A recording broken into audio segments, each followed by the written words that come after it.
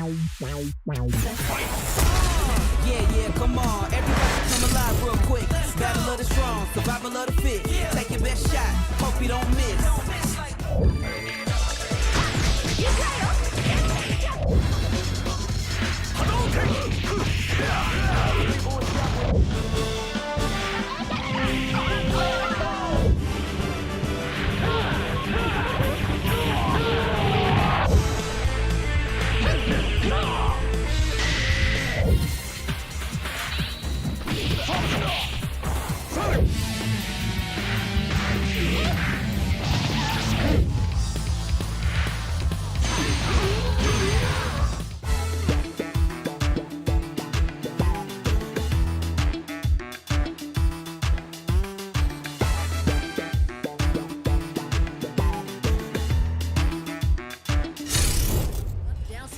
I ain't never scared, never quitting is the motto.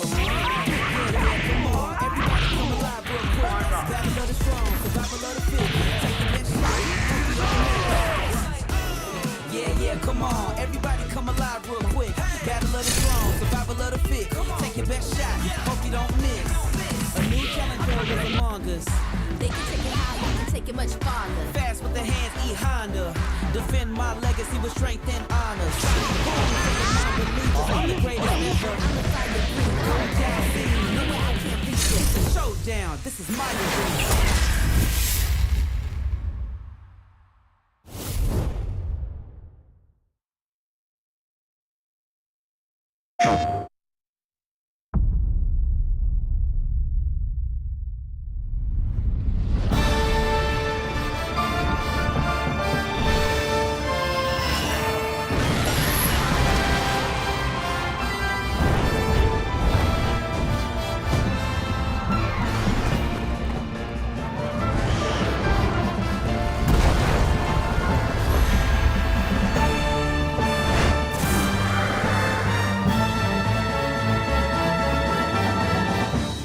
Our world is not headed for disaster, as you say. The Exalted One's awakening is simply the first step towards the birth of a brand new world. Everything will be destroyed to be born anew. We're going to finish the work that Red started. We won't let you awaken it. I get it that you want to protect Ratha. But all you're doing is making him suffer. Ratha here is the one paying the price for your selfish obsession with the Nergigante. Let's go, Rathi! Fire! It may be impossible to save the world without Ratha's help. Bonds of friendship between riders and hunters. Looks like the children really are our future. Sukino! Understood!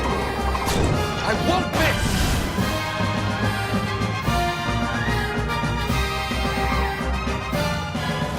Put our kinship to the test! This is where it all ends.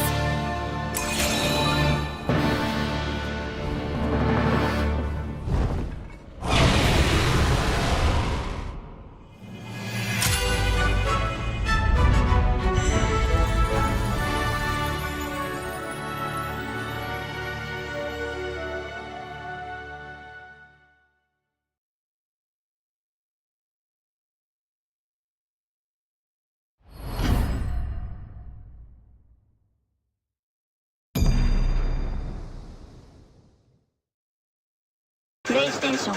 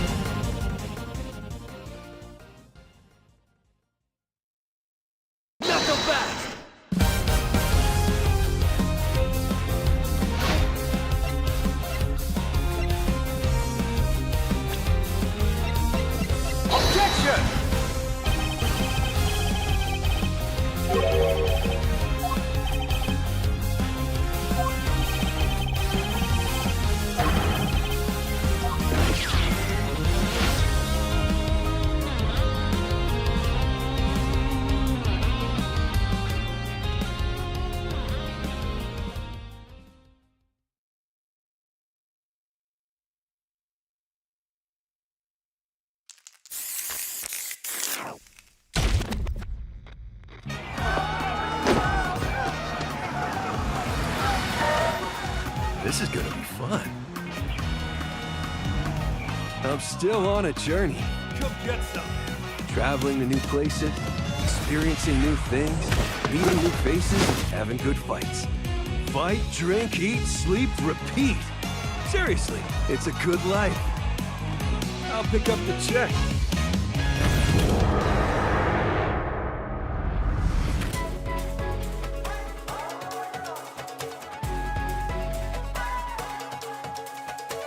Come on, get ready.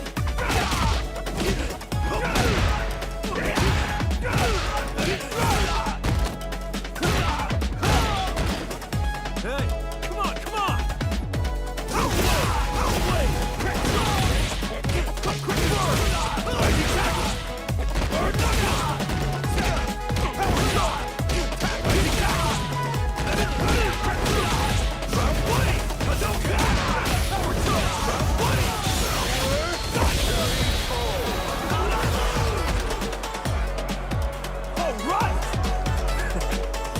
Down for one more?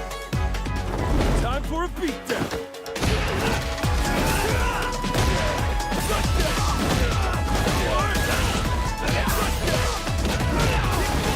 Are you okay? Watch your move!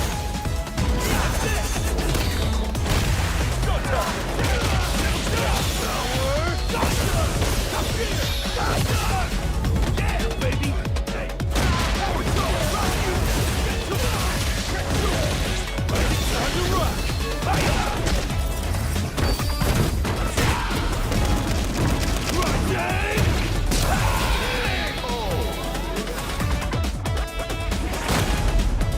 Now, where to tomorrow?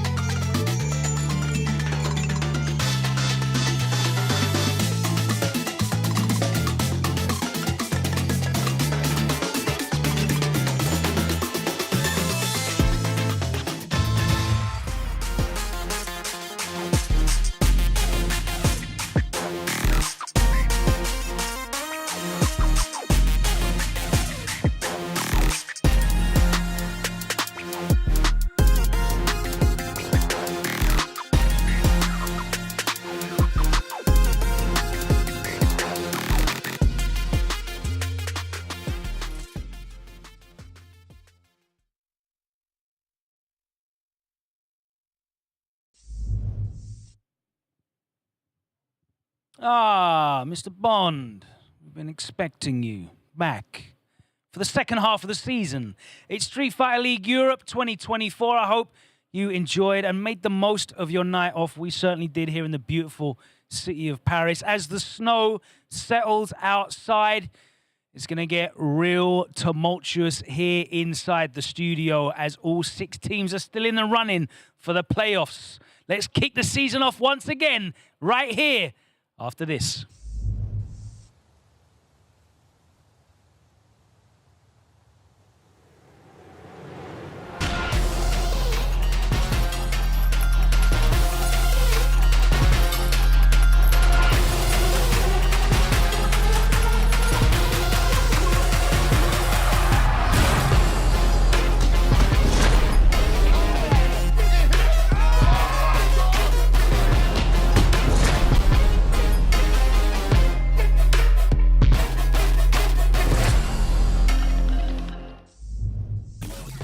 Welcome back. The time is just after 7 o'clock. We're coming to you live from Paris, France. It's Street Fighter League Europe, episode 6. That's right.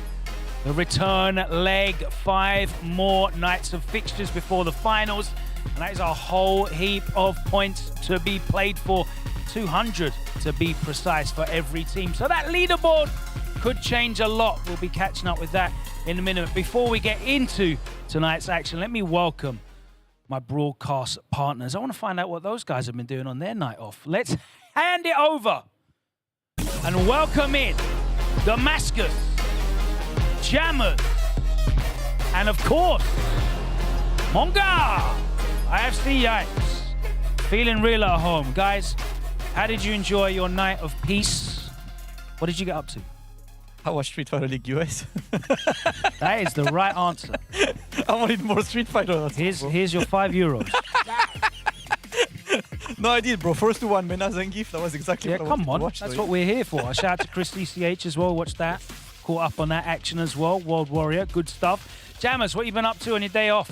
I went to go through basically everything that's happened, see if I can spot any patterns, see what the teams need to be doing, what they've been doing well, the whole start, stop, continue thing. And then I went to go get some ice cream with some of the players at a gelato joint somewhere in Paris. Lovely jubbly. Yipes. Now you've been taking in the culture.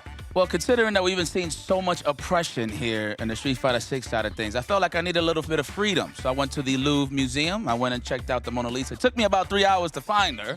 But I will say I was feeling Lara Croft-ish going through this like I was on a mission. But it was a beautiful thing. Me and my gal was just enjoying ourselves, enjoying the nightlife. So. Uncovered some treasures. Fantastic stuff. We're going to be uncovering some more treasure tonight. Some sensational gameplay is promised for you. We've got 3 big team matches to come as we enter the return leg, the second half of the regular season. But Jammers, I know we've picked up thousands of new viewers that might not be familiar exactly how the format works. Please, can you guide them through as if you were guiding them through one of these wonderful French Parisian museums? By all means. All right, ladies and gentlemen, welcome to Street Fighter League, the return leg. We got 24 players that are divided into 6 teams, and they have been battling it out in the team matches. Every time the team is on the away side, they have to reveal their player lineup prior to the fixture to allow the home side to counter accordingly. The matches do award points to the winning player, with the first 2 matches providing 10 points and the anchor match giving 20 points to the victor. If there is a tiebreaker, a stalemate, then it will award 5 points. In a best of 1, we all love our first to ones, don't we? And then, of course, these guys in the regular season, which we are in the second half, are still playing for the top 4 spots. With the quarterfinals are the 3rd and 4th seeds facing each other, which means whoever wins that will advance to the semi-finals to fight the 2nd seeded team, and whoever wins the semi-finals will go on and face the 1st seed in the grand finals. And these guys are playing for a whopping amount of 60,000 USD. That's right, 60,000 USD, but not only that, a place to earn their spot in the Street Fighter League World Championships, which will be alongside Capcom Cup early next year. That is definitely what it's all about. A lot of pride and a lot of opportunity at stake as we push through the playoffs. Now, Jammers, you've been with us for the last 2 seasons of SFL. I know you guys, both of you, have watched a lot of Street Fighter League. There's a lot of points to play for, but as we push through to the playoffs, let's talk about that playoff picture as it comes. Now, it seems like 3 of the teams are very clearly separated from the rest. Wolves are kind of keeping up, but do you see it realistically, a possibility of any of those bottom 3 teams catching the top pack? I think it's close enough at the bottom, right? Like obviously Wolves is starting to get a bit more points and building up, but when you look at Reason and Guilds, they are still like hunting for consistent points. They can get grab points here and there, but have yet to like properly be consistent about this. Wolves is not comfortable yet. I think we're kind of in this world where you have like that top side of the league, as you said, which is pretty safe in our top 3. I would be very surprised if one of them falls below that 4th place. But as much as Wolves is confident, I think it's just going to be that race of can we catch the Wolves? You've been looking at the top 3, of course, Jammers, and I know you wanted to pay particular attention to Mouse, who are trying their best to keep up with the pack. They've looked very impressive, but at the moment, they are in that number 3 position. Those top 2 spots are very coveted based on the benefits they give advancing through to the latter stages of the finals. Yeah, I was looking at the leaderboard and I was like, Mouse are not ideally where they want to be because obviously everyone wants that top spot to be the front runner. But the beautiful thing about it is they actually have the firepower and the capability to keep the pressure on Aegis and NIP to keep winning, because if they slip up, Mouse are right there and then can maintain the positions that are above them as well. Juicy Joe has yet to play in an anchor position. I also noticed that as well, so I don't know if they want to afford that risk in the second leg here for the team as well. But other than that, we also got to point out as well, Takamura highlighted it when Aegis beat Mouz before. I'm curious to see every other team's strategy against Problem X when he has to expose himself on the away side. See if they've listened to what Takamura says or if they've got their own perception on how to beat Mouz. So it's very interesting where Mouz is placed. Yipes, I know you've been really enjoying some of the newer faces here in Street Fighter League EU, but is there anyone that's really leapt out at you? Just off of straight energy and just still have that vibe to really keep going, being strong. I like Zerna. You know what I mean? I feel like they need that kind of confidence. Obviously, he's a little playful more than anything, but when he's serious and he's really ready to get to business, I feel like that's the camaraderie. I mean, we saw that, didn't we? The very, very first match of the league, he took it to Big Bird right away. Yeah. So I do believe, I mean, obviously I'm going for the underdogs, but we had the second leg of this tournament. It's looking kind of rough. I mean, considering right now in terms of the storyline, just to agree with what James is saying, Aegis is obviously, not Aegis, excuse me, Mouse is trying to get to that comfortable spot at the top spot so they can have that home advantage throughout the whole way through. So we're going to see how it plays out in the second leg, man. I'm excited, but at the same time, I'm worried for a lot of the teams. So. Well, we didn't get the opportunity to recap episode 5 because it was a night off for all of us and the players last night. But let's take a look at the way that we closed out first half of the regular season. We've got our play of the night, best play of night number 5, and I know you guys have picked something sensational for that. What have you got for me? I believe we had 1 or 2 clips, but there was something, Yipes. You switched things up a bit. You brought the Yipes energy here. I don't know if we have the clip ready and waiting, so can we show the people this clip? Is it ready? No, we're going to show the first one first. Damascus, you pointed this out because it looked pretty bleak for Bolt Strike at one point, but then he managed to switch things up after a combo drop, because that doesn't normally happen with JP. Yeah, the unfortunate drop, he was in burnout. It was the most difficult situation for Bolt Strike. You know, 0 lives, Juicy Joe on match point looking like he's about to get it. And you know that Bolt Strike, only 1 drink as well after all that round length. That's how difficult of a round it's been, but still manages to pull all of the Jamie rush down into the cheeky little reset at the end to get this one and close. It has to use all the bars, but the big comeback from Bolt Strike. And you know, like as a Street Fighter 6 viewers, watching a Jamie perform a comeback, that can only bring some joy because you don't see that character enough. Well, it just goes to show how alert you have to be at all given times, because not only do you hit him with the overhead, the target combo, you think a drive rush cancels come into the DI. So, and that's the whole thing that they kind of need now. They need to pull rabbits out of the hat, Team Reason, to collect some form of points for the remainder of the season. And of course, Yipes, you mentioned already, you picked something else out from that same match, I believe, but slightly different than a play. It wasn't really play. It wasn't really play of the night. So look, I'm all about the team chemistry and confidence, right? I mean, you've seen Ending Walker when he was dealing with Shivs. Shivs was in the character select screen, cycling characters, and you just seen Ending Walker talking about like, oh, that's bad for him, or that's even worse for him. And everybody was synergized with the still evil mind state that Ending Walker had. So let's just go take a look at it. How cool Team Mouse looks when they're evil. Look at this. They all laughing. Started with Problem X. Look. Then it goes to Andy Walker. Juicy Joe's like, man, I don't know what's funny, but I'm just going to laugh with the guys. And Val These are evil laughs, bro. These are not funny laughs. These are evil laughs. These are I'm plotting. These are his scheming love. This is not a oh that was funny. This is I'm scheming. That just goes to show how night and day it is in terms of mentality, the chemistry, and obviously the situation at hand as well. Because were they 20 points down? Were they 10 points? Wash up. It don't matter. It was just worse for wear for Team Reason. And then listen, just to add to that, the fact that Problem X didn't even play throughout that tournament just goes to show you how good of a captain he is. He's just sitting back, putting the blueprint together for the team. I like that confidence, man. At the end of the day, that's what it's all about when it comes to team play. Like the true Lord of Shadow that he is, sitting back with that great big Colgate smile that we know that M. Bison has. Of course, if the players do miss out on getting to Capcom Cup as part of Street Fighter League EU, there's still time. There's still avenues for them to qualify. And we're going back on the Eurostar to London next month because the final stop on the Capcom Pro Tour is happening in London. That's right, Kings of the World. It is your last opportunity in an open bracket format to qualify for Capcom Cup. It is happening there in December 14th and 15th. You can register right now. Find out more on the Capcom Pro Tour website, and you can see exactly how to be part of that, the last offline event in 2024's Pro Tour. Of course, we mentioned we've been watching Street Fighter League US eagerly, and the finals are coming up for that as well in January the 18th. And for the first time, it's going to be offline. You'll be able to watch it in person, get that action, and boy, get some of the, the spicy moments that you can expect. You can see tickets are available right now from capcom.us/SFL24US-tickets. Maybe we'll see you in Los Angeles, California. If we don't, then hopefully we'll see you at Capcom Cup, which is going down. It's in Tokyo at the iconic Ryogoku Sumo Hall between March 5th and 9th. That's right, a spectacle, a celebration of Street Fighter. It's going to include the SFL World Championships, so our European champions will be heading out there. If you want to head out there, you can get tickets right now. But as I said, and as I say every single night, they're selling fast. We know exactly what that Japanese Street Fighter crowd is like. It's a fantastic live experience if you saw the streams from the Super Premiere in Japan, or in fact, any of the viewing parties for Street Fighter League Japan that are held out there.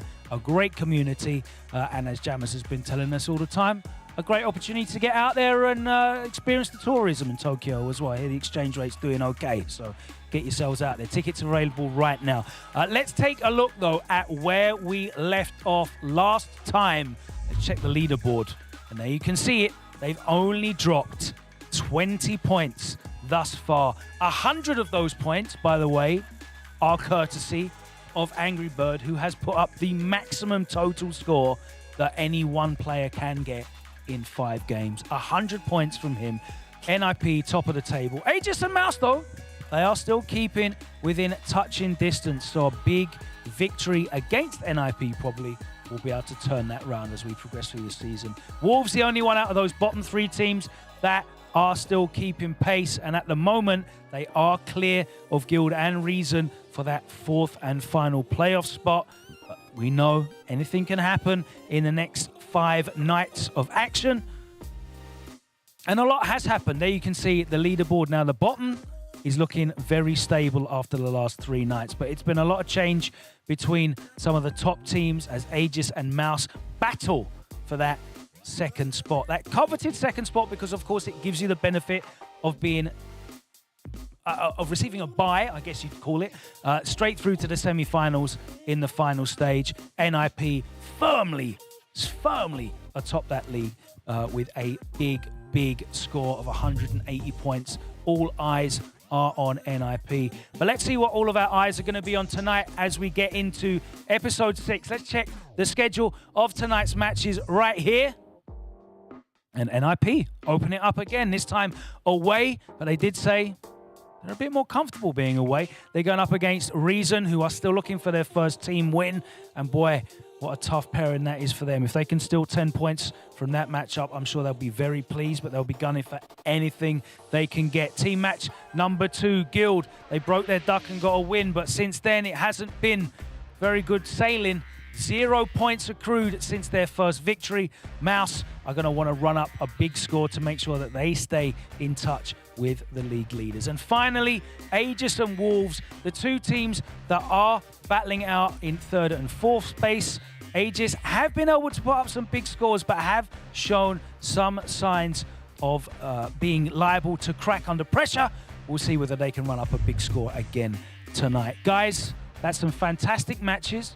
We've got all the top 3 teams going up against the bottom 3 teams. Last time that happened, it was a clean sweep of 40-0s, wasn't it? What are you guys predicting this time round? Let's look at team match number 1, which is Reason versus NIP. Well, I got you on that one. And listen, I'm not going to get too analytical with this. It's very obvious what's going to be going down here. NIP, of course, holding down the top spot, Angry Bird being the MVP. This is going to be a tough cookie. Now, I like to pick with Bow Strike with Phenom only because I do feel like Jamie can go either way with Cammy or Ken, but in this case, you're just going to have to deal with the play. And Phenom hasn't gone away from the Vanguard position, right? So I think that's safe to say. Joker Joke still trying to get some confidence here. I feel like he is doing great, but in order to get that confidence and gain it for his team, he's going to have to go up against Big Bird. And man, that's going to be a tough cookie. Then, of course, Zerna versus Angry Bird. Now, mind you, it's evident that Team NIP is the strongest team, but I do feel like the strategy for Team Reason is to get 1 dub max just to hang in there on the point tally, because they're going to have to be dealing with Guild and Wolves in terms of that 4th place spot in the playoffs. So they're just going to have to hunker down and step their game up, man, at the end of the day. It's very interesting that you haven't, looked at Reason sending Zerna up against Big Bird again. Is that because you think that Reason maybe don't believe that it's a replicable result? I think it's more games to go up against Angry Bird. I mean, you already see how comfortable he is in the 3 out of 5 spot, but I feel like Jury does pretty well against Ken. I mean, he does have an Akuma in the pocket, but Angry Bird has been looking so comfortable with Ken Masters. I don't think he's going to switch at any point in time till now. Well, now at least in the 2nd leg, but I feel like for Zerna to gain some traction, I feel like a 3 out of 5 spot is good for him, only because he's one of the more aggressive players out of the whole bunch on Team Reason. I also think they're not sure where they want to place each other. I've heard some team talks here and there. They're like, do you want to fight Angry Bird? Do you want to do it? Do you want to play him here? And they're like, oh, I don't mind. I'm cool with what you... And I'm like, okay, just hearing that talk, you're like the guy who's like, oh, what do you want to eat? It's like, oh, I don't know. Yeah. Whatever you want to eat. So the thing is with me, right, not to cut you off, is if I was Team Reason, I would put Shivs up there just because he does have a Manan, and I feel like that character does amazing in 2 out of 3s. I don't care who you are. You could be Zeus himself. 2 out of 3, you still got to guess with the best of them. And I feel like Shivs, if he comes out strong, gets anybody really on this roster, I feel like he'll do good. With Manan, of course. I was just trying to think of a Pie Zeus joke. Right, let's go on to team match number 2. Shout out to Zeus, man. All the pies. My guy Zeus. Just a good man. All right, so we should be getting up next. It should be Guild and Mouz. There we go. We're in there. That's right. Guild will be the away team. Not a very nice place for them to be in. I have noticed, though, they have put Rain Pro up for 4 anchor matches, and he has only managed to win 1 of them. That's a very big stat there. Well, if there's anything, now there needs to be a radical change up. I think Samuel needs to actually bring out the Rashid maybe for this 2nd half of the season. The Cammy hasn't been working out. Gaming in still in search of his first victory as well.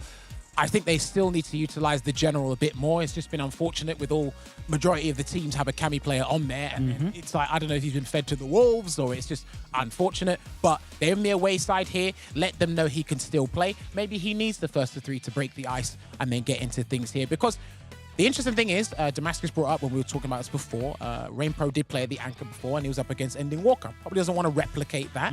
And just a player's mere presence can actually scare an entire team. That actually happened with Reason and Aegis. They thought Kusanagi was going to play, and he didn't. So that messed up their entire team formation. The same psychological warfare could happen here. So we've gone Problem X going up against Samuel. We've gone Ending Walker going up against Gaming.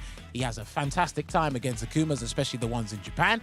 And then, of course, if you're going to put ISDD as the anchor, I think it's actually pretty fitting to give Juicy Joe the opportunity. These guys did play before. It was JP versus Bison. Maybe go another round. But if they don't want to, they still got Problem X and Valmaster in the tank who can actually do a pretty good job, as they have proven already in anchor positions, not just this season, but in previous situations as well. I like the idea as well of putting Juicy Joe in anchor, because like I've been talking to Problem X as well, and like Juicy Joe being the least experienced player in this team, one of the key things of Problem X's approach to this team is to make sure Juicy Joe is comfortable and can deliver his best on the days where he's needed. So in matches like this where he's expected to win against players he usually beats online, it's great to give him this responsibility, because that will convince him that he can actually fulfill this anchor role. It's one of the things, right, for him, if you put yourself in Juicy Joe's shoes, right, this guy is really good online and stuff, and suddenly Problem X of all people is like, I want to team up with you. The pressure is gigantic, you know, so you need to make sure to ease him into the team, and they've done great at this, and potentially giving him an anchor position with this would be amazing just for his confidence. Yeah, I mean, it's an interesting thing putting ISDD in the anchor role as well, because, you know, he's been really vocal about like the counter picks against him, whether it's Cammy or indeed JP, but being in that position, at least, he has the opportunity to, if he does lock in with Guile first, to switch to the Bison and try a different approach this time. Perhaps, you know, a little bit more grounded, we'll see. Just going off of what Yipes said before, because I spoke about Yipes and I've heard some players. I think a lot of the teams, they're trying to prioritize a win. I'm like, dude, you might need to mitigate the damage, so you might need to play for 10 points. Yeah. Either gamble on an anchor match and see where that goes. Like, some of you can't directly go for the win. You need to think a little bit more strategic and long-term. They're just like, right, here's the formation. We'll just put it out there. I'm like, dude, you know, if you put all your eggs into the 10 points, you might be able to salvage the 10 points, which will work and actually be detrimental to the higher echelon teams. Yeah, and maybe take advantage of some of these higher echelon teams that are looking for 40s. Yeah, and some of the guys aren't doing that. Yeah, so. yeah, absolutely. Into our last match, and it is Aegis at home against Wolves, Damascus. Yes, Aegis versus Wolves. So we had this match in day one, and it was a bit of a puzzling lineup for Wolves, who was home, but kind of looked like they were going on kind of an away, lineup. For this, it feels like when you're away as Wolves, you're playing against the team who plays Mr. Crimson every single day. You sit your Dulcim out. That seems like the hardest, potential pick. If you put Garnet in there, be like, hey, you guys play Crimson every day. I want to play you. Looks difficult enough. I would go for the double Cammy and Guile. Shax and Alphen having pretty much, the same role on this one. Mostly putting Akainu as an anchor, because in the history of this team, he felt like he was the more assertive player. Even when the matches were really hard, he was okay to go on the anchor role, to play that role. And I think against guys who are his boys, right? Like these guys, you could imagine Akainu teaming up with them, because they've been knowing of course he's been on the same team as some of these players before, I think. Exactly. So his knowledge for the team puts him in the best position to go anchor. Now, the answer on Aegis side is obviously double Kami means Mr. Crimson has nothing to do, on this side, having Kusanagi and Takamura snipe the Kamis. And then on the anchor role, Crimson or Killzoo could go, but Killzoo does tend to do pretty well against Akainu in tournaments, expecting to see Killzoo being a very, very trusted player in this team as well. Like, both of Killzoo and Crimson are very trusted. Killzoo only lost one match. Crimson is still undefeated. The anchor match is going to be an important one. You don't like Crimson to be a counter pick against Akainu in the anchor role after the absolute tanning he gave him? I think he is as well. He's just expecting Killzoo for a reason to give Killzoo more of the anchor spotlight as well. Yeah. I think it's like today, as we are starting the second leg, a lot of the things that I want to see building up on the teams is the player confidence, respective player confidence, and giving the anchor role when you potentially have another anchor, when your captain's like, you know what, I trust you enough to go there, is to me huge for the future of the team, because it really shows. Takamura told me in person, he really likes the fact that in Aegis, it's a team where everyone trusts you. He feels like there is a lot of trust in this team, and if someone even suggests something that would sound a bit stupid in other contexts, like if you're suggesting it, we trust you, let's go. That's what I like in this team. I'm just incredibly disappointed that you didn't speculate we're going to get a Dulcim mirror match. I would have liked. I'm so let down. I would have liked to, bro. Like, I can't lie, that would have been content. But I don't think they want to do it. I just don't want to know what's happening on the screen, where anyone is, who's who. Pick similar colours. Yeah, it'll be great. Great for everybody at home. Chaos. Absolutely, absolutely. Now, we've had a brief discussion there about Crimson's incredible record. He is the only other player in the league who has played 3 or more games that is still undefeated. The lone remaining player. So let's shine a highlight, a focus on Crimson. I love Crimson, man. His approach to the game, like I've been chatting with him a lot over the last few days. You know, the captain, one of the most well-known players of this team. What's captain in French? Well. Capitaine. Oh, okay. Le capitaine. It's very similar. Yeah, it's very similar. The family man, of course, his name for the people who don't know in the chat. Crimson recently became a father, about like 5 months ago, if I'm correct. Bless. So, you know, bless him. You know, shouts to him. He's here representing. He has more to play for now. He's very trustable, and I'm really liking his approach in the Street Fighter League, which is just like Problem X. He's really happy to be a captain that takes a step back and watches his players and trusts them instead of being the guy who always does everything. Jammers. Yeah, we obviously highlight his skills as a fighting game player. I want to highlight his skills as a strategist because a lot of this stuff seems to work very efficient. And it's like, right, when you speak to them about certain matchups, they're purely going off of counter picks and what's right for the occasion, not what we think should be working. It's like, let's just work with this. Also, he just gives off that football manager vibe to me. It's like, okay, you just put him in the suit and we're all good. He'll stand on the touchline and do his business there, and it's working out. And again, like Damascus said before, it's just the trustworthiness between the team, the flexibility and versatile. It's been very hard for me to predict what Aegis are going to do. It's because of how versatile they are. So when we think, oh, this is right, they're like, no, but this is the right one for the occasion. So their counter-picking skills have been pretty on point. I mean, listen, I'm just a big fan of his confidence, the never scared attitude. I mean, anytime there's an oppressor in France, I mean, shouts to Noah the Prodigy, we've seen the match. He always steps up to the challenge, and I love that, you know what I mean? And when he wins, mind you, he's not the type of guy that always pops off neither. Like, I never seen him pop off till UFA, so the fact that he got the dub, you know what I'm saying, for the home team and really showcased that he really cares for winning and gaining that experience and getting his home team stronger in Street Fighter, I give him massive respect for that. So yeah, I mean, we all remember his epic showdown with Punk, Kumite before. Yes, the strongest handshake on earth. That was an EX handshake if I've ever seen one, bro. Trust me, there was no teching that grab, as I learned on episode 5 from you guys. I'm so sorry. We got more tactics to come. Don't worry. We're putting you on. It's time to put on some matches, guys. Thank you so much. I know Yipes and Damascus, you are going to be opening up for us tonight. So if you want to take yourselves to the commentary desk, let's go. Jammers, we will see a little bit later on. But let's get into this one. Our first match of the night. That's right. The regular season's back. The time for talking is done. Let's get into the action. First up on the away side, this team said they are the most comfortable when away because they don't really have to think about counterplay. They just go and get it done. Well, they have been getting it done. Let's make some noise for NIP. Firstly, their captain, Phenom. Stare down. Wow. You need to work on that smile, brother. The MVP of the first half of the season, putting up a record score of 100 points. Let's see if he can keep that pace up this time round. It's Angry Bird.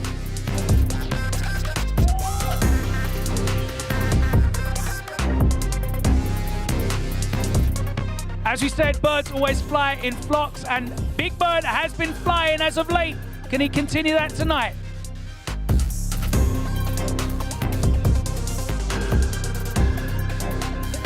And lastly, ready to be deployed like a weapon of mass destruction. At least that's what those arms are looking like. Let's welcome in Veggie.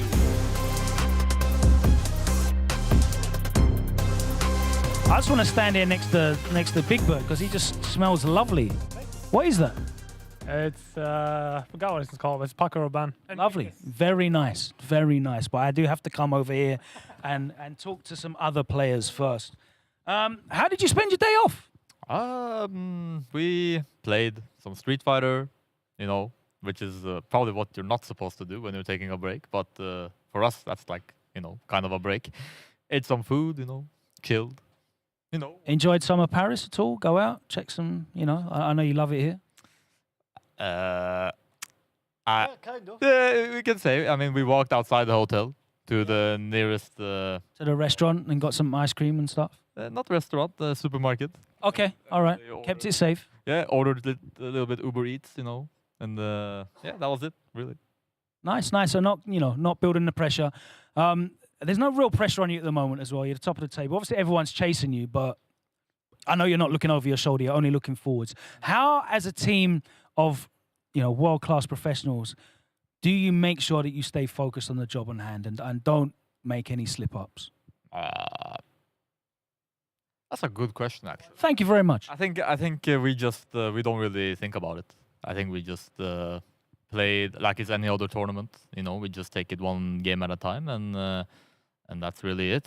I think we just done this so much that it's a bit natural to us probably at this point. Wicked stuff. Angry Bird, let me come and talk to you again. Fantastic performance in the first half of the season. Congratulations. Thank you so much, Logan. Welcome to Street Fighter League Europe. He's certainly fitting in. 180 points. The team's in a very, very good position. You had this lineup basically locked in, and it's been the same, whether home or away. Is there any room for you guys to experiment now in the last half of the season, maybe to try and see some different strategies and whether they'll work as you look ahead towards the finals? We will see. We will see. There are plans. We will see. But some teams are very close to us in terms of points, so we don't want to mess up. That's all I can say. Focused. I like that. I like that. If you guys want to take your positions in your preferred away ends, and we will now welcome their attacking team. Still looking for their first team win this season, but they have managed to put points up on the board. 30 is not going to be enough to get them in the playoff spot, so they need to add to that. Boy, you couldn't ask for a harder opponent than NIP, but Reason will be facing them. Let's welcome in, starting off with Captain Bolt Strike. He's changed the grip on the arcade stick so he doesn't look like he's opening the batting. I appreciate that. Next up, let's welcome Shibs. A bit more of a bounce in his step today. We like that. He's definitely made the most of his downtime. Third, let's welcome in Joker Jokes. Yes, easy enough. And lastly, let's welcome back. Wow, look at that. Zerna.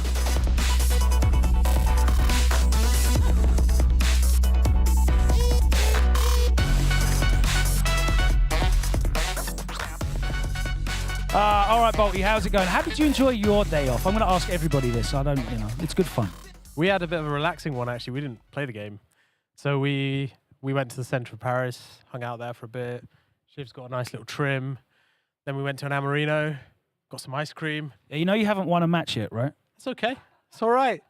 Sometimes you need a bit of a break from the game to kind of reset your mind. I mean, we play so much anyway that I think a bit of a day's break to refresh things might be what we need, actually. That was the answer that I was hoping for. I think a little time away when you're hyper-focused on the game and things aren't going your way is always beneficial.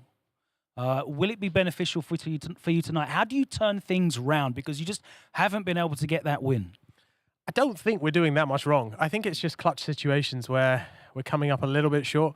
Look, make no mistake, the opposition here is the best you'll ever play in Europe and Middle East, so we can't make any sort of, make no mistake about that. But we've got to try and clutch out those situations, which we haven't been able to do thus far. But it's a new leg, new set of games. You're at home as well, you got that advantage?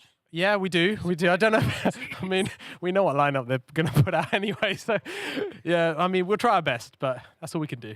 All right, let me come all the way down to this line, because in our opening fixture of the season, you announced yourself on the SFL EU stage by getting the big win against Big Bird.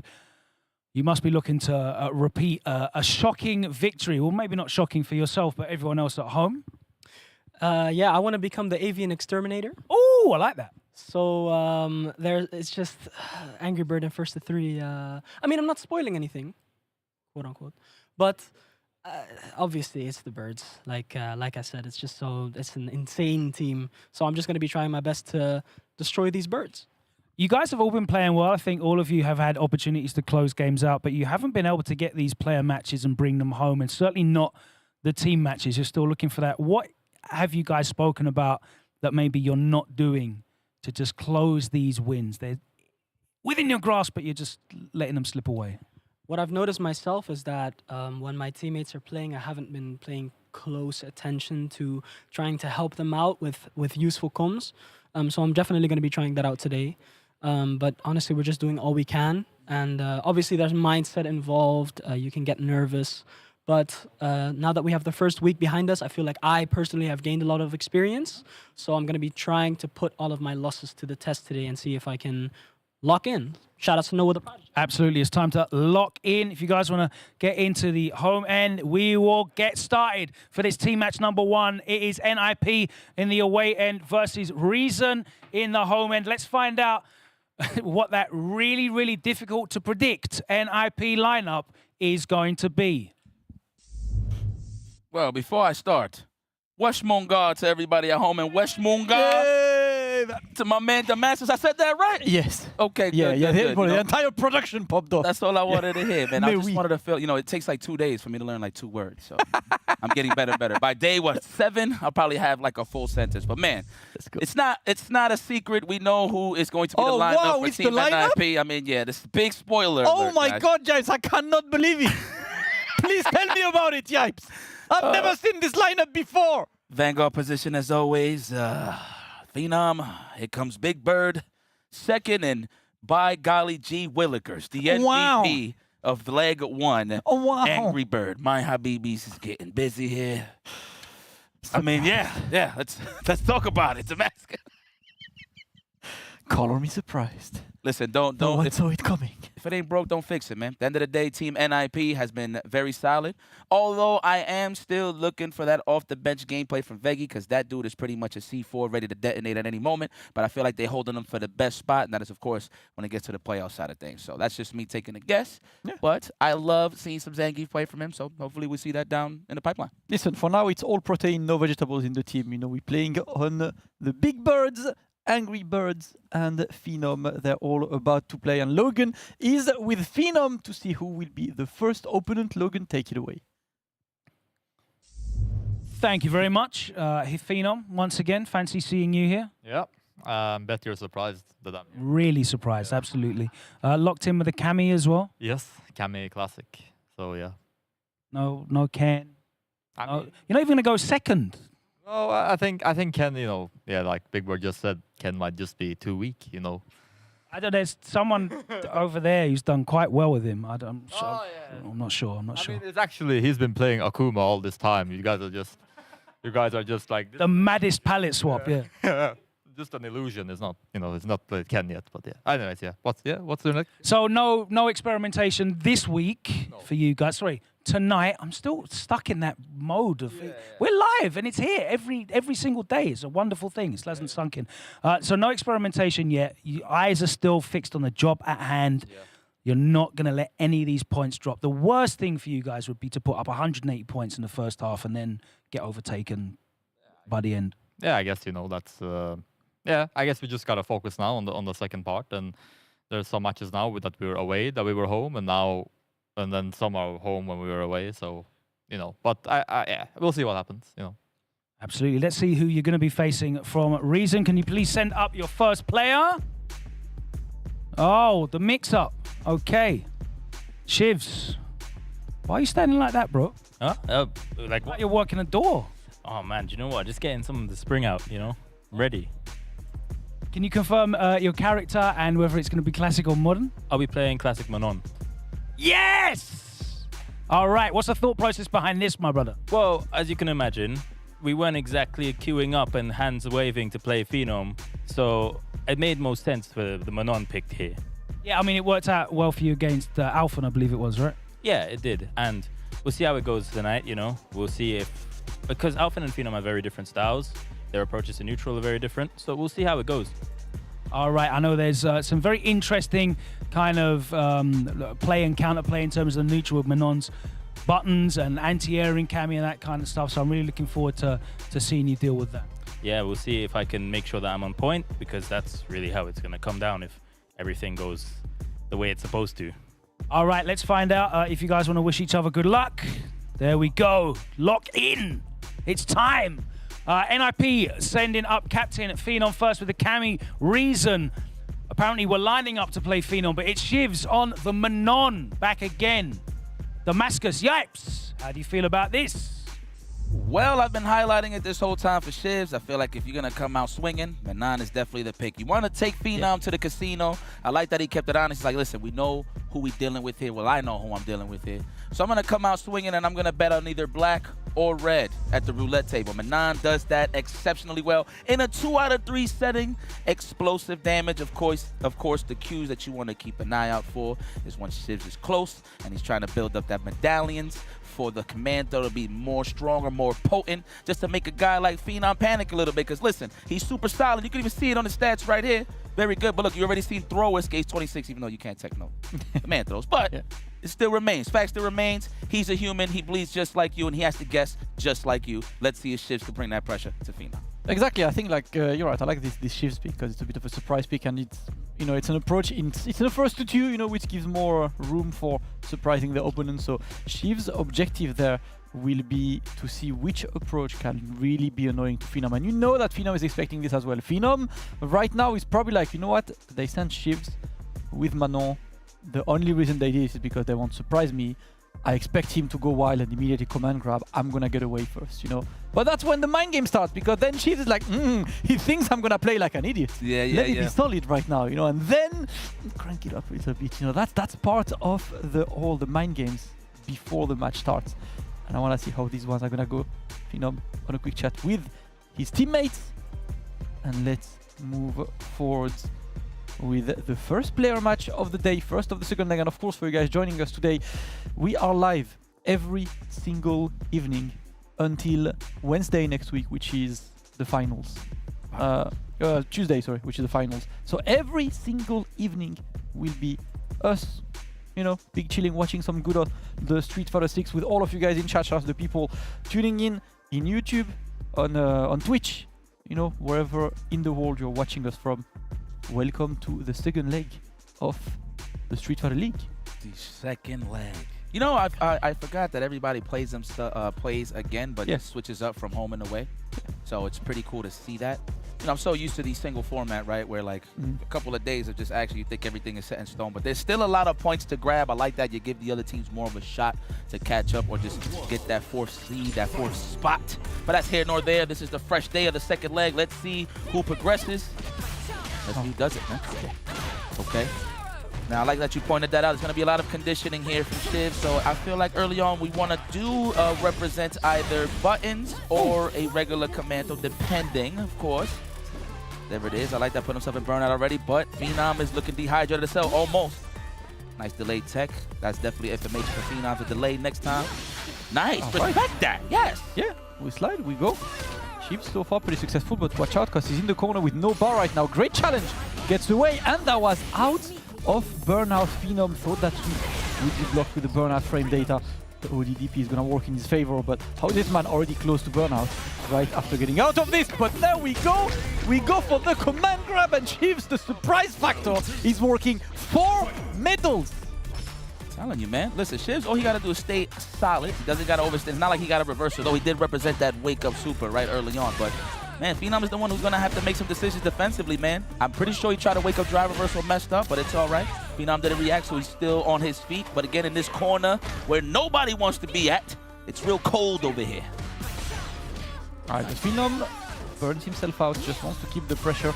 The good tech right. Oh, no, it's fine. Oh, it's fine. It's sanky, Ipes. It's sanky in French. I'm gonna, that's the one of the day I'm gonna teach you how to count in French. Actually, my girl was trying to teach me some of those numbers. I think I just know deuce. Ooh, deux. Yeah, deux is trash already. Yeah, it's okay. We got this. Ooh, the drive reversal. Yo, Shivs is looking to close this one. Gets away. Can he get one grab? Anything? Phenom burned out again. Yo, we are spending the cash. Don't panic. This was one low foot. You already know Phenom is buffering that crouch is strong, so watch how you move forward. Nice anti-air. Didn't get the full target combo for the knockdown. There you go. That's what I'm talking about. There we go. To the casino. You know it's 24 hours. It's 25. I don't know on here though. Is there a casino 24 hours? Nah, I don't think so. Not too sure. I don't think so. I wouldn't go there, but who's going there for sure is Phenom. I will say that. There you go. Let's go, Shivs. Let's go, Shivs. What about, man? It's amazing stuff, man. Just keep that up. Keep that up. That's it. Yes. Quality, trust your decisions. Yes. Don't think he's gonna turn us up. That's okay. That's all good. Shivs is a killer with in this matchup, man, honestly. Yeah, it's looking... If he loses, I hope he comes to us, because I've got some... Yeah.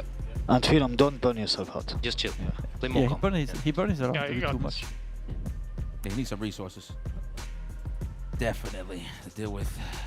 Manan, that stand strong pressure when you in burnout is woo, he's the flow. So this the casual walk up standing. Okay. I wonder if Phenom tried to do stand jab, walk up stand jab, and just met him in the middle. That was very nice, Shivs. You're looking good. There we go. Igloo buttons represent that. Open the door in your round house. Yes. Look at that. Already a lead, and you got a panic 2 medallions too. So we got something to start with here. Anti-air, no, with the back fist this time. Should have went for the regular target combo from the crouch fist. I'm pretty sure he anticipated a dive kick, so he went for the back fist. Right. Oh my god! 3 medals, we have 3 hypes. 3? That's 3. Yeah, 3. Nice. Ooh. Alright, 100% on these reversals. Shiv's decision making has been really annoying Phenom to no end, but Phenom gets the challenge with the crouch medium punch and wins the round, but Shiv's already on 3 medals. That's still a pretty good operation for him. I wonder why he got hit there. It wasn't even a counter hit. So either it was a jump back dash, or he tried to jump forward for a crossover for pressure. All in all, not too sure there, but Phenom still looking strong. Got the corner position as usual. That's what Cammy strives in. Those corner carries are vicious. Nice technical there, Shiv saying unhand me. Okay. Oh, that was a crouch jab, 100%. He sniped out with the crouch fist. She's looking to escape that corner for now. He's under pressure, and the pressure is not going to stop Phenom convert into the level 3, and that was a faster game number 2. 1-1, but Shiv's still showing he can do it. Okay, let me see what he's saying. No, he will not. He was gonna be scared to attack, but still, throw, shimmy, or delay, whatever. I think you should shimmy him, Habibi. Yeah. I think from reading his defense, he either does wake up level 1 or something, or tick. Yeah, sometimes he does parry like he did here. He doesn't take the throw. Yeah, the delay crouch heavy punch. Yeah. It's also Every time he was Just be checking. careful. Yeah, but be careful. Be careful for the check. Just play your game, whatever. Yeah. Let's go. Sound advice. Sound advice. Habibi! NIP. That's it. Breaker 1-9. Clear the line. Can you read me? Yes. Back to it. One apiece. Like where they start. Represent that early off of the block stun. Yeah, we are 2. Let's go. Yeah, I gotta step it up, boy. I gotta elevate. Because I'm mad. Bro, do I go for the move names as well? I'm teaching you French right now, yeah? I ain't gonna lie. The one where she does like the tattoo on the ground, I call it the creme brulee. I know that's not the name of it, but I call it the creme brulee. The creme brulee? It's dégagé. Okay. See, we're teaching you. We're teaching you. Now see, that is rond-point. See, dégagé, that's the one. Oh, man, go get missed. Get missed. It's hard to see it all right now, but he regains control. Get off of me with the turnstile, the reversal drive. Oh, I thought he was gonna go for it again. All right, it's all good. As long as he don't get pushed to the corner, I feel like he's going to space out some spiral arrows. Psych. He's already that close. That is definitely enough. Yeah. Not even gonna need that level 1. Phenom offering himself 2 match points, and Shivs has been consistently outplayed. Now looking to get some kind of momentum, but all of the normals from Phenom working, and again, they told him to shimmy, and he did. That shimmy truck is open 24 hours, it seems, against Shiv. Yeah. My goodness, I love shimmy churis, but not that much. Shout out to my Dominicanos out there. Don't whip that crouch jab. That's why you see that spaced out there from Phenom. No! Oh no, the reactions are not there at all, and we are going for a quick and easy level 3. The surprise factor worked, but not for long enough, guys. Well, that is why Phenom is a professional, right? Just to add to his already serious scroll of wins. Clutch, as always, at the vanguard position. Phenomenal one, Phenom. The Mouz will not be roadkill today. Yes, sir. Credit to Shivs, though. That is the attitude you need to have. You need to have that character that makes you panic, but who adapted fast enough and swiftly was Phenom, right? And he listened to his teammates clearly, although I don't feel like he changed too much. He just gained more control as the match progressed, so. Yep, 10 points for NIP. Shivs could not make the upset happen after a brilliant start. Phenom banks 10 more points for NIP. That's 190 total right now for the team that comfortably sits on top of the leaderboard and is once again aiming for another 40-0. And that is going to be the question here. Can you get some points of these guys? Funny enough, the only team that got points of these guys are Reason with Xerna on day number 1. So let's see if they can. And you could see here that first game that was really the one to surprise Phenom. Phenom maybe losing it a bit, couple more jumps and stuff, and Shiv's anti-airs have been very, very clean, you know, going for the OD as well into the level 3. Clean play from Shivs at the beginning, but then Phenom adapted. It's clear. You know, I like the attitude with Shivs coming out swinging, right? He was doing real, I wouldn't say random, but very gutsy strategy, like wake up command throw on Phenom's pressure. But I love that Phenom was just spaced out. That way he's not in those scrambles to just situations from a stand jab into a drive rush. He played it clean. Yep, played it clean indeed. Phenom gets the first 10 points, and we're moving for the second match. Logan with Big Bird on the main stage. Thanks very much. We're back here, player match number 2. What was just going on? I was waving to Xerna to come to me because I want my run back. All right.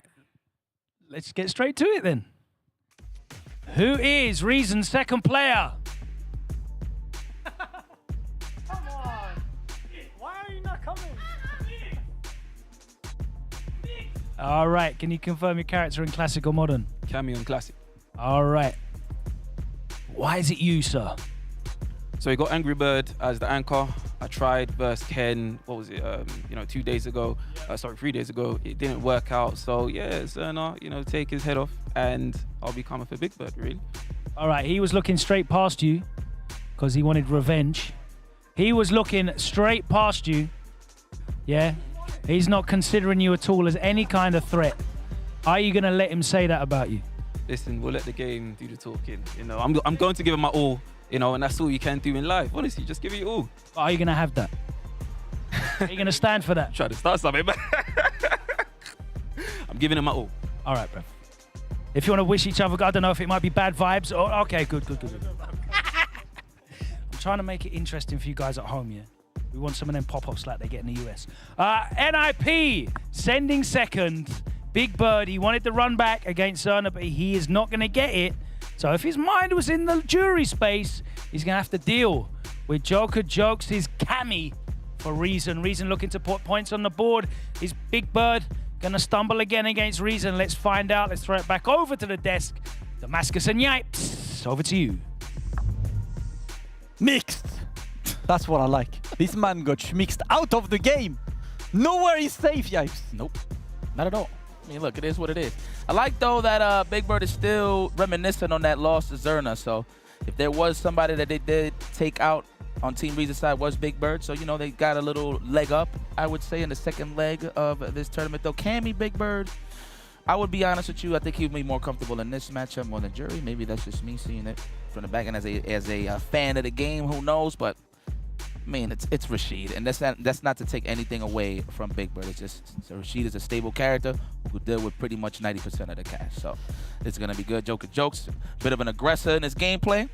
He has a lot of cheeky setups, man. He does a lot of cool hooligan stuff of punish counter sweep, where he'll do an empty hooligan fast fall into a delay stand strong, and then that would be pretty much his base of mix when it comes to knockdown in that situation. So let's see how well he could condition Big Bird, right? But I will say this, he's not the type to whiff too much, if you will, on Dill's side. So he's going to have to be solid, very strong in the nooch, make every button count. And when I say that, ladies and gentlemen, is to make those normal stick, because you do not want to whiff on Big Bird. I mean, you saw it against Valmaster. This man whiff punished a stand jab with it fierce, and from a max range too on top of that. So it's very dangerous to make a mistake against Big Bird, especially when the momentum is hot. Why is Xerna vibing today? What's up, brother? Xerna is vibing. Listen, I got him already. Go ahead, get some. Get some. Let's go. All right.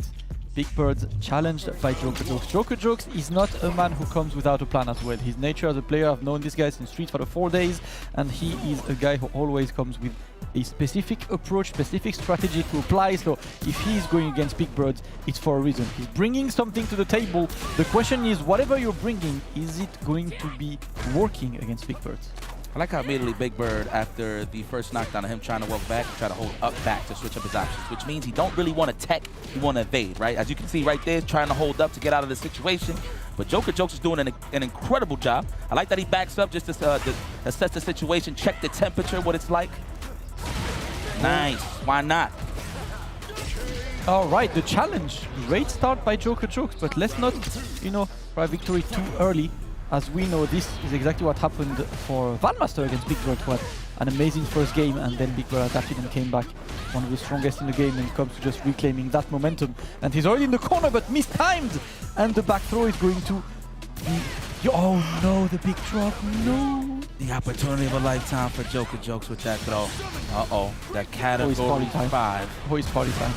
Oh, yeah, we get out, but... Oh no, this is long. Okay, still gets the way, but that's going to be the counter hit. Big... Oh my god, that was sneaky as hell. I got hit. Like after the scramble there, the trade, Big Bird went for double overhead. Second time, Joker Jokes went for the tech, and that literally was set it off. He should have just blocked, to be honest. Should have blocked the tornado, went for another drive reversal, right, possibly? Wanted to probably, but unfortunately not working.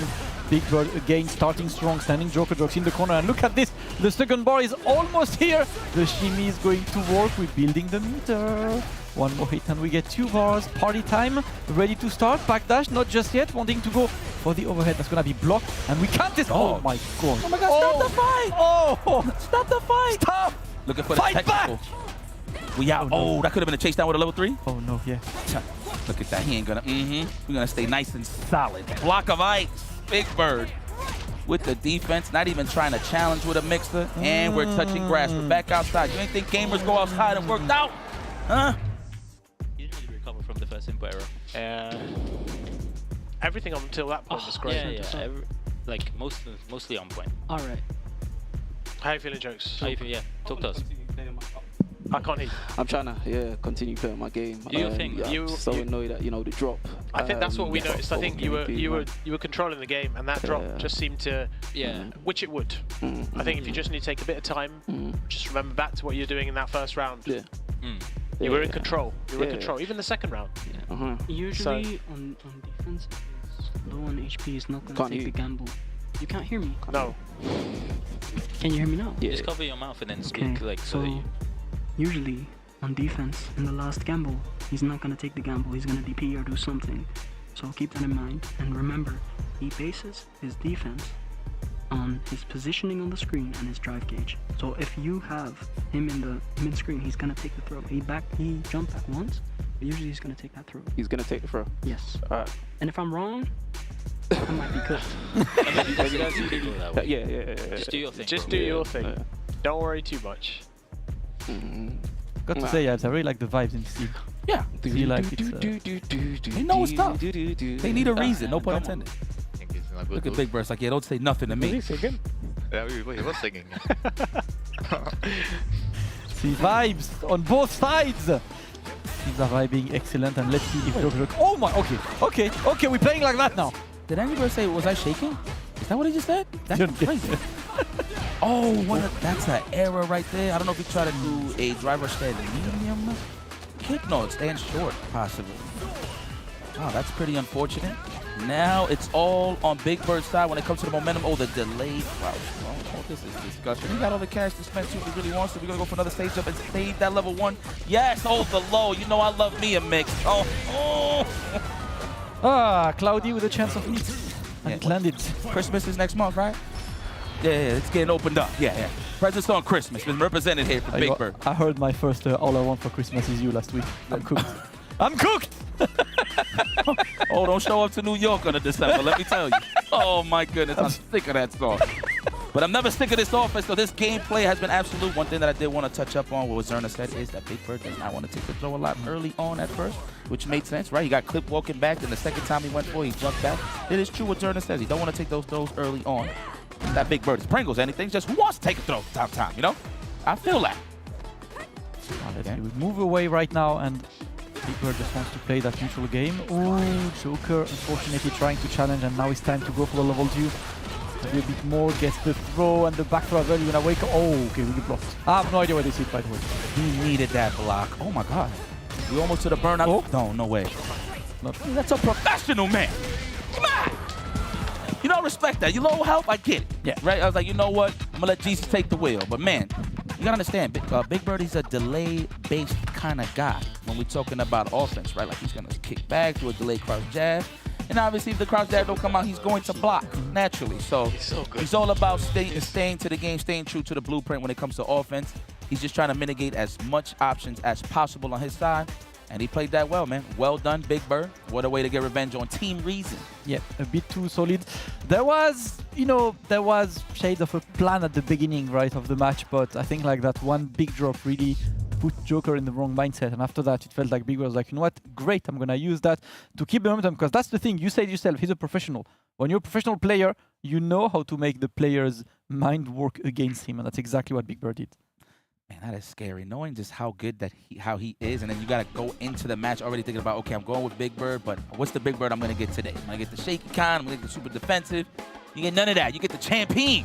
This is second best in the world on paper right now, and to be very honest with you, this guy's a killer. Yeah. No matter what's the result. I don't need to see no results for me to know that you're a killer. Big Bird, always aggressive as usual. A couple of errors on Joke side from the first game where he did mess up after the back throw, and he got the fully charged drill. And then in this case, he got the drive rush DP. But all those situations right there is what led to Big Bird to just run with it. Definitely. I would like to, have some more time to potentially adapt for the next time for Joker. But for now, it is already 20 points and a perfect record for Team NIP. Can we go for the 40 points again, Logan? The golden anchor might jump on. What are we saying, Logan? I mean, it certainly wouldn't be an out there prediction to assume that NIP are going to put another 40 up. They've done it 3 times already. You are undefeated in this anchor role. 100 points is the most anyone has ever scored in the first half of a season, and you're well on way to destroying all records in Street Fighter League Europe. So you're doing pretty well. Yeah, thankfully. Keeping it going. We're seeing if it can keep it going tonight. I'm going to assume that we're all going to believe that Zerna is coming out. Have you ever had a chance to play this young man before? I think I played Zerna online one time. Yeah, I did play him. How did it go? I forgot, to be honest. It was... For me, it was a Tuesday. I forgot, yeah. The day that Angry Bird came for your MR points online, it was the most important day of your life. But for him, it was just a rank session that he's now forgotten. Do you remember playing him online? Yes, I remember he did overhead on block into EXDP like 2 or 3 times. I felt very disrespected, but it's okay because it's an EVO winner, so... It's called abare when he does it, yeah? It's not random, it's called abare when they do it. I'm gonna post it on Twitter after this set. You're all gonna see. You're all gonna see, I swear. Can you confirm your character in classic or modern controls? I'm going to be playing Jury on classic controls. All right, what's your, without giving too much away, have you seen any weaknesses in this man's play that you can exploit? Hell no. That man is too good. No, but... Is that you, Yipes? No, but, it's just, he said it himself. He likes playing footsies, so... Don't whiff anything. I'm going to try my best. Right, I'm looking forward to it, man. It'll be a great test for you, one of the brightest young talents in Europe going up against the best in the world. Angry Bird on the Ken. Reason putting forward Zerna on the Jury. It's the anchor match. 20 points are on the line. Let's send it back over to Damascus and Yipes. Shout out to Zerna, man, one of the funniest guys around. It's a pleasure to have him, and to see that he's, comfortable being there at SFL. But let me give you a little a story that I caught on Twitter today, Angry Bird kind of expected, I think, to play against Jury today. So he asked Chico, who's an Egyptian Jury player who currently lives in Germany, excellent Jury, wins a lot of tournaments around Europe and everything, like in the online world. He played the set, so Chico tweeted, "I just played Angry Bird for the first time in my life. I got cooked." Oh, man. So I think it might be long for man. Well, it's going to be a tough one, but shout out to Chico, man. If there's any position you want to be in, it's in the anchor position, regardless, only because, well, for both of these guys, it's just a 3 out of 5. You can get some time to break them down. Now, if you get washed the first game, cool. I mean, you kind of expect it at this point because you have respect for your opponent. In this case, Zerna knows that Angry Bird is from top echelon gameplay, top shelf. I mean, I want that one. You know what I'm saying? When you go to the ball, that's what you want. But, I mean, seriously, it's a prime opportunity for Zerna. mean, the guy's only 18. Like, this is prime age. Yes. In terms of, you know, your reactions, in terms of your confidence, in terms of the experience you are gaining here in SFL and online tournaments. I mean, I'd be happy as hell going up against Angry Bird. I wouldn't even be scared or even be nervous. I mean, that's not what I'm saying that Zerna's giving off in terms of energy. But if I would play a guy like Angry Bird and I was Zerna, it would force me to play at my best. And low-key, I would try to impress him with my gameplay. Like, yo, listen, I know how you play. I ain't gonna press buttons first, but I'm gonna make everything count when it's all said and done. Yeah. This is Angry Bird, man. I mean, there's good, there's really good. And there's Angry Bird. That's it. It is what it I might be one for the Aegis, man, because like it's gonna. That was natural. It's authentic. It is. It's gonna stay valid for a while because yeah, this man has yet to be defeated in the first 2-3. Obviously, Ending Walker was the closest, sending us to a game number 5. Could not close it. Angry Bird still undefeated, and as Logan raised, right, Angry Bird by himself is technically qualified to the playoffs. Like, has enough points to qualify to the playoffs, more points than other teams and stuff. That's how good he has been. This is Mr. 100 right here. Well, if he wins this, Mr. Buck 20. Yeah. So he's definitely leaving those scars out there. I'll tell you that.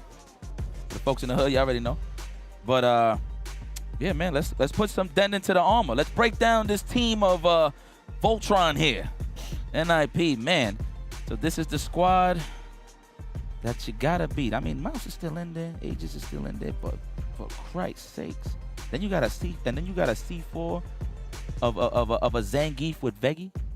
Like, we all know he's good, you know. But I'm waiting for the inevitable moment he plays and people realize that he's not just decoration, you know. No, like, no, that's scary. that's what I want to see, you know. It's one of those, like, you guys have to realize, you know, that of course Veggie did not have to do something for now, but do you think that a team who's dedicated to win the World Championship would team up with someone who cannot be part of the 100%. And 100%. You know, I mean, that would be so extremely unproductive considering the amount of money there is and the fact that there's a qualifier at the Capcom Cup. Yeah. You know, like team picks always have a reason and a logic behind it. Now, so it's not live, it is live, Barvedis. I'm just in chat because I like you guys. I'm a streamer. I am just a stream monster who talks on the mic.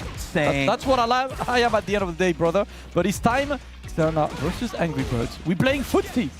There's one thing I want to see with Angry Bird, nice conversion. I don't see that represented too much from a lot of camps. Drive rush, crouching short. But wow, speaking of ODDP, Xerna was highlighting that early off of a blocked overhead online, but he just did it right there.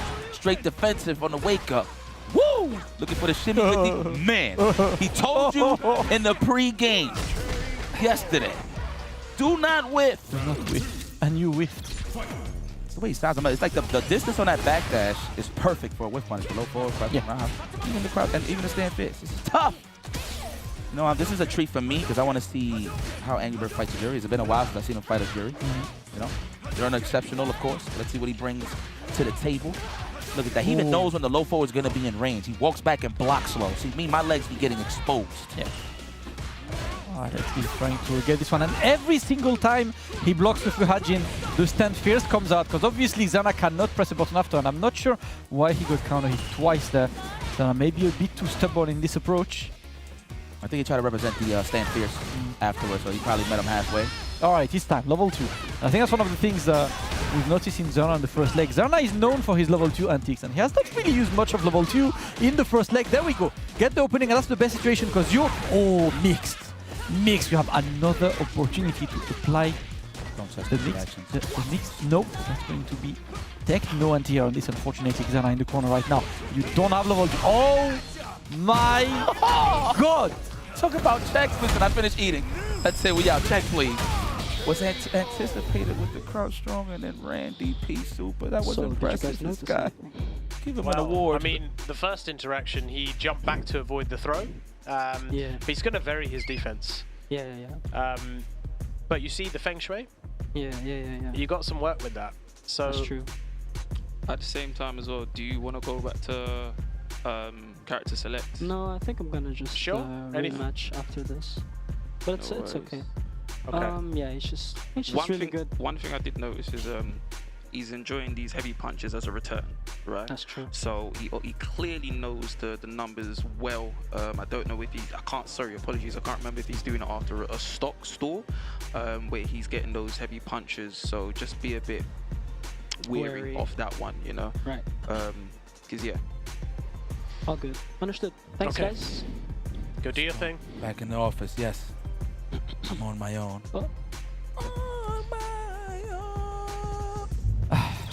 Let's go. All right, so look, just credit to Angry Bird. I think, hopefully we see it in the highlights, so I'll just see the footage. But Zerna likes to do spaced out stocks, right? That way you don't reach with a punish, but then he always follows up with a stand fist, anticipating that somebody's trying to reach the punish. Yeah. Angry Bird is getting you with straight range with the stand fist. Yeah. So he's making the right plays. I'm going to be very honest with you. Oh, the sweep. Walk into that one. That's okay. The back throw was not on purpose, obviously. That's defensive tech. And it's time for the loop. Ouch. Ouch. Carnivorous. Don't press nothing. Look at that. Man knows how to play the numbers. Nice bait. He adapted. He saw that Angry Bird really early did this. He's gonna do it again. Of course he's gonna do it again. He's in his head. I ain't go for it. He's like, was I really doing a lot of EXDP? Well, it is. Okay, it's time. He's gonna do it right away. Yes. Yep. Makes sense as well. Just wants to keep the Jiro away. But there we go. And that's the perfect situation, because being there, that could have been more. Not punishing this one. There we go. 1, 2, 3, 4. How the hell do you block that? I have no idea. There we go into the DI, and that's exactly what Zerna needs in this match. The level 2 pressure, especially when you burned out, is so hard to block. Like those exchanges after block roundhouse from Zerna, just even though you're not opening them up, remember the name of the game is to destroy the drive gauge, and he did that slowly but surely.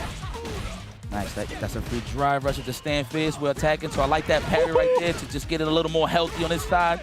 The DP, always. Oh, looking for the shit. This man wanted to cash out. Oh, is that? Good luck. Good luck. He's gonna do a raw dragon. Strength to you, I'm not with you right now. Dash or Dragon Lash, I would have done it. Oh, play impasto. Ooh. Perfect dish. Man, I didn't know you were such a good chef. Well, that was a long round as well, man. 30 seconds perfect. Angry Bird takes the round. Zerna looking to build some more bar, but another reversal is going to work, and Angry Bird has been very okay with using these reversals. The great challenge, of course, -6, so you can challenge this one. Ouch. I like the delay step kick. He was looking for the tech. Trying to get that counter hit. You fly dog, you. Oh. Whoa, okay, good choice with the jump is.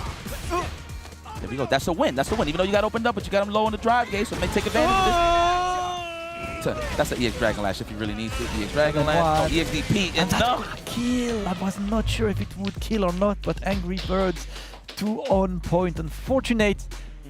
Zerna maybe a bit too impatient. So, Let's see. I guess 2 things from me. The first one is you're playing great, right? Keep bringing that confidence. It's more a case of as Bulkstrike said, you know, he is doing what you could somewhat say is the safest option, right? Because you can either tech or you can press a button. But if you merely jump away, you're not even getting a counter hit on your sort of escape, right? So he's going to, it's the path of least like damage, let's call it, right? So he's enjoying that right now. But if you crouch and delay DP, it might work. Because the heavy kick might whiff. But don't test there. Just I think you can probably drive rush, right? No, he's burnout. Oh, yeah. No, it's okay. I think you can walk under and block cross him. He's like, nah, your advice is a little cheeks here, guys. I'll take it from here. I'll take it from here. You know who the hell I am? Listen, just pass me the water and cállate la boca. Just pass me the water and cállate la boca, guys. I'll take it from here. Anyone of you guys got 100 points? No? Yeah. All right, then. Excuse me, how many points do you have? Yeah, I thought so, yeah. Cállate la boca. Let's go. Let's freaking go. He tried to add a little drama. It's like, Phenix's like, yeah, you know, I think you could crouch and delay DP. He said, no, I don't think that's a good idea. It's the professional. It's the Evo champion right here, baby. Oh, it's a lot on Zerna's plate right now. You got to make it count. It's quality stuff. Thank you, brother. All right. Let's go, Zerna. Let's go, baby. He bleeds. It's tough, though. Let's go. Zerna, the second youngest of this league. Youngest being Ending Walker. Zerna Ending Walker about a month away in age. He's only older than Ending Walker by a month. 18 years old and looking to challenge the Evo champ, one of the best players in the world. He's doing a decent job, but Angry Bird is just too solid so far. That was such a nice trade into the stand fist. Very nice, Zerna. Okay, this is what you want.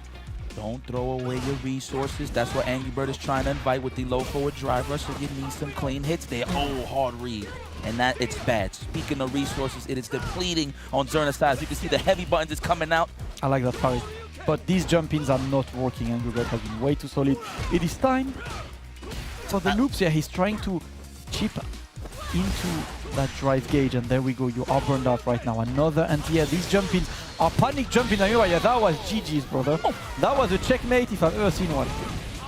There's no exits. You can't sortie nowhere. There is no sorties. Am I saying that right? Yes, okay. This man got a brass. Okay, just slow down. I don't want to sound like I'm too biased here because the fan of Ken Masters is coming out of me here. Oh, look at that. Everything properly placed. There's all advantages here. You see the little micro walk backs, looking for the crouch jabs, the throws. Oh, but we're going to go for the throw this time. Oh, the wheel of Angry Bird. You don't know what he's going to do, but it's going to work. Nothing random here. Oh, part of the plan. Look at that. My man scared to press buttons. He's seeing the ghost right now.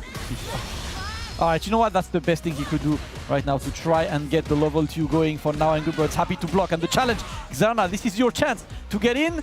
Tries to jump away. There is a bit more mic. Oh, man. You're a big fan. Can I have your autograph? $120 in the pocket. Who's going to stop this guy? Let's stress that for a second, huh?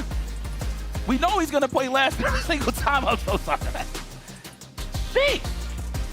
What is there to say, Damascus? Talk to me. Huh? I'm supposed to be the professionals here. I don't want to talk anymore, bro. Everything has a plan. Everything has a purpose. Man, listen, I don't want to sound like a schoolgirl here, but I am a big fan. Ken Masters just played beautifully. Knows when to counter poke. And then the thing is, he goes tit for tat, but mostly spaced out off of the strength that he is burning you out slowly but surely. Even though Zerna did have some good points where he knew he was going for stand fierce pressure off of the drive rush, he took the right course into to pairing to just gain some of that drive gauge back. But credit to Angry Bird for just keeping Zerna in the corner. Like, you seen that he was just trying to squirm out of the corner, random jumps, but the jab DP was always there. There was even a point in time where I thought the jump fierce was going to cross up, but he still got it on the same side. This man, he's a bit too good, Jack. You know, before SFL, I was one of Angry Bird's big fans. I think I've just been promoted to air conditioner. That was good. That was real. That was grade A. That was I think he's grade too A. good, bro. He's too good. I mean, look. How? Again, game plan was clean. He got what he wanted. Even the checks on the random dashes with crouch strong. Like, I mean, I wouldn't even say random dashes. Let me take that away. But it's just the fact that Angry Bird was ready every single time. It's just, but man, just give this man 20 points, yo. That's it. Let's move on to the next. Let's just move on to the next man. I'll do it myself. No, I'm kidding. I'm never doing this. Logan with the Habibis in Paris. How is it going on the bench, Logan? Habibis in pajamas over here. It's very, very comfortable. Everyone's very pleased with that performance. Of course, another 3-0 from Angry Bird. Angry Bird back to winning ways. 120 points now. I need to find out what the actual record is because you might break it by like next week, which is ridiculous. The highest ever point score. Was it me or Crimson in SF5? Maybe Crimson. I don't remember. How many points was it? I had 135. Okay, so maybe by week 7 you'll have broken the season record. Day 7. Do you want to host? You're better than me. So this is the interview with the NLP guys. After that performance, Amjad, which I like to call you by your real name. How did you feel after just that glorious performance? Feel good. How do you feel? It was great that Zerna stepped up and, you know, tried to take the challenge to you. What do you think about that young player? Does he have a bright future ahead of him? Of course. Like, I can tell, like, he has a good future ahead of him because, like, he's always trying to learn. He doesn't like to, random you out. He doesn't do these things. If he wants to win, he wants to win in a way that he thinks he can learn. Like replicable. 100%. So this is why I think he will improve. So he's still very young. I mean, he's got a long way ahead of him, for sure.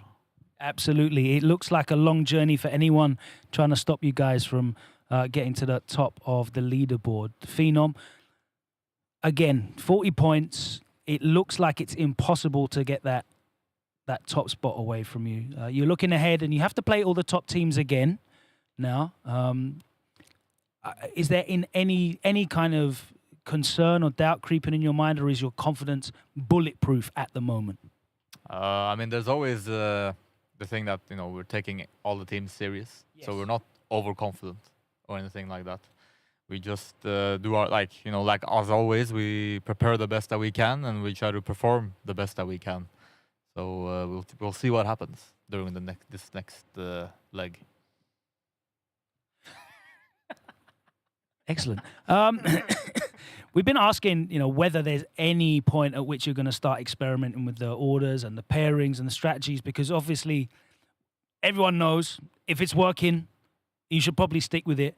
But approaching the playoff phases, that might be where things need to potentially change. Is there any thought of trying things out, doing things a little bit differently, or are you just so well prepared that you're ready to deploy any of those changes on the fly as and when needed, and not need to test them in the regular season? I think both. Like we've definitely talked about, we have some secret plans just in case. But even if we have to change on the fly, like do something we haven't planned, I think we'll do it, and I think that'll also be fine.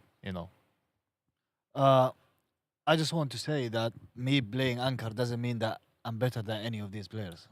I think I'm the worst out of all of them, to be honest.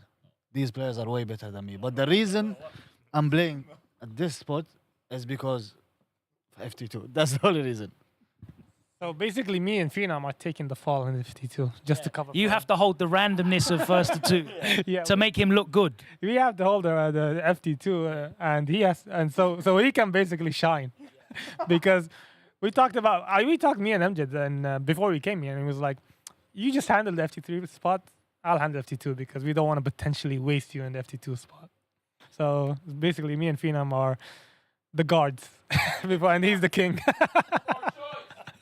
I think also just whether it's play style or character choice or whatever, me and Big Bird are also generally pretty suited for FT2 as well. While Angry Bird in FT3 is he's like a final. It's like, I mean, obviously, he had the slip up in the first night, but I think you just generally have a very good approach to it. Very quickly identify. There's always a risk of losing the FT2, but we like I said, we do the best we can to mitigate all the different options and try to get Well, there's no one who's better at avoiding losing the first to two than the man who never plays them. So that's the smartest. That's the smartest thing. You've also not lost the first to two yet, and you're also undefeated in first to three. And first to one. And first to one. All of it. Every week. Yeah, that's why I'm the GOAT. Truly. Yeah. So you, him, and Crimson still undefeated on the show. Congratulations for that. Now, we really want to see you play, man. And I know you're ready and raring, and you're not just being, held to the back because these guys are, they don't believe in you and they don't trust you coming out. I know for a fact, and you pointed it out last time we spoke, that when you are called upon, there is a very specific reason for it and a very clear strategy for it as well. Yes, that is absolutely true. And I cannot divulge, or what is the word? Divulge too deeply into anything. So it would be a short answer with the answer, yes. Well, we did see Mena play first to one yesterday on SFO US, and that was very exciting. So hopefully we get some geef. Yes. So basically we have strategies for the playoffs, and our order could change based on these strategies. Maybe before the playoffs, maybe in the playoffs. We'll see. But we have certain strategies that depend on maybe attacking more than just the the character in game. Yeah. Maybe outside of it as well. But psychological warfare. We have strategies when it comes to that, but we'll see. We will see. Anyway, before this turns into the Before this turns into the... Sorry, it's just turned into the NIP podcast. It's Ninjas in Podcasts now. But 40 points on the board and 40 minutes worth of interview with NIP tonight in the first team match. We will continue tonight's action. There will be more games and less talking, I promise you. Mouse step up against Guild, who are away. They put up 30 points from their first win and have not put a point on the board since then. They're going to want to turn that round tonight. That is coming up after this, but congratulations once again to Team NIP, who cruise on and stay top of the table. We'll see you in a bit.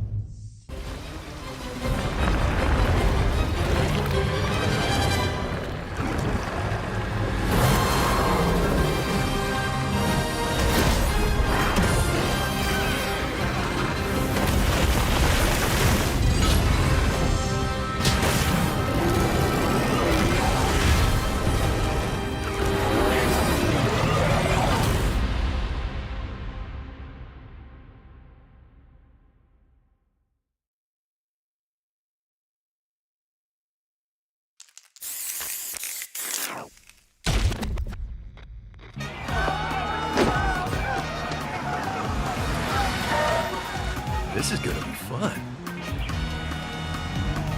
I'm still on a journey. Come get some. Traveling to new places, experiencing new things, meeting new faces, having good fights. Fight, drink, eat, sleep, repeat. Seriously, it's a good life. I'll pick up the check.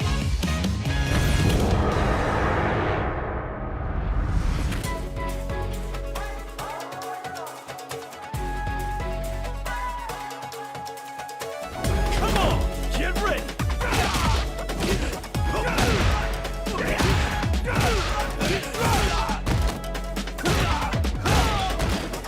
Hey, come on, come on.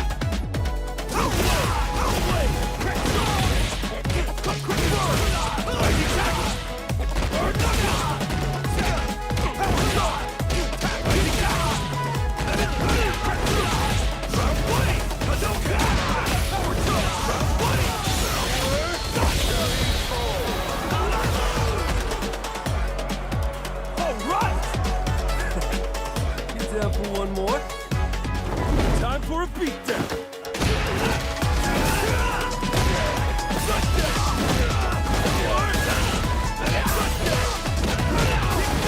Are you okay?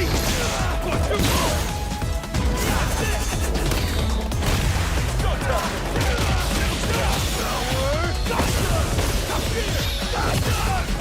Yeah, baby. Hey.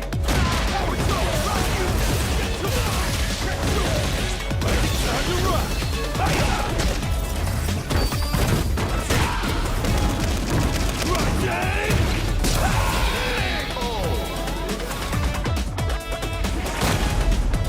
Now, where to tomorrow?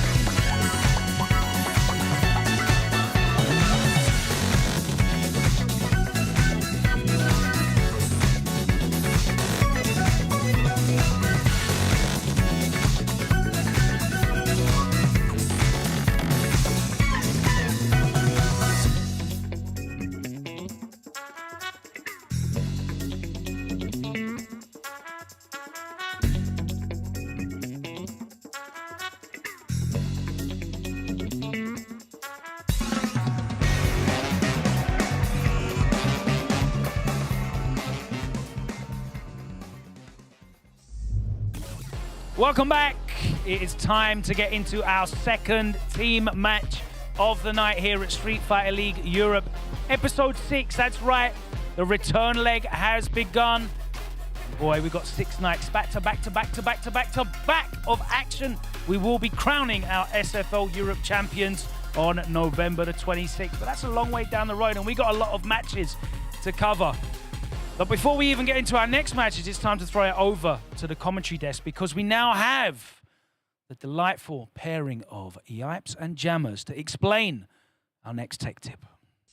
Well, shout outs to Logan and Fire Attire. You know what I'm talking about, because I'm a big fan. But yes, I'm a big fan of knowing how to play fighting games properly. There's a lot of definitions that we need to learn here. So Jammers, tell me, what's today's tech tip? What we're going to talk about is, you actually guessed it earlier. You mentioned it briefly. We see it all the time. The meta around it constantly changes, but there is a way to counter it. And we are going to talk about a counter impact this time around. It does involve drive impact, which you did mention. So first and foremost, a drive impact, another staple mechanic in Street Fighter 6, is done by pressing heavy punch and heavy kick, or whatever button you have assigned it to. And a powerful attack will come through and force the opponent to fall on their knees, which gives you a free combo essentially and allows you to take their drive gauge. Now there's various ways you can counter this. You can throw, you can perfect parry, or you can do your own drive impact back, hence the name counter impact. You can do this mid-screen. You can do this in the corner. You see this more in the corner if you are alert. There's a running joke in the FGC where if you are above the age of 30, you might not be able to react with a drive impact to do a counter impact there. This is crucial because you will actually be able to take more drive gauge away from your opponent than what they initially done to spend to try and catch you by surprise. But this is something you need to remember very specifically. You may see drive impacts used a little bit more or utilized more when their opponent's health is low on health, because you need to absorb the attack before the impact actually connects. So if you try to do a counter impact when you've got less than, I think it's 5%, maybe 4% health, it's not going to work because you have no health to absorb, or you got nothing to absorb, so therefore you'll just lose the round. So counter impacts are very common at all levels of play. But at high level, there's a little bit more of a meta, a little more strategic process behind them there. But yes, that is it for our tech tip now. But don't forget, you may see a bunch of counter impacts at the Street Fighter League US Finals in January, early next year for 2025. There you have it. The ticket sales are live now, and there is the link. You can highlight that link or just type it in on your phone, the URL, wherever you want it is, capcom.us/SFL24US-tickets. It'll take you straight there to find out. If you've never been to Los Angeles, California, this is an excuse to go. If you want to watch some Street Fighter, watch your favorite players from the North American region, then that is a good idea to go. If you can't make it, then there is still going to be a Twitch link, a live stream that you guys will be able to check out here. So, dominant performance from the Super Soldiers, as always, in match 1. But now, we got to go to the third place team going up against Guild. So let's hand it back over to Logan to introduce the teams. Thanks very much, guys. One of the most exciting moments as a viewer is definitely that counter impact. We all love the slowdown. We all love the hype of it. And of course, it's even more exciting when something is big on the line, on the big stage. And of course, hopefully we'll catch some of you on there at the big stage at the SFL US Finals. Hopefully we'll also catch you in London at Kings of the World. Tickets are on sale for that now. So come out to London and enjoy some offline action. But it's time for some in-studio action right now. Team match number 2. And first team up, they are still searching for points after their lone victory. Consistency is the thing that they've been chasing, but they're also chasing wolves. They're hot on their heels. Let's welcome into the arena our away team, Guild, starting with Captain Rainpro.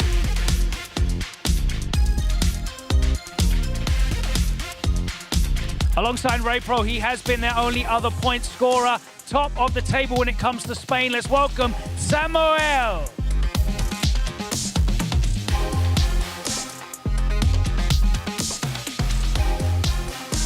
This Belgian player is a man we know of his level of quality. He still is looking to deliver that here in Street Fighter League Europe. Is tonight going to be the night? Let's welcome Game In.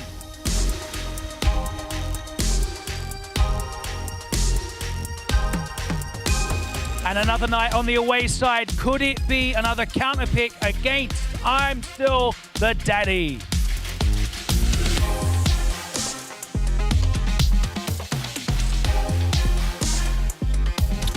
All right, I am here with Rainpro. How did you guys spend your day off? I went to travel. A bit of tourism? Yes. Is this your first time in Paris? No, it's like the second time. Yeah, I've been here for UFA. So. Oh, of course, of course. What did you do? What did you end up checking out? Paris Disneyland is good. Ah, nice. I love Disneyland Paris. It's great. Obviously, it is good sometimes to take your focus away from the game and free up some of that mental space to relax and recuperate. But now you're focusing back on the task at hand, the job at hand. You've had one win, but that was all of your points. The consistency hasn't been there for you guys, has it? Yeah, it's a tough tournament, so I think it's okay. Yeah, just take it as a practice or experience. Yeah. How are you hoping to turn your fortunes round? Is there anything specifically you're looking to change after the first half of the season? Now we go into the return leg. Have you taken any lessons? Is there anything specifically you're looking to implement? Actually, I don't know. Maybe this question you should ask my teammate. Yeah. All right, let's find out. Let's come all the way down here to speak to I'm Still the Daddy, because you're on the away side again. Your character roster that you have, mainly the Guile and the Bison, obviously you are susceptible to being counterpicked. And the guys predicted that you would be facing Juicy Joe. Now, that doesn't sound like a matchup that you would welcome from the other side. How do you feel about that? No, I actually like that matchup because I use Bison for it. But after the last time I played him, I think they know that I can beat him now. So I'm not sure they're going to use him against me. I got more of a feeling that they might use Ender Walker. All right, that'll be an exciting match to see. If you guys want to take your places in the away side, we will find out exactly how these matches go. Of course, the mention of Ending Walker, the second highest point scorer in the league. Mouz looking to run up these points tonight, but Guild will definitely be defending against them. So let's welcome into the arena our home side, the attacking team, Mouz with captain Problem X. Serious business. Next up, second highest scorer in the league right now, flourishing. Let's welcome Ending Walker.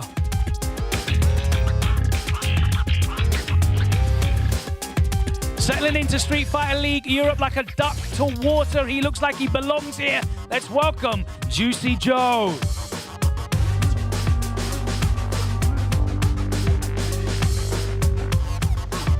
And a veteran of Street Fighter League Europe, one of the best additions to this Mouz roster. Let's welcome Valmaster.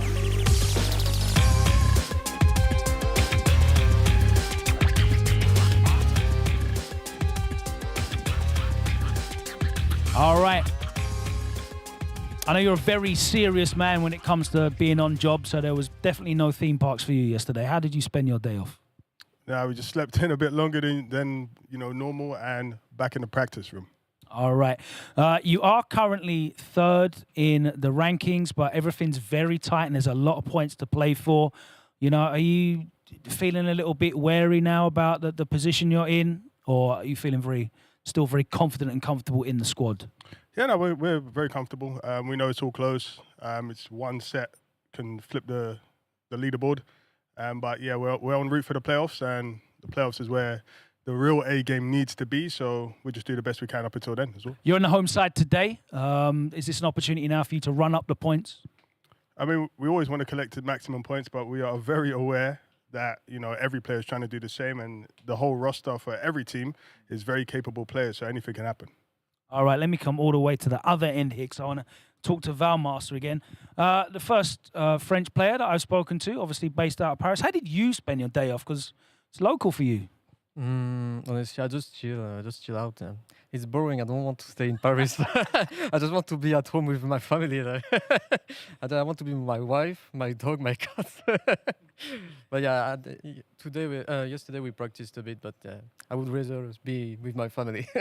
All right, well, not long to go, only a week to go, but hopefully it's a happy return to the family. You're back and you're still on winning ways, looking to put these points on the board.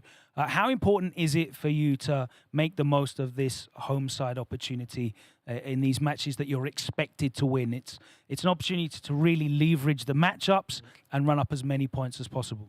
Well, I think we're fighting with Aegis for the second place. we're not too far from a NIP, especially if we take the 40 points as well. So I think there is a top 3 teams who are fighting each other. So it's very important to win as much as possible the points. So we will see. Yeah. We had a very exciting episode 5 when all 3 of those top teams ran at 40 points. NIP have already started with 40 today. Let's see how you get on if you want to take your places in the homestand. And we will find out. Guild have been very, very good at predicting pairings from the home end. That side of things has been going their way. Closing out the wins, though, not so much. Let's find out if they can change that tonight. Let's head over to Yipes and Jammers on the desk. They've got that Guild lineup to announce. The pressure is on with Team Mouz, as I like to call them, the Chasers, because, like I said, they're actually in a very good position and they've got the quality and the firepower to chase the 2 teams above them. This is what the lineup is looking like. They're going to double up on the American Soldier with 2 Guiles entering the fray here and the Raging Demon at the front. Not what I was expecting. Yipes, talk to me. Well, looks like Rain Pro wants a day off of being trying to be the clutch guy for the team, so I can appreciate that. Game men looking a little shaky, of course, in terms of the Dubsky side of things, right? In terms of getting W, so I'm pretty sure he's trying to get that first win for his squad. And ISDD, I mean, they did meet before, and he did pretty well against Juicy Joe with Bison. I mean, wilding with the Devil versus a little bit, but I feel like he learned from his mistakes a little bit, and for him to be in the anchor position, the confidence is showing, so I like the lineup. Yeah, obviously, as we said before, we can't recite the same lines enough. Gaiman is still looking for that win, and it is the return leg, so maybe a lot of these players, including him, will start to pick up pace and start to realize, hey, we can actually change our fates in our own hands, at least for that 4th playoff spot. Anyway, but we're actually going to go back to the main stage where Gaiman stands with Logan to find out if he can anticipate who he's going to fight. Thank you very much. Gaiman, you're stepping up first. Obviously, you know, the first 5 fixtures didn't go great for yourself. You're still looking for that first win, but you've had a day off, a night to yourself to really focus your mental and make sure that you're in a better place. What lessons would you say you've taken away from the first 5 nights of Street Fighter League Europe? Obviously making your debut here, it's your first season. What lessons have you learned that you can take into this next half of the season and hopefully get those victories that we know your skill should be able to get? I think at the beginning I was like a bit shaky with the stress, but with the games my pressure decreased, and especially against Mr. Crimson, I think I played well. So I will continue in that way and getting my first win. All right, it's very important for you guys to put points up on the table at the moment. Wolves are a little bit ahead of you, but you know, do you believe that you have the ability in your team to overtake Wolves? Yes, of course. We have good players, and we have the ability to take Wolves or any other team also. So yeah, it's okay. I love that confidence. That's what we're here for. Let's find out who is going to be facing you from Mouse. Can you please send up your first player? Oh. Now, Yipes pointed out that Problem X smile doesn't mean good things for everyone else other than you. So what's that big grin about? No, because in the practice room, Gaming kind of assumed that I was going to go to him. I didn't want to give much away, but I was definitely going to him. Okay, can you give away your character with its classic or modern controls, please? Yeah, it'll be classic controls Bison. All right, talk to me a little bit about this matchup, because I hear real back and forth stories about how this matchup goes. A lot of Akuma players feel it's really bad for Bison. A lot of Bison players feel it's really bad for Bison, but you seem to really enjoy this matchup.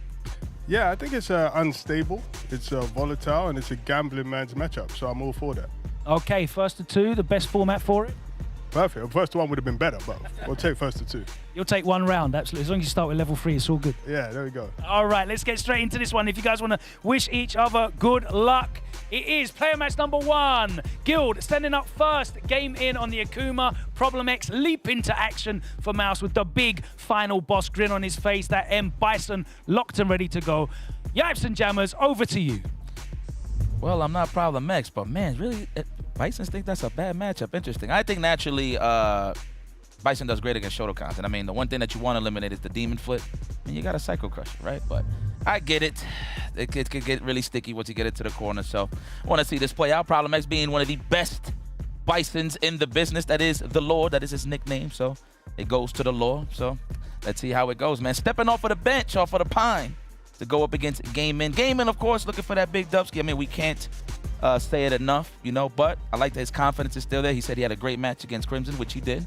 So hopefully he could just keep building upon that. Very nice. Yeah, I don't know if he is the epitome of the term slow burner gaming here, but if he gets a dub against Problem X, that will be massive, not just for him, but for the team, and it will be a huge detriment to Team Mouz here. The captain stepping up on Team Mouz to try and get 10 points and kick things off, which means looking at that lineup, obviously me and Yipes said it while Logan was talking, it looks like they're trying to draw somebody out. So Juicy Joe more than likely will be playing. What player they're going to try and draw him out against, we'll find out in moments to come here. Again, this is a matchup we see a fair bit in Street Fighter League Japan. We saw it in Singapore. We saw it at EVO. EVO, they were flooded with Akumas and Bison for very good reason. And of course, we saw it at the Super Premiere Japan as well. So I think a lot of people have some data, or there's multiple different perspectives on Bison versus Akuma. As you mentioned before, just to elaborate, EX Psycho Crush's utility in this matchup is pretty good. There's like 5 different things it can do in this matchup. Keeping up with what Akuma does is difficult in its own right, isn't it, guys? Yeah, the scary ones is obviously the ones that are grounded. You know, you always want to fight the fidgety Akuma that likes to jump, random demon flips off of like strings and stuff to go for the hell attack. Yes. But I feel like if Game Man stays grounded, he should be all right, but definitely anticipate some scissor kicks. I mean, he does have that standing short to punish a scissor kick, light one, to be exact. I can't remember who it was against. I think it was against, lovely interruption there into the Oki. I think it was against Angry Bird. He done too many reversals that got blocked. And there's one application for, there you go. Okay, it's like the guys already know how to play this out. There's no script, I promise you. Absolutely not. There's no script, I promise you. Psycho Crusher, that's one way to do it. He's going to convert into the bomb again. He's low on drive gauge here, Gaming, so he's got to block this one. He's got to block, unfortunately. Ow, you just got to do something. You just can't sit there, so I agree with Game In, but how the hell are you going to get out of there? The check on the jab with the stand jab. Proper Bison gameplay and offense. Problem X, round 1. A drive reversal only delayed the inevitable and made us go into round 2. That perfect parry into the sweep was absolutely sublime, and then the head press into the Oki coming in for Problem X. And that is free Oki after the EX Shadow Rise, the stomp. That is, oh man, look what it led to here. He's been doing that really well. Against overheads, most people that fight him with overheads, Gamer's been interrupting with a jab. He's very confident interrupting there. And he goes for the reset. That is +3, the first hit of the Adamant Flame, so you can get a mix-up. We'll try to stop them from running away, so he decided to sacrifice some damage for an extra throw there. I like that, the two-framer throw, if you will. Look at this. Now, is he trying to react to a fireball or demon flip with Psycho Crusher level 3? I feel like that is the proper call out here for Problem X. All right, now still has some cash with the drive gauge, so still has an opener here, but he's gonna fall back. I like that. He's looking for the fireball. Well, he needs the drive gauge as well to make it safe, and there you go. Yipes did call it. He was waiting to do something. The demon flip in open play is not a good idea, and this is why we have to highlight situational awareness. It's way too difficult to think about all these things. It's crazy. When he's walking back, he's got that Psycho Crusher. He's waiting for it. It's true.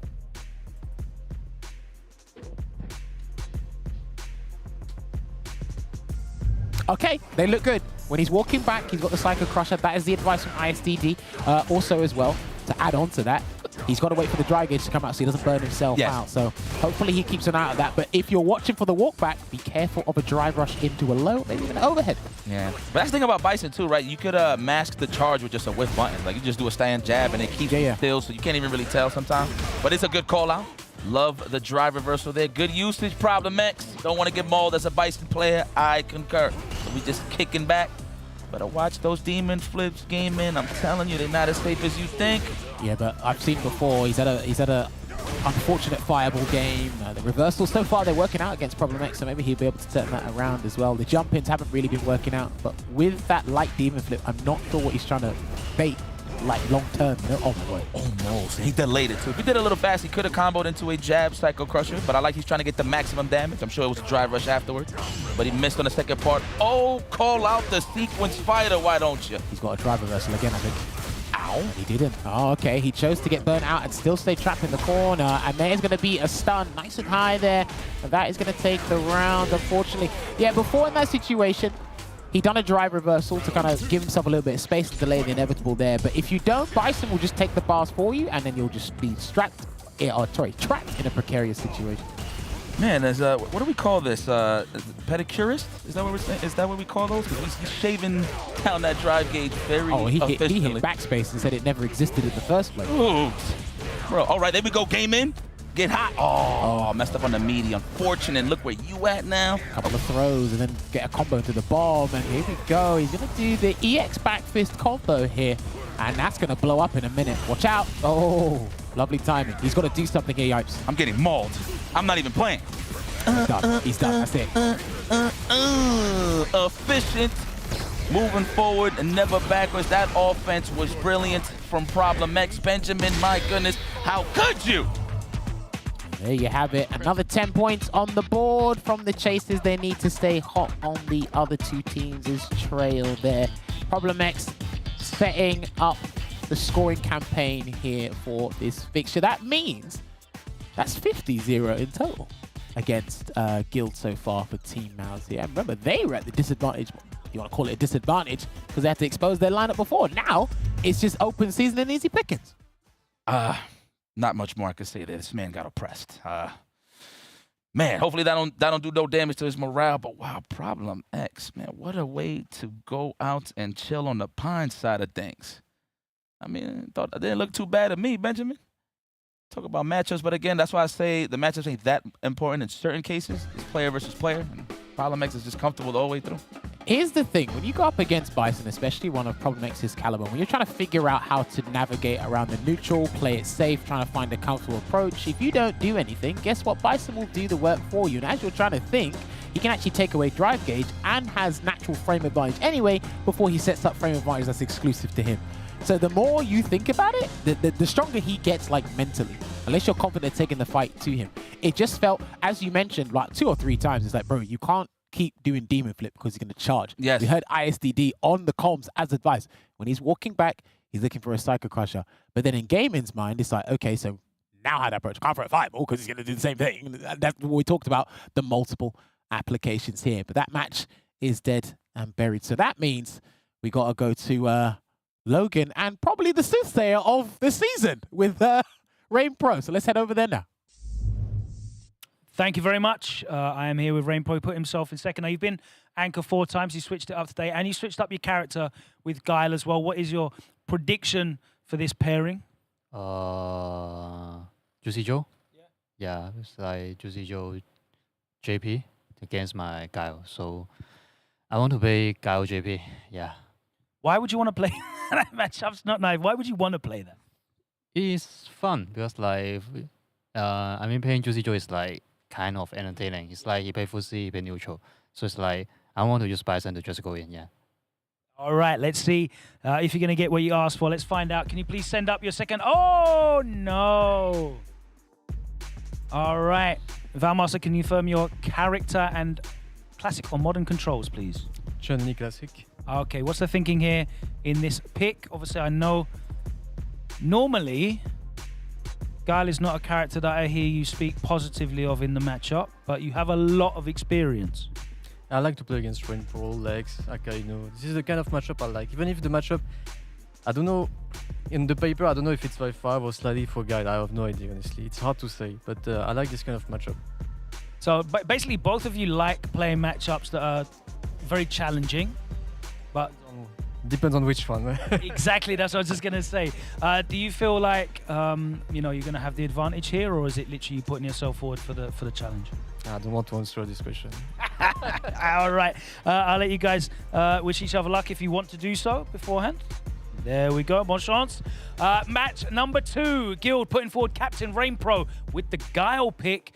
It's not going to be Juicy Joe, though. It is going to be Valmaster with the Chun-Li for Mouse. Let's head back over to Yipes and Jammers. For the first time, he wasn't able to predict. Absolutely not. He was definitely looking forward for Juicy Joe, but unfortunately, he will be right on the bench. Well, I mean, the strategy was to try to bring him out, right? Because there's 2 guys on the team, as you pointed out, so that does make a lot of sense. We still got ISDD in the anchor position, so hopefully that still is in play, but still got Andy Walker. But that's in later down the road. Valmaster stepping up to the plate. I do feel like Rain Pro will be going with the Guile. I'm not a big fan of the Chun-Li Bison match myself, but if you want to take control of this, especially for Rain Pro, I would advise to go for the Guile. But there's not many Chun-Lis that you can get the necessary matchup experience against. Most of them actually reside in France, if I remember correctly. I think we have 1 or 2 in the UK, but obviously the most dominant ones are in France. Valmaster included here, but yeah, he got all of us. He got all of us. He even tricked Rain Pro, so that might be that mind game, that psychological warfare before you enter the character select screen and then into the match here. But yes, he mentioned it, man. Lex, Rain Pro, ISTD, Akainu, any other guy that they face, it's like there is actually a ton of decent experience you can accumulate and get the data. I'm pretty sure at this point Valmaster can write a dissertation on Chun-Li versus Gao matchup, all the intricacies and the nuances about it there. We'll see how he handles it. Rain Pro has had a very eccentric playstyle thus far in the league. I don't know if that will even deter or even kind of make Valmaster perturbed in a sense, but other than that, again, because Mouz need the 10 points, it's actually a very good chance for Rain Pro to be a thorn in their side. I was just about to highlight that, man. For a proper 40 bomb, is this the real play to go with Valmaster, right? So, all right, nonetheless, though, walking them down as usual is Valmaster. Trying to get into that range to stuff out either the bazooka knee or the sonic boom attempt with the stand strong.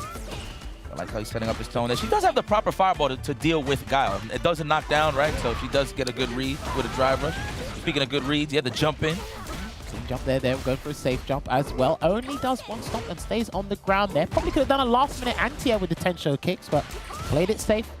He's not going to do a drive rush cancel yet, so he's going to be trapped in the corner and too far for the crouching medium punch to connect after a very courageous walk under there from Rain Pro. There you go. Good counter poke, Rain Pro. You still got it. Nice. That's what I was about to say. Like when the random jump was going to come in, and I like that from Rain Pro. Not a range, though, for the cross stuff. Oh, and a double crouching medium punch, stand medium punch in. Serenity starts to go under there. And then that's going to be a level 2, and it should be the follow-up that takes the round here. Let's find out. There you go, EX Tensho kicks, closing it out there. So even up close, if you can't throw fireballs up close against players, then I don't know where to throw the fireballs safely, to be honest with you.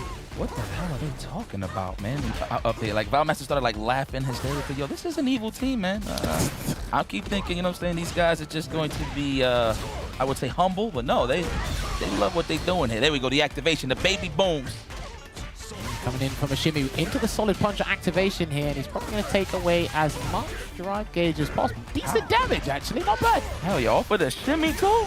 Okay, Rain Pro made one mistake on Valmaster's side defensively, took full-blown advantage. Love the baby booms.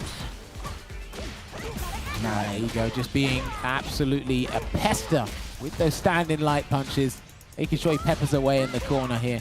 Rain Pro's got to be very careful of the way how he wants to escape, because Valmaster's walked under, he's jumped over a boom, and there's the anti-air with the stand medium kick. Yeah, she recovered that fast from the stand jab? My goodness, still had enough time for the anti-air. Spending? No. Oh, didn't get the level 3. Okay. I think he input it anyway, just for insurance, but not quite there yet. Still full screen. He's reacted to a fireball before, but the perfect parry into the jab. And that's the beautiful thing about perfect parries against fireballs. They're done full screen. You've literally got to be confident and aware at the very last minute, because you're going to catch, 9 times out of 10, you're going to catch the guy off guard. You haven't really got any damage off of some attacks. Oh no, he's going to rob me. This is okay, this is okay. He's gonna try to rob me. He should stick together. These guys like, whatever, dude, you good. That's brilliant. So he said he's gonna try and rob me. Well, I'll try and rob him. That's the way to do it, though. Fight fire with fire. You know, sometimes Valmaster might say some very aggressive things, but his tone doesn't quite complement what he's saying. He's like, I'm going to rob. He said it in the most gentle way. It's like, I couldn't take you seriously. Well, I'm gonna rob him. I'm gonna give him a handshake and just reach in his pockets. So we were actually talking about this before they started the first matchup. I've watched this a fair bit. Moke, Nemo, other Bison players and other Chun-Li players. I don't think this is that bad. I think it's mainly got the spacing and the Psycho Crusher, which he just done through the fireball, so it nullifies fireball drive rush. I think if you get the spacing correct, crouching medium punch is a counter poke. It's actually pretty good against Chun, but maybe that's just me from an objective standpoint. Man, there's so much love for Bison, I feel like, man. Damn, everybody feels like it's a 2-11 in progress going against Bison. I feel like it's a very fair fair, yeah, that's fair assessment. I can't even. I don't know. Maybe I'm tripping. Anti-air. All right, the drive rush, there it is. Okay, at least pressure's applied. He got no reversals, right? So you might as well just run your game. We keep forgetting that he does have a roundhouse now, a legit sweep. Ooh. That's going to be the round here as well, into the Kokosho to close it out. But so for a few matchups, I kind of looked at it like it with Chun-Li versus Luke last season. Glass half empty, glass half full. Chun-Li may be able to dictate the neutral, set the terms and conditions, but because of Bison's damage output, if she makes a mistake, it's kind of null and void for the most part, in some regard anyway. Correct. That is true. That is why I like to highlight him as Mr. 211 himself. I mean, he's already at the proper situation here to catch him. Looking for the jab or the throw there. Woo! There, no cancel into the level 3, but he's going to try and chip him out in the safe way if possible, and they should do it with the scissors. No, he's going to do it with Psycho Crusher instead, because it should do a little bit more chip than the knee press. But notice how Valmaster's not teching anymore, because he paid attention to what the guys have been telling him. Yeah, I mean, once you got the Psycho C4, even before that, really, it's going to put you in danger. Got him. Really? He got him. Yeah, he definitely got him. He committed to the unlimited Psycho Crusher. This is actually pretty good for Valmaster. I'm not going to lie. Don't drive rush. I don't think you have advantage here, to be honest, okay? I like that he walked up casually with the stand fierce pressure. Into the stand fierce +5 on block. Could have grabbed him there, but he's trying to be very ravenous towards that burnout, and that's where he gets it. Lovely answer there from Valmaster with the down forward heavy kick. I think he's called the burnout. Yes, he has, Yipes. And he's getting that lead on the drive gauge on top of that. What's it going to be to get out this corner? No ball. He can't jump. It is over. Yeah, he's going to have to take this out. That drive impact is incoming. When you're going to find the gap, there it is. Trying to get that air reset. Wow, it was no true block stun in that.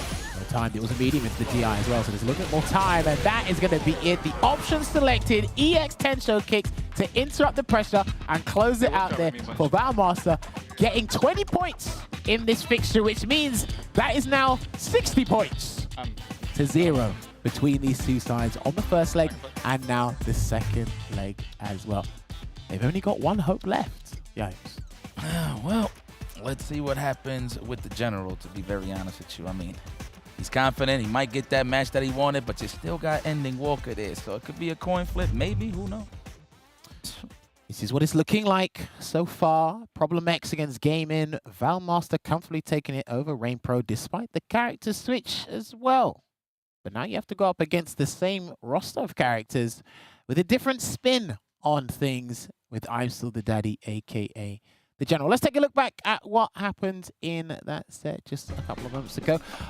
Good start here from both Valmaster and Rain Pro. Got a couple of big hitting combos, but the players on Team Mouz did identify, said the only way he's getting massive damage is your teching. So switch up your defensive options or be a little bit more disciplined on defense. After that, big change there. I love the resilience and how Rain Pro tried to tackle the neutral, but again, it's some of the experience of Valmaster. He understands where he has to block. You get more confident blocking moves as well that take away a chunk of drive gauge, so you're trying to take as many risks as you did before. No, absolutely. I agree with that. I mean, hell, you're going to have to deal with it regardless. This is going to be rough, bro. If I had to choose, man, I would want to go against Joe, but we're going to find out. Let's see who is going to be the General's opponent. Logan, talk to us. Thanks very much, Yipes. That's right. I'm here with the General. I'm still the daddy. In the anchor role today, how do you feel about that responsibility on your shoulders? Well, I think we had to try a new strategy because it wasn't working last time. And either way, this first game of the second leg is a tough one, and we're away in the first place. So I don't think it would really, really matter. Do you like your chances a little bit better in the longer sets as you can pivot between your characters and change your play? Yeah, of course. I pick Gar for my main game just in case they call out Juicy Joe for me. And if he does win the first game, I change to Bison. And I would prefer to have that. But I know they're keeping him on the bench and it's going to be Endon Walker. All right, let's find out if your predictions are correct. Guild have been very good with the predictions. Mouse, can you please send up your anchor player? And it is Ending Walker. Can you confirm first your character and your control type? Add-on Classic. All right. How do you feel about the head-to-head matchup here into Guile? I like Guile a lot, so I'm happy. All right. What is it that you kind of leverage in this matchup to your favor? Everything. That's pretty straightforward. Anything specific for the people at home? He loses the zoning war, his normals are worse, and it's kind of not, I can't really get rushed down by him either. All right, well, let's see if you can control it as much as you say. It's going to be an epic showdown. If you guys want to wish each other best of luck, let's go into this one, Guild. 20 points down. Is it going to be another 40-point sweep from Mouz? They're looking to chase those top teams on the table. Guild need some points to stay within touching distance of Wolves. This is a very important match. It's going to be a big ask. Guild, I'm still the daddy on the Guile. Mouz, Ending Walker on the Ed. Let's head over to Yipes and Jammers. I'm definitely worried. I would be worried if I was Team Guild right now. I mean, they're already down on the chips regardless, but this could be a great win for the General if he could pull it off. But judging by how confident my man Ending Walker is, Dan really loves this matchup, huh? I mean, naturally, a lot of people that play Street Fighter don't like going up against zoners, but to just to piggyback on what Ending Walker says, he does have that slow creeping fireball, so he could kind of match in terms of controlling the screen. And of course, the almighty flicker is there too as an option, so. Well, most of his gameplay, if not his entire gameplay, is based around the flicker, whether it's charged or non-charged. Yeah, I think over time, a lot of people I know have started to enjoy the Guile matchup more. I think it's based on your character, or you are just a masochist. It's one of the two. And I hope it's more of the former than the latter here. Good anticipation from ISDD as well. I actually don't know how often these two fight each other in competitive play or just in online in general. I do think with this matchup as well, because Ending Walker faces Lex a fair bit, and he will fight Rain Pro in the World Warrior Regional Finals. I do think in the neutral, whichever character has the life lead, they've actually got the tools to maintain it. Okay. It's probably hard for the other character to kind of mount a comeback as freely as they'd like to. But obviously, I think in terms of a tool set, we know Ed is substantially more flexible than the Guile at the moment. But ISCD, he comes with a different source with the character. So hopefully, Ending Walker will be ready for that. I just love how Ed could force the issue, man. You know, the game is heavily on strike throws, but he brings the game to him. And Ending Walker does that so well with the flicker. So I'm actually more interested to see how is the General ISDD is going to approach Ending Walker, because this man's a stone cold killer, dude. I don't see nothing really cracking him. The fact of the matter is he sees certain matchups and it just brings his confidence up even more. And then you can see that even more with his teammates, because they're not worried a lick. This kind of anchor position to be in. Yeah. All right, so I don't know what the ideal range is for Guile in this matchup. If he throws a Sonic Boom, tries to drive rush behind it, obviously Psycho Spark can nullify that, but Ending Walker's got perfect parries to also utilize there as well. Up close, if you use the wrong button, stand medium kick into a drive rush cancel there, and up close where you got to get down and dirty. Sometimes as a player, you don't want to do that against one of the stronger characters in the game. I actually keep forgetting that uncharged flicker actually deals with fireballs as well. So this is what makes it a little tough as well. Okay. But he's using perfect parry at the moment. That's a very good substitute for what we're typically used to seeing there. He tries to jump over, low on drive gauge, but a double jump to try and close the distance. A little bit of weak punish there, but we'll take that because ISTD knows all the drive gauge he can get right now. A good situational awareness there, the whiff punish, and this is where you don't want to be. The flash kick, I'm spending it all. He's not afraid to burn himself out by his own admission via a flash kick, because again, you send him full screen, you buy yourself a little bit of time for that recovery gauge. He doesn't accelerate, but you'll get the timing. And he's going to threaten the stun just before a DI. Let's find out if he does it though. Oh, finally caught him with the shimmy. I thought it was going to be a wake-up level 1, to be very honest with you. Oh, he's going to chip him. Absolutely, I like that. Chip him. But if you can't do that in time, do that in time. He's going to get his gauge back there. I think he tried to run away or something, but either way, that second light punch did catch him, Yipes. Definitely try to snipe out a tick throw for sure. All right, General, not looking too bad. That wasn't bad, but, you know, who got walked down early on. I like how you pointed that out, is who can hold that lead first. It's very hard for the other guys to come back. Unless you're asleep at the wheel, it's very hard to do it. From what I've watched over the last couple of months of this matchup anyway, he's looking to perfect parry and a sweep, it seems, every time he waits for that boom. But he's already got ISDD. Yeah, there it is. He's already got ISDD locked down in the corner without having to do too much, Yipes. Oh my goodness, he was almost at range for that perfect parry. Oh, don't reach. There it is, already built that meter. He's trying to jump back as well. He's got to be very careful with his jump back options there. The flash kick to no avail here. Big damage. He's only got level 3 to work with now, and I don't even know if that's the choice. But there's a level 1. That's, yeah. I'm not sure if that's what he wanted. I don't think he's toying with his vegetables, but he's still in prime position to take this round. Give a little... I thought that was going to be another follow at Sonneville, but it was going to clash. Honestly, it was good.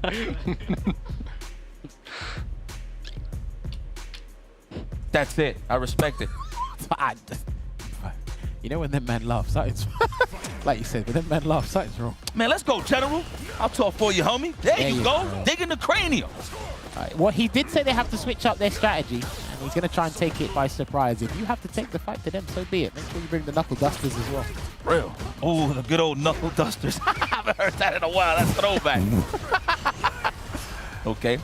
There we go. Let the Vinyl Raper speak for itself. You do have the lead. Yeah, you mentioned that at the start of this matchup. They've got to be careful of the flicker, whether it's charged or not. And again, another charged Psycho flicker here. Is he going to burn himself out on his own volition again? He's going to delay it this time around. He's got to be very careful here, ISDD. Oh, Nice. wait, that's good. There we go. You're going to spend more to finish the job for sure. But the problem is, he done roundhouse. He didn't think he was going to hit. Then he's on jab, jab. Yeah, if he yeah. done the drive rush cancel, I'm not sure if the Sonic Hurricane would have taken the round for him. So I like that he didn't spend it. He's still got the bar to work with. Oh, speaking of spending it though. All right, throw pressure. I'm going to bring the game to me. Come on over here. Plus frames as usual. The audacity, yes. He's trying to set a mind game and a precedent here that, again, you're not going to win every aspect on neutral. But Ending Walker doesn't mind him splurging the drive gauge. It's very exorbitant to get back to a neutral situation. There's that whiff punish there with the crouching heavy kick. Attacking the gauge as usual. That was so smart, Ending Walker. Nice trade. Come on over here. You going to spend it? No. Massive hurt box there on that Sonic cross. Oh, please do not throw a boom. He's got level 3. He ain't got it yet. He's got level 3, dude. Is that good? I literally think he's trying to do something else. If you throw a boom, he's got level 3. I think you see it. He's just being comfortable there eating a sandwich and burnout. But what a catch here from Ending Walker. Still puts him in prime position to go up 2-0. I like that ISDD didn't throw the boom. He was trying to find another way to kind of win that rounding duck and weave out of the situation. But as evasive as he was, fortunately it didn't work out here. So he can try and take this round because, again, it's his final round of game 2. So if ISDD gets this game, it's a massive difference. One snipe of a DP. That's all you need, ISDD. You're doing good on the offensive.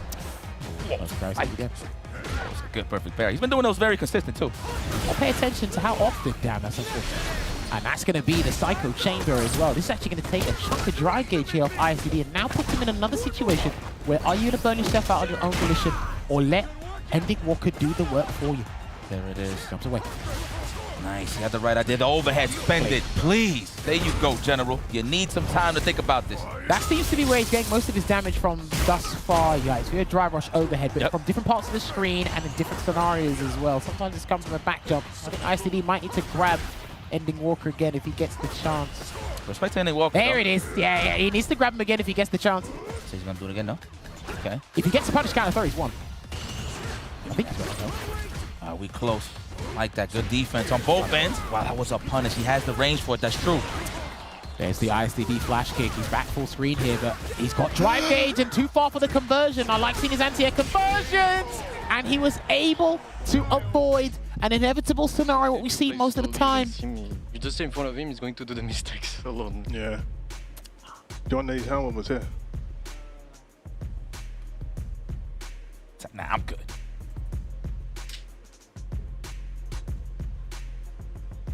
Not a worry in sight. Okay. Bowmaster identified. I think just to paraphrase here and at least kind of wrap it up. I think he's identified. He said the way ISDD's playing, he's gonna make the mistake like for you. You just kind of have to be lit. He's been super patient actually. I think there's 1 or 2 situations where I think like he's trying to trap a rabbit in a corner. Yeah. It's like, dude, it's like even if he's there, you still have to you have to bite. So. Credit to that air reset to give the game to General. I feel like you're going to see a little more standing fierce represented on certain occasions, just to clip him from backdashing or holding up. Yeah, he needs that drive rush throw. This is something I was saying before. More Gal players need to do because people need to perfect carry your booms. You need to surprise them with a drive rush throw or something. Yeah. Just accompany that. Make yourself look like the boom, huh? Yeah. Well, I like that. For lack of a better description, that's probably the best way to describe it. But this is the best way to counter a Sonic boom with that charge Psycho flicker into the blitz. Okay, just to save the drive gauge. I get it. I love it. Sometimes, I remember Big Bird said it, sometimes you got to spend the super to preserve your drive gauge, man. It's super important in this game. Oh, he's done it again. Too good. And look at that. Wake up into that. I would have done it too. I concur. You need to survive. He's definitely going to do the work for you in terms of the burnout. Oh, nah. Good chip as well into the blitz. I love the way that Ending Walker last minute did an EX Psycho Spark to kind of prevent a drive rush from the boom, which I mentioned before. This is something that Gal can't really do in this matchup. chuck that boom, staying in that range, that sweet spot for the perfect parry sweep. That is exactly what I was going to call out. This man is reading the future for me. I think you might be right. He might have to use more heavies or something different, because the success rate on perfect parry into sweep from Ending Walker has pretty much been like 95%. Oh, that's a punish. With a great start, too. Oh, no. Okay, no level 3 there to kind of put him near it, but he's going to try and get the drive reversal out of him, and he's not going to do it. Oh, dear. Even if he drive reversed, he would have got hit regardless, huh? Probably, yeah. From that far, yeah. Right. My goodness. Optimal. Let's see what they got to say. Not a damn thing. I'm pretty much Van Mass about to hit him like, what you want to eat after this? No? Have we heard that from anyone yet? No. Yeah, he should be fine, yeah. Yeah. We can see ISDD locked in. And again, like you mentioned, there's most aspects he actually hasn't been doing too bad. I think it's just obviously perfect parrying the Sonic Boom into the sweep, which means he has to play defense, which means he has to spend drive gauge defensively instead of offensively. How he's getting damage, drive rush throw, you're spending 1 drive stock, you're only getting about 12%. And then of course, where's the big damage coming from? Before it was drive rush overhead. It looks like Ending Walker's adjust his spacing, so that doesn't happen as much. And it's like, okay, if you want a flash kick, well, the more the merrier. Wow, the switch. Big choice here because it's training partner. Yeah, we have the obvious, right? Problem X. But let's see, though. This is the general, though. This ain't the Lord. Might be a little different here. Hey, sometimes the general has a big responsibility just as much as the captain. I think this might be a runner. See, I'm not trying to say that I'm still the daddy, can't do this, but my goodness, talking about a smirk and Ending Walker's face. Do you see him right now? Well, let's see how this pans out. Obviously, anything can happen in Street Fighter League. Gets the back throw. No surprise. Yeah, okay. Wake up drive reversal. I like that. I think that's the first time he's used that. This man just drive rush crouch and sweep from that close. Is he that confident? Maybe. Wow. Oh, he had the right idea. Recovered in time, though, to punish the double reverse. That was clean. No. Yeah, no, he's too comfortable in this. The fact that you're doing the shadow rise and he's rising with you, nah, he's too comfortable in this. Set point here for Ending Walker. It's not missed a step. It never stops. No pun intended. He's had to cancel that early into the head stomp just to avoid the juggle from there. But even then, nothing's happening. Still a neutral situation.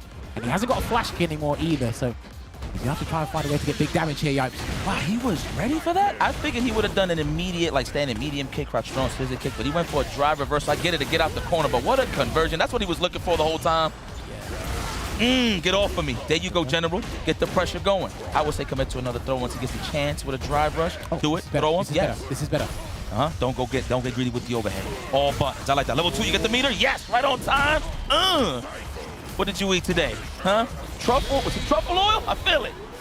Hey, truffle cheese down in these parts ain't too bad, you know. I ain't gonna front. Pretty good. Can't stunt. Truffle cheese ain't too bad in these parts.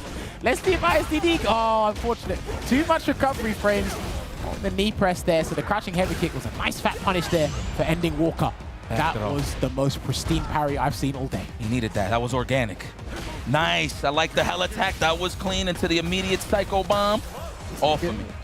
Don't overextend. Let it do its work. There you go. Now approach. Whoa. Sometimes you just don't do anything wrong.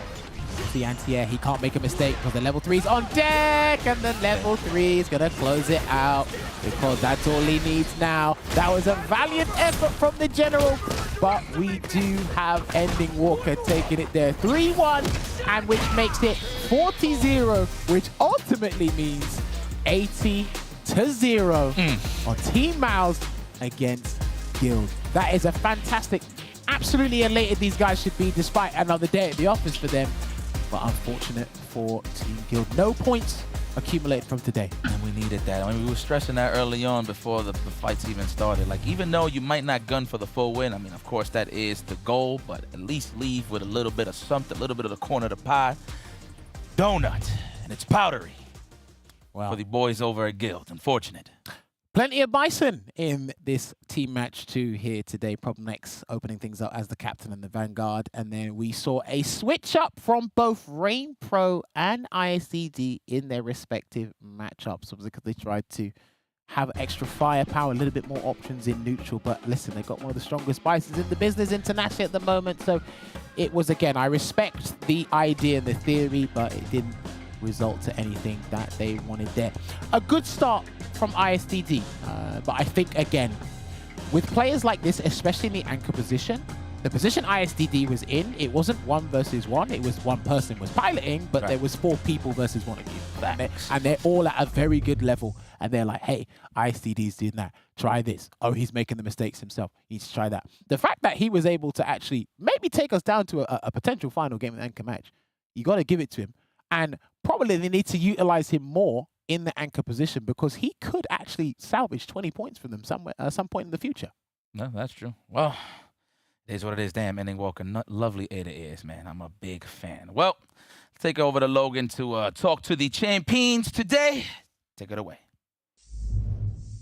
Thank you very much. Lots of warm hands here in the Mouse home end, putting up 40 points there. Problem X starting it off. Very happy not only with your personal performance, but again, maximum score from the team. And you can't ask more than that, can you? No, everyone played well. Yeah, I mean, to be honest, bringing Bison to these guys is probably one of the worst things you can do. So we was kind of happy with that.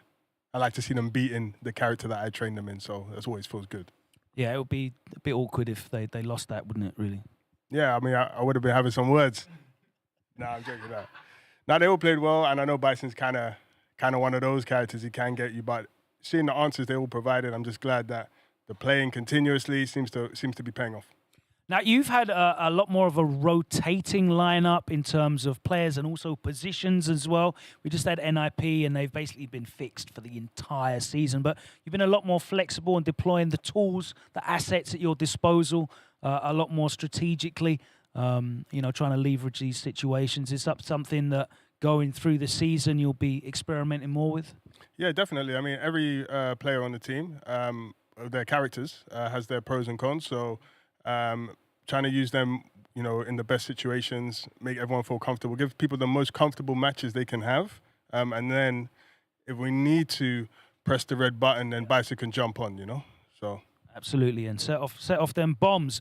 Valmaster, a great performance from you again. Always refusing to be loudly confident at the start, but it was a really confident performance from you. You seemed very much in control. Is that just the experience you have in that matchup? Yeah, on the first match he played Gal, and I play Gal a lot with him. It has been a long time I didn't play against Rain Pro, so it was a bit. I was less confident that if I was going to play against Lex, for example, because I played Lex recently and I'm more confident. But yeah, it's probably one of the matchup I play the most, and I feel the stronger, in the game. You've been coming in and out of the lineup when required. Do you feel like it's any kind of hindrance to not have, a run of games back to back to back, or are you just always feeling ready to go every day, whether you play or not? Honestly, I don't like to stay on the bench. That's what we say. Yeah. I like to play every game, even if the games are hard. I really love to play. I love this feeling of pressure, So I like it. So yeah, I will play as much as I can. Absolutely. Ending Walker, a fantastic performance from you. Your character, of course, is performing excellently for you, and you are a master of that character now. A lot of eyes of the world looking at you for innovations with that character. In terms of that matchup, you forced him to make the change, even though he did win a game. Do you feel like the character change on his part was the correct decision at that point, or was it a mistake? I think picking Bison on me generally is probably a mistake, but the alternative playing Gal is very hard as well. So if we play the card that you have. You've been very comfortable in the anchor position as well. That's 80 points now secured. You are the second highest scorer in the league. I know it's all about, the performance for the team. There's no point running up points if you're not getting the victories as well and the team's not performing together. But you must have like a sense of personal pride about how successful you've been and how consistent you've been so far this season. For the most part, I've been happy with how I played, but sometimes having more points doesn't necessarily equate to being a good teammate. So it's good that we're winning, and I'm winning my games as well.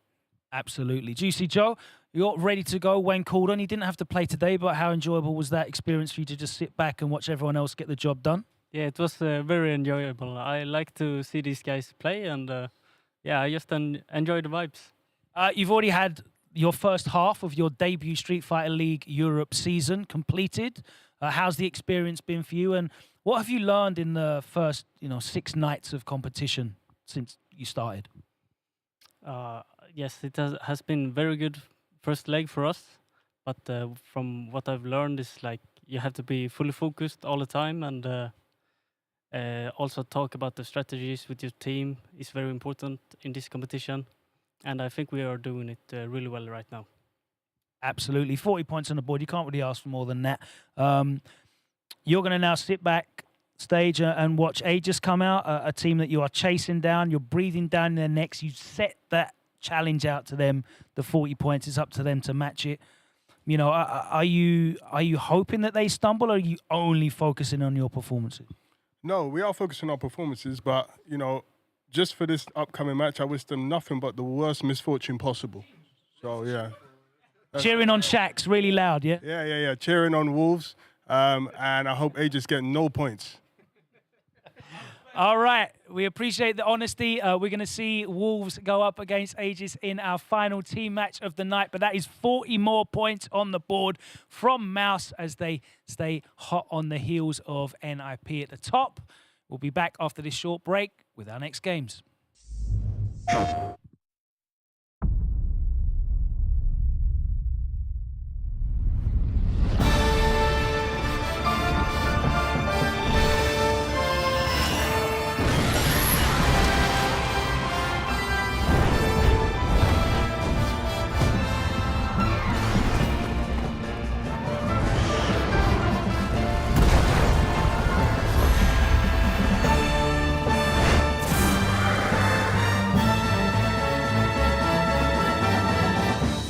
Our world is not headed for disaster, as you say. The Exalted One's awakening is simply the first step towards the birth of a brand new world. Everything will be destroyed to be born anew. We're going to finish the work that Red started. We won't let you awaken it. I get it that you want to protect Ratha. But all you're doing is making him suffer. Ratha here is the one paying the price for your selfish obsession with the Nergigante. Let's go, Rathy! Fire!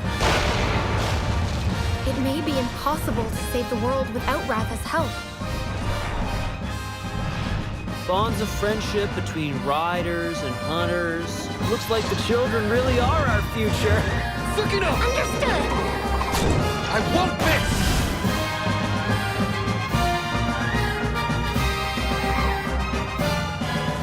Put our kinship to the test!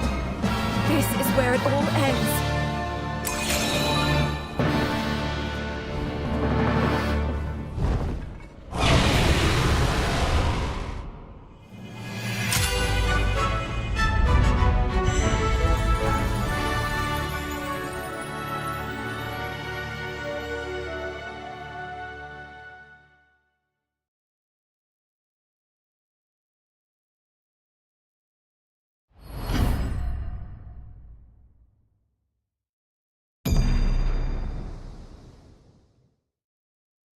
PlayStation.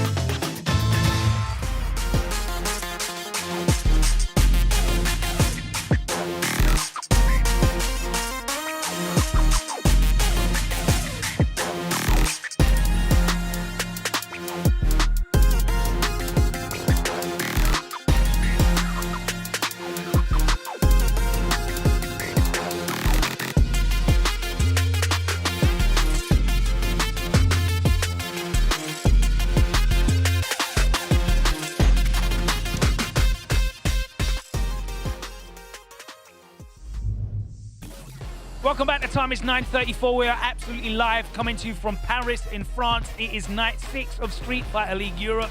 The second half of the regular season is well underway as we kick off the return leg, 5 nights of regular season action to finalize those standings as 4 teams will advance into the playoff finals. We have one more team match tonight, but that is coming up after this.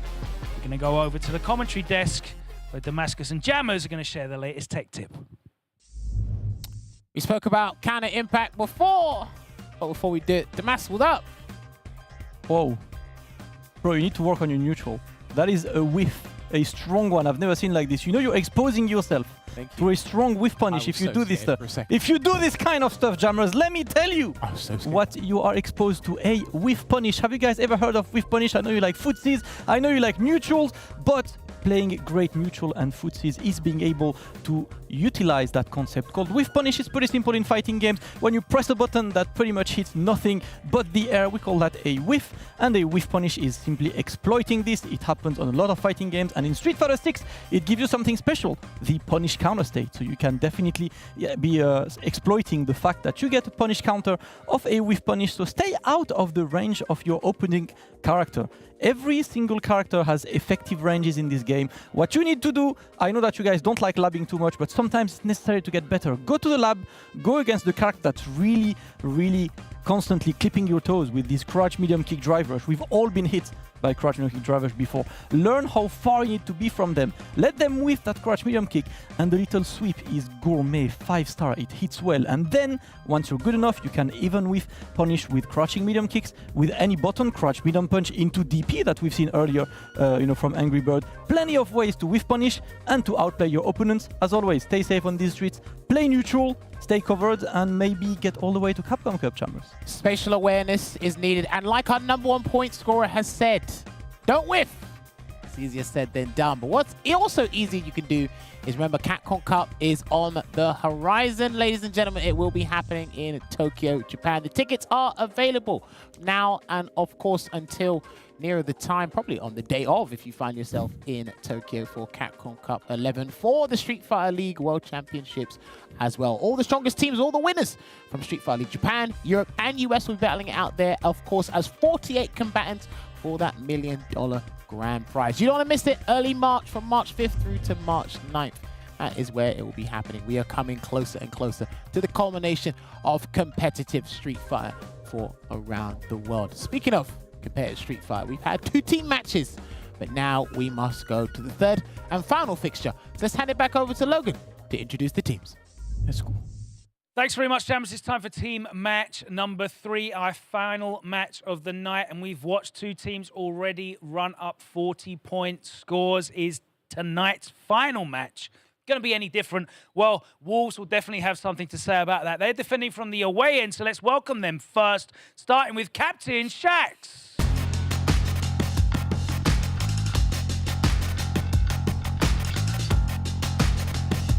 Next up, bringing the fire, it's Garnet.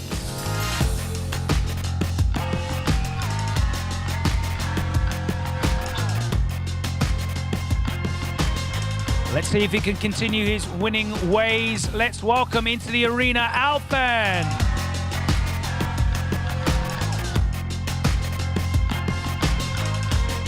And a man who embodies that Wolves slogan of fear nothing.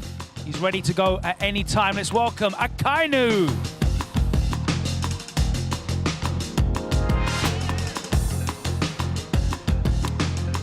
All right, let's speak to team captain Shax first. How did you guys spend your day off? Actually, I went to get a haircut first thing in the morning. It's all right still. Yeah, it's not bad still. Not bad. So yeah, I got we had a good meal together. A lot of talking, a lot of strategizing for the next 5 games that we have.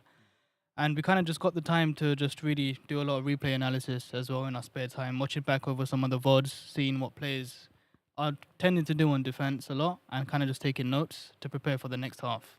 Definitely taking advantage of the fact that this is live. You have that footage to check on every night after the matches, win or lose. Let's talk about your wins. You got that big 40-point victory, and that is what is setting you apart from the rest of the pack there in that chase for that 4th playoff spot. How hard is it going to be for you to maintain that gap, though? They're hot on your heels. Tonight, obviously, it's great for you. None of them put up any points, and everyone else is cheering you on from the top of the table. But it's going to be a difficult ask, isn't it? Yeah, I mean, it's good that we have a lot of support from the players as well. But yeah, we're currently at 70 points, and the gap is getting bigger and bigger. So it's time to really, put our foot on the pedal and try and get those points back up. All right, let's come over here and speak to my guy with the potato, Garnet. Now, you are going up against Aegis tonight. And in the pre-match predictions, our broadcast talent did not predict a Dalsim mirror match. And I was really disappointed by that because I think it's a beautiful thing. What do you think about the Dalsim mirror? And are you down to play it today if necessary? I think Dalsim mirror is something difficult for both Dalsim player because it's hard to manage from both Dalsim. It's a weird match, and so I don't expect the Dalsim mirror. But if I will play against the Dalsim, I will not play Dalsim. If you play against the Dalsim, you will not play Dalsim? No. Character switch? Only for Dalsim. Interesting. I don't know what that is, so maybe I'll find out. We'll see. Guys, thank you so much for that. That's definitely a lot to think about. If you can head over to the away end. They really don't want to let me get this Dalsim mirror match in. It's crazy. All right. We have another Dalsim who is currently flying high in the league, undefeated. He is the captain of Team Aegis. The shields are up right now. Let's welcome in Mr. Crimson. Right now at 3-0. A fantastic record. With only one loss, another very reliable player for Team Aegis. Let's welcome the young hitman, Kills You.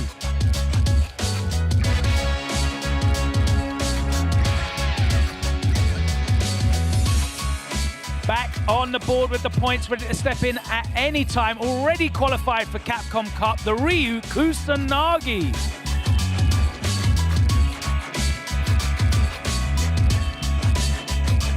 And lastly, emerging from the shadows, the shadow caster himself, the raging demon. Let's welcome Takamura. All right.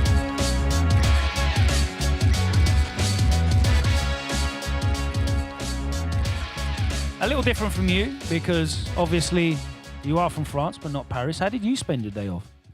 Oh, actually, I rest a little bit, and then I came here to practice a little bit, enjoy a little bit the view, call my family, everything. It was an important day off, honestly, because it's really exhausting to play every day.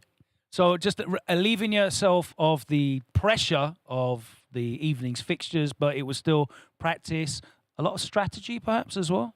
Yeah, of course, we talk, we have a Discord, we try to establish a strategy. We can also rewatch the games, that's really important in this live SFL. This is a great point. We can rewatch immediately the games. So that's pretty much what we've done. You're hot on the heels of NIP, but they're starting to pull away, put up another 40 points as well. How important is it for you to get your pairings perfect to get as many points as possible? It seems like they're not dropping in points anytime soon. So it's so important for you to make the most of this home advantage and get these pairings as tight as you can. Yeah, right now NIP have a pretty big lead, but they are still touchable. This match is important for us, but also for Wolves. We have a good strategy for it. We are home, so let's see how it goes. All right, let me come down this end to speak to Takamura. You've already popped off with some big moments this Street Fighter League season yourself. It's definitely been your most impressive performance, but you know, you've gone up against some killers. You're in a really deep squad, ready to go at any point. You're not relied on as well. What do you see as your role, your position in the team? Like Ken, I think Ken win a lot of matchups, you know. And the good things is that we have a lot of data on player in Europe, so we try as a team to make a good strategy so we know who we can send, you know, and yeah, that's it. Much like Mouse, you seem to be very good at rotating your roster, your position. Anyone who's ready to play in any position against the matchups. You've obviously, like you said, done a lot of work of that. But everyone's chipping in as well with the coaching, with the observation, on the communications, on their headsets as well. How beneficial has that been for you to receive that, and also, you know, being involved in giving your teammates that advice as well? This is an amazing feeling. Like sometimes I forget about the competition. We just talk about the game and trying to find solution every time, and this is perfect. I really like this.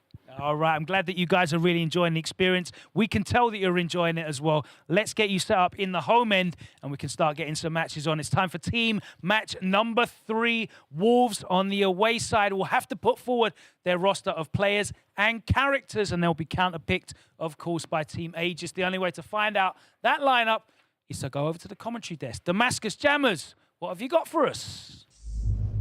The Wolves are away indeed, and we are about to know the lineup. And now that's the thing we mentioned earlier, Jammers, right? On the first day, on the home end, the Wolves went for choices that could have been qualified as questionable. And we'll see if they still go. And look at this. They're going for the double Kami, and Akainu is going to sit this one out for Garnet going for a first to 3. Now that's an interesting one, right? Akainu probably afraid of being sniped by people who he knows better than pretty much anyone in this room, so probably a decision that comes from him. And Garnet taking that first to 3 spot, which is a bit more stable to apply Dalsim's gameplay, I guess, Jammers? Garnet did win an anchor match before against Rain Pro, but yeah, Akainu sitting this one out because obviously he lost the anchor match in this last fixture. Shaq stepping up because he didn't play last time these two teams encountered in the first leg. So again, I've looked at some of these lineups, and in my opinion, some of them have been a little bit strange, but some of them they've actually been able to draw out some points. Others not so much. But if this is the best lineup they think is for Aegis, then hey, let it rock, because like I said, the Wolves hunt better in packs, and the captain himself is with Logan right now. So let's hear what he's had to say. Shaq's an interesting look to that lineup. It is somewhat contrary to conventional thinking, where you'd assume that Dalsim is the most susceptible character to being counterpicked in your lineup. But last time round, when you faced them, Akainu stepped up in the anchor role against Crimson. It didn't work out for him. We understand putting the Camis forward, obviously a very well-rounded character, and having double Camis means that you can't just throw away your one Cami counter pick. You have to consider the other one as well. But talk me through how this lineup's been put together, because it's very interesting from the outside without the insight. Right, so we decided to put Garnet as first to 3 because I feel like in the longer set, Dalsim can actually be a bit harder to deal with as opposed to first to 2. So we kind of believe in Garnet to really, you know, get the win there, because he's been practicing a lot with myself, Akainu, and he's really got the Kami practice as well. And overall, I just feel like he's playing really well, he's confident, and we can keep that momentum going in the first to 3. And I think that's really hard to deal with for the opposing team. Yeah, I definitely think, you know, that makes perfect sense to me in terms of the longer sets. So let's see who it is that you're going to be drawing out in game number 1. Can you please send forward your first player? You really do walk towards the interview like the meme. He was right. With confidence, and I love that, Kusanagi. Obviously, you had some very good news recently for your new sponsorship. Congratulations on that, sir. Well deserved. But let's get the business at hand. Please confirm your character and modern or classic control. Ryu, classic, stick arcade. All right, we've spoken about this matchup before, I think. Ryu into Kami. You're very confident in this, though. You have a lot of experience. Yes, exactly. As I said in my previous matches, I practice a lot with Killzoo, so I feel comfortable, and I know how to play against Kami. So let's go. What is it you're trying to, you know, take advantage here in these matchups? Because obviously, you know, Ryu traditionally very ground-based, has to take a lot of commitments in terms of projectiles and some of the like slower normals, more recovery, quite susceptible to dive kicks. How do you generally play around that? As Takamura said, it's pretty interesting because we got many data on each player, so there is different play style. and I know how to adapt myself against different players of Kami. So I'm feeling comfortable. Wicked, wicked. If you guys want to wish each other good luck, let's get into this one. Our first player match. Wolves sending forward Captain Shax, first of all, with a double Kami lineup. And then Aegis sending forward Kusanagi with the Ryu. Let's get into this one. Throw it back over to the desk. Damascus and Jammers, over to you guys. Wolves need the points, and this is a great way to start. But as Kusanagi discussed and illustrated to us in the past, he's not phased at all. He's not perturbed by these Kamis. He already beat Alphen in this fixture before and acquired the 10 points. And he's looking to get the double on the British Espionage in this fixture alone. Something you called out, so again, good call. We're getting better at this stuff, or you guys are getting better at this stuff. Damascus, you and Yipes. You agree with this away lineup? I mean, I think it does make sense, you know, in the away lineup having the double Kami, because, you know, very versatile character, doesn't really get sniped by anyone specifically in the opposing team. It's not the first to three, you know, I understand. That's what Shaq said, that's what I was talking about earlier, going for a Dalsim first to three, because Dalsim, you know, tends to be better when he's able to, you know, adapt to you, establish the game plan. A first to three is a bit better, and it also shows the trust they have in Garnet, and that's something I like to see. You know, I like to see a team that is not afraid to trust its team members, even when the choice doesn't look like the most natural choice on earth. There is still enough confidence in this team, and that just is a good testament of how good the vibes must be in the team.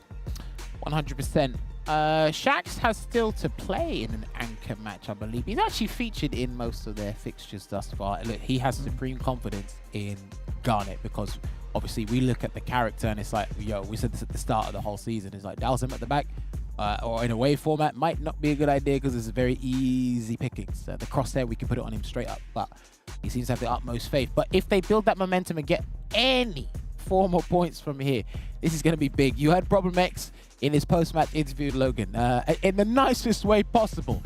I hope he just gets 0 points from this. That's the idealistic scenario. Respectfully, please lose. For Team Mouz, of course.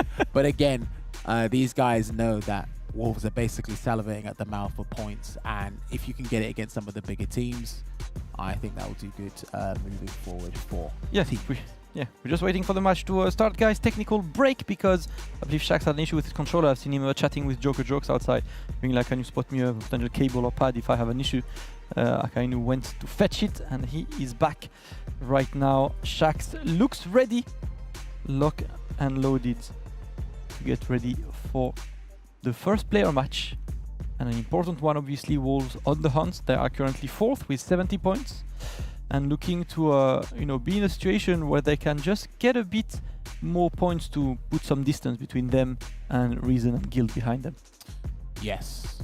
Again, keep a close eye on what Wolves do in the future, because the 4th spot is theirs to lose. The front runners, NIP, and then Aegis and Mouz, they're over 100 points, so they're in their own dogfight at the top of the table. But the bottom, well, if anyone slips up in their own regard, that's a different story here. So, just to get you guys clued up, of course, just to reiterate, Kusanagi played Alphen in day 1. I believe it was day 1 these guys played, yep. Yeah. Kusanagi took the dub there. Something I noticed was Kusanagi was doing DPs after dive kicks, the ones that were not humpable. They hit, but you couldn't get a follow-up. So let's see if he does that here. Yeah, Kusanagi really likes to, you know, stop you from establishing any kind of pace. Something he's really good at. An excellent jump in to open the show. Shax converts on that trade, and that's going to be into the corner. Kusanagi already on the back foot. The great offense from Shax. Beautiful stuff here from Shax, firing off on all cylinders thus far, but you need to be careful about how Kusanagi likes to steal turns or keep the momentum in his favor in the matchups there. And another anti-projectile tool. He's going to spend the level 1 here. Interesting call, but one combo should close it out. If he gets the hit, he should be good. Probably what he's looking for, but he's going to get swept.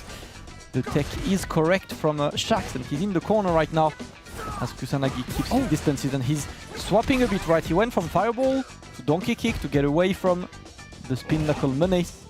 Shax, big patience. Protect there after the dive kick there. That looked like maybe a 0, maybe +1, depending. But he's trying to fake him out here, but didn't quite work out. There's the overhead. He's going to build the level 2 as well. He's not going to commit to it. Nope. One guess. And he went low. He put him out. Oh, brother. Oh, that's not kidding either. Got DP. Oh, no. know. I thought he had to DP. I'm not sure. I don't know. That's probably intended. We'll give him the benefit of the doubt because he took the round and this is what they need. Listen, brain freeze moment from Kusanagi, I guess, but Shax taking it regardless. Mate, I couldn't speak English for a second. It's a brain freeze for me as well. And then this is going to be... because double drive rush into stand fierce level 2, pretty sure would have killed. I think Kusanagi was trying to be conservative on the bar usage there. Shax did the hard part. Yeah. Parry again, dude. Okay, they've studied. He's like, all right, he likes to do Hashigeki pressure, but let's find out if it's not a true block string. And lo and behold, he's found it. Gets the back throw there to Shax. One button into level 3 should do the trick. Yeah, he's going for the light Hashigeki this time, right? Because he got punished a couple times before with the perfect parry. So changing up, but Shax is looking immaculate so far. 1-0. We're going to do the necessary business, pull out the 50 caliber, and get the first player match there, or the game in this player match. Laisse-toi aller, on voit du drive rush, l'avant HK lorsque tu l'as en corner. Yeah, use that forward roundhouse a bit more when you're in the corner. Défensivement, il s'est relevé une fois en X-dive. He woke up once with the EX dive, so get ready for this. And you know what? We don't have time. Kusanagi does not want any of that coaching. We're playing. He seems pretty good, pretty comfortable so far. And the thing is, when you walk back on somebody's defensive reversal, it covers a lot of things. Wake up drive reversal, the dive kick, the DP. You just expose your feet. And Crimson did mention to him, look out. Yeah. Unfortunately, he didn't take it there. Alright, there we go. The DPs are coming out right now. The trail donkey kick, but that's gonna give him one Denjin charge. Looking to put it to good use. Either part of fireball, he's faking them for now. Yeah, because he needs to, because he got the quick spin knuckle before, and there's a little bit of recovery on the Hashigeki. So, all right, pressured him, try to run away, no dice. He's gonna charge at the target combo. So that should be the round, Damascus. Okay, this guy hits like a truck. We got the double Hashigeki. I like seeing like 3-in-1 combo. I think we could do 3-in-1 combo anyway. And you know what? I like the way that Kusanagi stops his momentum from drive rush. You do the donkey kick, you do Hashigeki, with a jab and try something. Another successful perfect parry there from Shaq. I'm not gonna lie, perfect parry on a crouching medium kick in a string is such an incredible feat because you don't really use crouch medium kick in strings like this. Shaq's just getting the right timing. It's time to play the throw loop game into the corner we go, solar plexus and the great DP. I like the damage that he decided to take there, but unfortunately that is going to be the game for Kusanagi. Oh, look at these biceps. Every day is arms day. What do you do Monday? I curl. Tuesday, you curl as well. Wednesday, we curl! So we mentioned this a few times, and I had a chat with... I noticed this like 3 days after coming back. Oh. Rien à dire, franchement, c'est juste... We good? C'est 7h06, quoi. Franchement, il a juste bien joué. Why do you coach him in French? Je sais pas. Damn. I'm a bit confused. He said you played well, it's just how the game goes in the moment. Oh, drive rush overhead again. Yeah, I had this chat with Sengan on Twitter before. When you do a drive rush overhead, the next hit actually doesn't scale. It's still at 100%. And when you have massive amounts of drive gauge to work with, you actually get a lot of damage, which is one of the Kusanagi's favorite things to do, depending on the matchup or the circumstance. We saw at UFA a fair bit. And he's looking to actually get in pole position here in this first player match, Damascus. All right, but to the corner we go right now.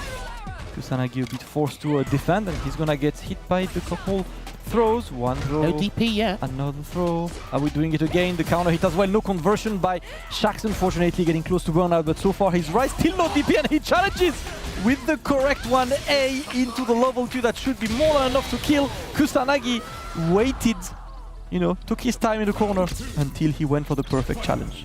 Delayed button seems to be the new trend these days, and Shax thought he was going to do a reversal, but he didn't do it. Chased him down, locks him afterwards with another dive kick. Some of Shax's defensive choices have been incredibly successful. He's 100% on the defensive OD dive kicks, I believe. His DP's been blocked, but the dive kicks, I think they've all worked. Yep. Well, they look good. Kusanagi on match point still. Shax playing the perfect parry game again!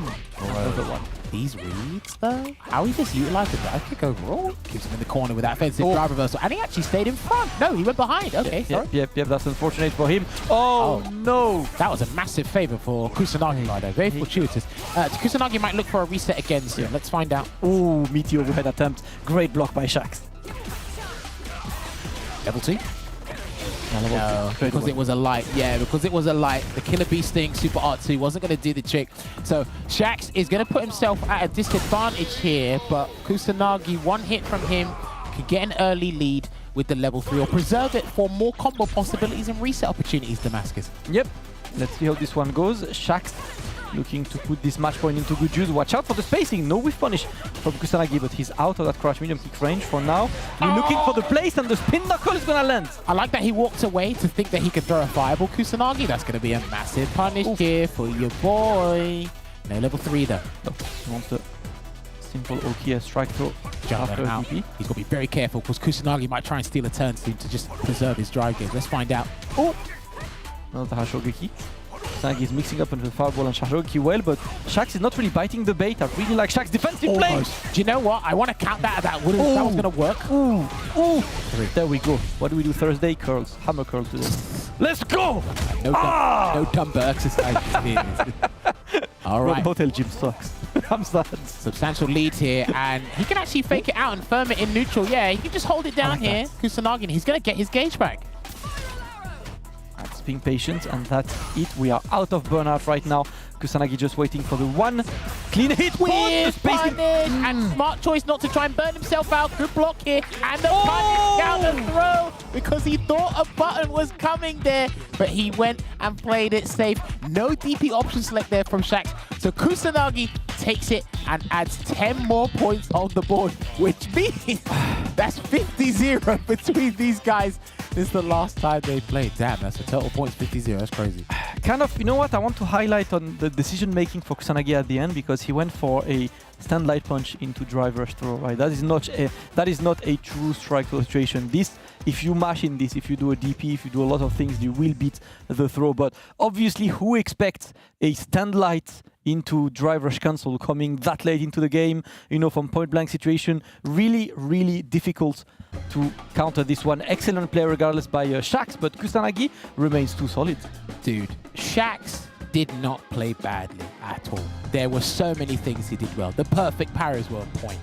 99% of the dive kicks were on point. I think one missed, that's because Kusanagi was moving forward anyway. Had the right conversions. I think he made some CEO decisions in terms of spending his bar to take it to a final round, but overall he handled that matchup incredibly well. Just fell short in a couple of scenarios, and then even when Kusanagi burned himself out, he couldn't really capitalize in the way he did there. But unfortunately, it was just one guess after a drive rush cancel from something that barely has any hits done.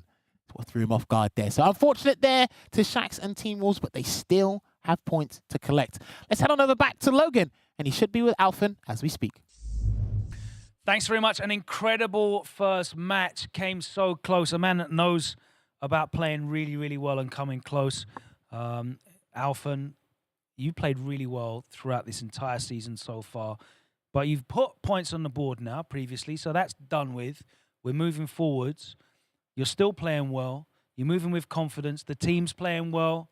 Shax opened with a good performance, but we need points on the board, don't we? We need points, and my team is playing very well overall. Even at the start of the season, we all played well. Just need a little bit more confidence, and it will work out. How did the team come together during your day off and, you know, look to get that mindset locked in, that positive mindset, that confidence behind you guys? Our objective is to get, of course, the first seed. It's going to be rough, but we practiced, we talked a lot about strategies and stuff. So I think we have a good plan for today, even though Shax didn't manage to take the win. We're going to make sure to win for him. All right, well, you know, the pendulum of momentum swings back and forth. We'll see what happens in this set. If you can please send forward Aegis, your second player. What was that, a groan? I won't, it kills you. You often don't get what you want. Mr. Crimson, undefeated so far this season. Can you confirm your character and classic or modern controls? Dalsim Classic. What's your thinking here in this matchup? Because I would think in first to two, this is quite a volatile matchup for Dalsim. True, but the thing is, like, we have Kills You who can play Mirror, and actually I think Mirror is really volatile too. So it's an opportunity to try something, and it's not like we have a lot of points, so we can try things actually. So that's why I'm here. It's been a great season for you so far. You are undefeated, but you haven't played as much as maybe some of the more prominent players this season. Why is that? Actually, I think the two great teams have good matchup against the Dalsim. You know, as you say, undefeated, but it doesn't mean anything, honestly, for me. My goal is to do the best with the team. So, yeah, that's why I didn't play that much. So it's very much you're picking your moments, using yourself when you know that it's beneficial for the team, and you have full confidence in the 3 players behind you to do the job if you're not playing. Exactly. That's why I can play no stress and working with the strategy and everything. All right, well, let's, if you want to wish each other good luck, we'll get into this player match number 2. Wolves putting forward Alphen with the Cammy. It's double Cammy tonight. He was countered, though, by Mr. Crimson. He was not expecting that. Let's see if he's ready for it, though. Let's head over to the desk. Damascus and Jammers, take it away. You know what? I can never tell when Crimson's going to play, but again, Aegis are a very flexible and versatile team, so it's in their hands. They know exactly what they're doing. That's why I'm a backup dancer and I'm not on the stage playing with these guys here. Just to elaborate on something Mr. Crimson mentioned, and Logan mentioned about him not playing as much. He's kind of following something similar he did last season. But when in the day off that we had, I was trying to look at all the patterns and try and figure out what the teams were doing right, what they're doing wrong, like I said in our pre-show. Crimson actually sat out of the big fixtures for very good reason, and he actually mentioned it there as well. So I should have actually noticed that and said, hey, maybe we should have predicted Crimson playing here, but he took the rug out of from underneath Alfred's feet, didn't he, Damascus?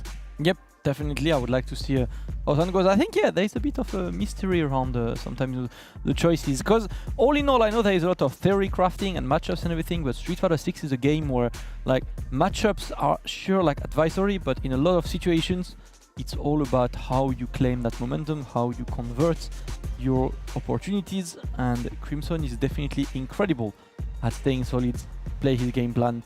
Let's see if he's going to be able to face Alphen, because for those of you who are not familiar with Alphen, in this season, I believe currently he has more World Warrior points than Crimson, because most of the World Warriors, he outplays Crimson.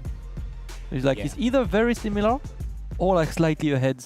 It's been a great season on the World Warrior side for Alphen. Obviously, CPT France, Monaco currently paused because SFL, but we'll be back right after SFL. There'll be a few more, one more into the regional finals, and Alphen still playing for his chance for Capcom Cup. But today, it's about defeating Mr. Crimson for his team. Yeah, this is big because if Wolves know exactly how hard this is, so the strategy could be let's acquire 10 points, let's mitigate the damage and make sure they don't get a 40-0. Sometimes it is insurmountable for some people, but other people, they can still turn this around, because if they equalize here, then it has to be a winner. It has to be a 30-10. Basically, if Alpha loses here, there's still the possibility of Garnet turning this around. And they put the Dalsim up for the family. Man has said, I'll step up to the plate and do my due diligence and have the responsibility here as well. Depending on who you ask, some people think this is a 5-5. I remember F-Champ a long time ago, he said over time this should be in Cammy's favor, just the longevity of the game's lifespan.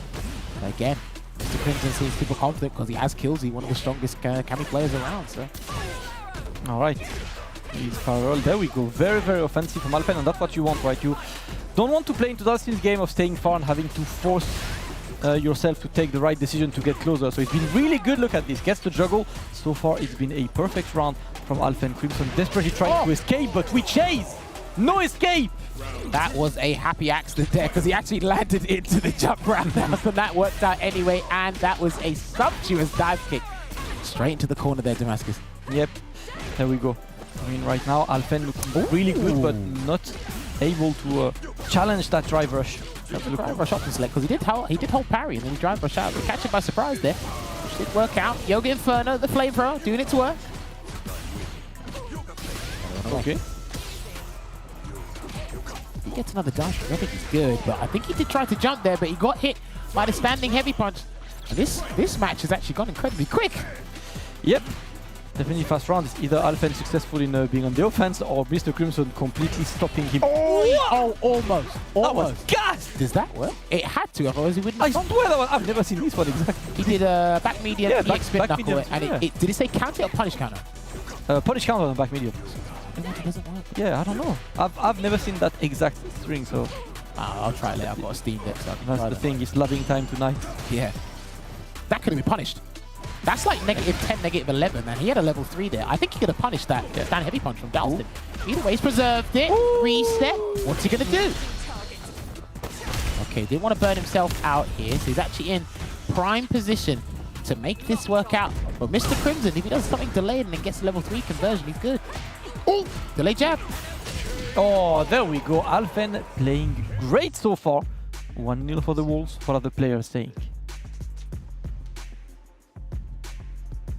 Let's hear Takamura, probably.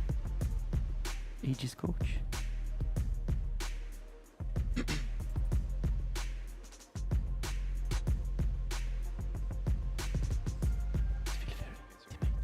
Just play your game. You play really well. Just be careful on whiff punish. He throw a lot staying heavy kick, heavy punch, sorry. Yeah. I feel focused like these guys, bro. See, and this is the beautiful thing about this fixture here. If you go up against Crimson, Garnet's on your side, so he can actually give you even more of an insider scoop as to what's going on, and already hit the ground running in the second game here. Yeah, so far Alphen is playing great. He's getting close to burnout, but still going immediately on the offense. Crimson just getting away from that corner and sending Alphen there. Perfect parry game is clean. Alphen looking to get close with the spin knuckle. So far, trying to drive rush in, because I think that dive kick was too far. Oh, there you go. Oh, wow, actually the perfectly spaced dive kick there to Massive. Alright, try reversal. Crimson is very happy to use this tool on a regular. That's one of the things you see him using a lot to recreate some space. Oh, beautiful spacing there. Gets the crouching medium punch conversion into some Oki as well. No tech there from Alphen, so Mr. Crimson will throw him for his troubles. He tried to wait for a parry there, or a DP. It didn't come out. Is he looking for that jump again? The last time he got clipped by Stan Fierce, but now he's getting clipped by everything. Oh. Alphen is looking for the way in, but it's looking difficult, especially at low life, because you know you need to take a risk to get closer to Dalsim, so when the next risk is the last one, you think twice. This block from the mid-screen there as well, gets the force knockdown conversion. He's been handling it so far as well. He hasn't really relied on, well, perfect parry, and he is going to get some Oki from a side swap instead, and this is going to be huge. And I agree with this. He already spent 2 bars, took an extra 1.5, put him in a nasty situation. He probably could do the meaty stand roundhouse and burn him out. That can look like it works. We're going to do stand fierce instead, play it safe. Nice. Gets the whiff punish. It's going to be a difficult one, but that was clean. Do you know what? I thoroughly respect that. Let's wait for this round to pan out, and I'll explain something. Oh my god, Jammers, one more hit, and he goes for the spiral. So when he did that neutral jump there, he was in burnout. Most people just do wake up drive rush, and they just block it. Oh, sorry, drive reverse, and they block it. It's -2. He anticipated that and went for a jump. More people need to do that at a high level. It's basically a free punish if you get the right read. Yep, great read on the drive reversal coming out, and now Alphen not only has match points, he also has the 3 bars locked and loaded, which are a nightmare to deal with for Dalsim, who tries to play full screen. This is meaty there, unfortunately, over the heavy kick, but he's still in a good position here and pops out the flamethrower once again. That's going to be plus on block, and then this is going to be huge. He's not dead yet. What's the defensive choice from Alphen?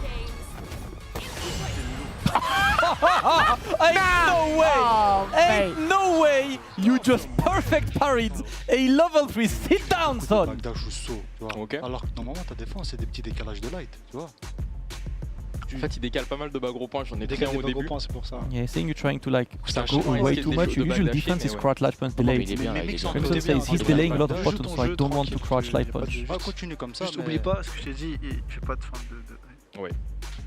Donc si t'as... Oh, okay, don't forget what I told you. I didn't say what he told you. Mais genre, pour te toucher, pas pour te Bien faire sûr. de feinte. Ok. Secrets. Allez, Crimson, hein. Now, I just want to say, Crimson's mocking it. That was rude. That perfect parry on the level 3. Bro, a perfect drive parry. with parry. So if you just do drive rush throw after forward throw, it's going to parry most times. So be careful. Okay, Shaq's offering some advice there, saying where to go for drive rush throw. That's actually pretty good advice from the players as well, where they can actually figure out where you can do drive rush throw. Sometimes with the advice, just in general, not these guys specifically, you got to be careful because people vary their defense incredibly well, so they could be on the same wavelength as you. So. Yeah. All right, let's see. It is the final game in this second player match, and Alphen takes the right decision with the wake up ODDP. Going to be parrying this. Great challenge. Very brazen challenge there, and a perfect parry on the crouching fist to make sure Alphen second guesses his Oki situation. Take walks away, I like that. Okay. it out here again. I like this range because, again, it limits Alphen's options to approach Mr. Crimson. This is where it gets a little bit difficult for Cammy, but if he does find that one drive rush, that one dive kick, he's good. Alphen's taking his time. I like the approach. Almost. Oof, the way he got sniped from the air right now. Needs to find the way in. Mr. Crimson is taking his sweet time. Really good perfect parry game from Alphen there. He's got to go in. He's probably got to try something different. He's not even introducing Hooligan. He's just keeping it very simple by walk speed, dive kick, maybe a drive rush into something. There's the drive rush as I literally speak about it. Speak it into existence here. He'll try to run away. And that's what Takamura noticed, right? Mr. Crimson is trying to escape a lot, and there we go. He's gonna go for the double drive rush into level 1. Mr. Crimson offering himself too much points, but man, Alphen is putting a lot of pressure. Oh, he's making him work for it. I think after that crouching heavy punch, I think he wanted Mr. Crimson. Okay. That's unfortunate. But I think that's what he wanted to do before, and it didn't combo, so he might have done the wrong button. Throw coming in. ET as well. Not looking good here for Alphen. Building up with the momentum as Mr. Crimson Damascus. Yep. Let's see, 1, 2, 3. Just a standing roundhouse. Alphen. Yeah, there we go. This is it. There we go. I see crouching meaty punch from Chun-Li work pretty well against that button as well. And that's going to be the game. He just has to exhaust all his meter, turn pale, but for the good reasons. And the merciless Yoga is going to rack up 10 more points. Mr. Crimson, super confident in his matchup. And boy, does he get rewarded with those 10 points for Team Aegis. Very clean, man. That was a devious DI, man. This one, like, last thing you expect after seeing Crimson playing so incredibly solid for the entire length of the player match. He goes at the end and he's like, you know what? Now's the time. Let's see if you're ready. You're not, because you don't really have DI in your mental stack at this moment, right? You haven't really been given a reason to look for DI, and you're looking to grab some kind of momentum. That was a great call out from Crimson. Also, let's not forget, that's kind of a hard read, because if you look at the way Alphen was using his aerial approach, 9 times out of 10, he fully committed to the dive kick. So if you think he's going to commit to the dive kick, do a DI because they can't recover in time. If you're trying to react to a dive kick with a drive impact, they can react with their own counter impact. In a situation like that, he was in the driving seat. He could control basically anything in that situation. So I love that. I also, again, we've just got to recite this. I love that neutral jump punish on the drive reversal from Alphen. It's something high-level players, like I said, need to do a little bit more. If you're burnt out and get an Oki situation, if you think they're going to wake up drive reversal because they know it's safe, neutral jump, free punish. All right, that was an excellent play regardless by Alphen. Your commiserations to him, because honestly, he's played great, and you can see the pressure he put on Mr. Crimson, but Crimson is a bit too solid in these situations, right? He's the kind of player who barely ever flinches. You don't really see him in difficulty, and today he showed why he's the captain. He's 20-0 for Team Aegis, but there is still the possibility of a tie. We had one Dalsim playing, and Logan is with the other Dalsim, Garnet, on the main stage. 2 great matches, 2 fantastic performances, but no points on the board yet. It comes down to you, Garnet. The opportunity to tie it up. How you anticipate in this pairing, because there's a lot of options over there. What you expecting Aegis to be sending out against you? I think there's a possibility that Killzoo and Taka could play, because both characters are a difficult matchup for Dalsim. But I'm a Dalsim player, so I have my strategy, I have my plan. I study every day. I practice a lot. Even yesterday in the brigade and day off, I practice all day because I have a goal. So I want to become a pro player. So yes. I want to win something big. I want to become something big. That's the right attitude to have. Now, we just watched a Dalsim against the Cammy, and it went to the line. How's that matchup usually go for you? I think... I don't know, because it's a hard choice, because Ken is a bad matchup for Dalsim, even Cammy. So, but I'm ready. I'm not afraid. All right, let's find out exactly who it is that's going to be going against you. 20 points on the line to play for. Let's see. Aegis sending up Takamura. Can you please confirm your character and classic or modern controls? Ken and the classic. All right, we're just riding out with the Ken then. No Akumas so far. No this season. Maybe next season. Okay. Garnet, not a big fan of this matchup. What makes it very difficult for Dalsim to handle Ken? Ken has a very good corner carry, so if he do a mistake in neutral and I whiff punish, then this is corner and then you have to guess. Simple as that. Yes. You're once again in the anchor role, showing that all of your teammates basically can play in any position, but back here once again 20 points available. It's so important to keep pace with the other two teams that have put up 40s. Do you feel any pressure on you now, or are you comfortable knowing that your teammates are behind you and backing you up? No, I feel comfortable. Garnet is in my region, World Warrior for the CPT, and I know him very well, so I'm feeling confident. I'm feeling okay. All right, let's see how it goes. If you guys want to shake hands, wish each other good luck. We love that. Good vibes only right here. But only one team can be feeling the good vibes after this match. 20 points on the line. Is it going to go to Wolves with Garnet and the Dalsim to level it up and take it to our first tiebreaker of the season? Or is it going to be another 40 points to Aegis to keep pace with the other two teams at the top of the table as Takamura steps in with that Ken? Only one way to find out. Let's throw back over to the desk. Damascus and Jammers, over to you. A great match to potentially finish this team match, but there could be a tie between these two players if Garnet makes it. But I've got to salute once again, like Garnet's mental, the way Garnet just sees the game, the way he puts so much effort, in being as good as possible. He knows, right, when you pick Dalsim, there are matchups that are going to be uphill, but if you're spending your time just complaining about the matchup, maybe Dalsim is not your character, and that's when you can see that the mentality Garnet has is great. He showed the same back in the late SF5 days, with his Fang that was getting better and better and better, and I'm very glad to see him getting better and better with that Dalsim, because he's one of the hardest workers and has a great mentality in the game. Yeah, if you keep lamenting about bad matchups, it kind of hinders your growth. They become worse as a player. But he understands the ramifications of the character Dalsim, but he likes playing characters like this. Also, shout-outs to Garnet's parents as well, by the way. He's actually telling me last night, his mom, I think especially his mum, watches and follows the FGC. She knows a lot of the commentators, a lot of the players. Nice. She even watches him play the game when he's actually training, and I think she records a lot of his matches. And she's starting to say when he does a bad throw take, why are you Ooh. I think that's how deep it's gotten. Bro, this raises the question, when are we getting the FGC parents tournaments? I want ending Walker's parents to pull up. Real quick before someone takes that. Someone takes that. Bro, this is bars, like I can't lie. Imagine, the father-son tournament, mother-son tournament. This is one of my dream events, Get ending Walker parents there, get Kusanagi's father in there, get like all the family. Let's go, let's see who the family is. Do you imagine, like we play and like, yo, my mom would beat you, beat your mom at Street Fighter. Anyway, Takamura versus Garnet, potentially the last match of the night, but it is an anchor match. Wolves need the points, Aegis need the points, and like Takamura said, if you make a mistake in neutral, it's corner and just time to guess. And time to guess indeed. Into the corner, Garnet's gonna try to escape that situation. Oh no, not a great decision there. He's trying with the driver Russell, sorry, I still say V Russell a year in. Trying to escape. I still have that mindset as well. Yeah. There's the burnout there, and that should be the round.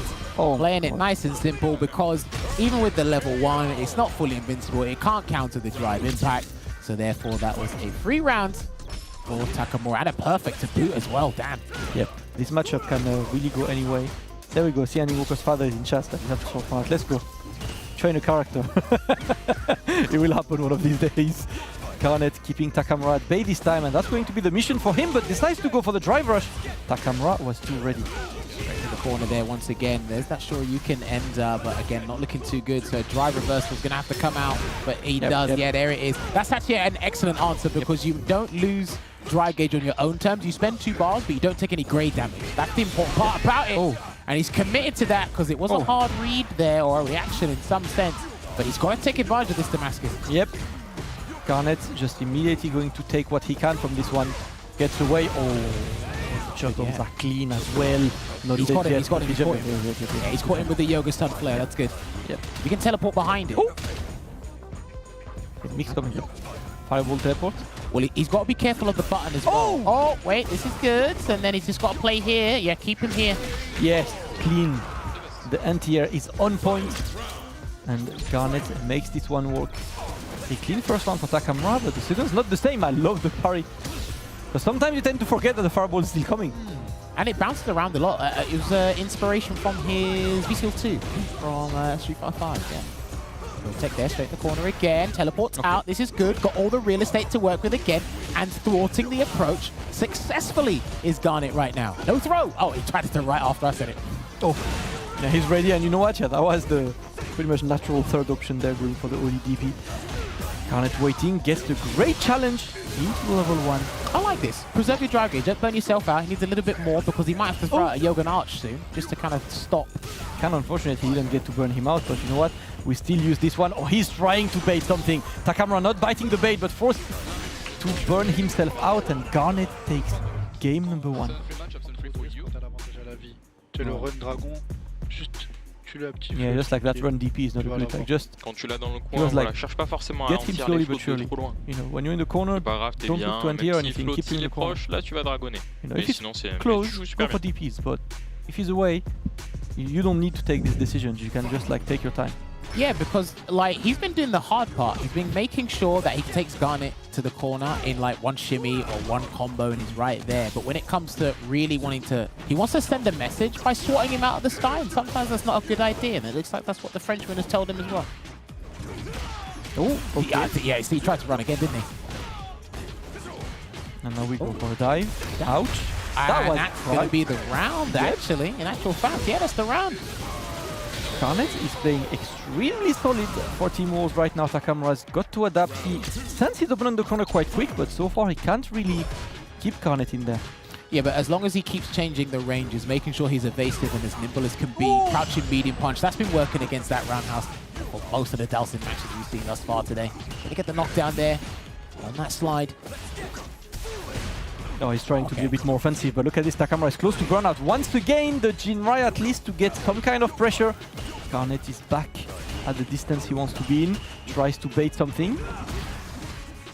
Looking good here, and as well the crouching medium punch buffer, because normally people do dash after certain buttons from Dalsim, so you walk into about 20% damage there, and he's still looking for a perfect parry from a drive rush in the mid-screen. Oh!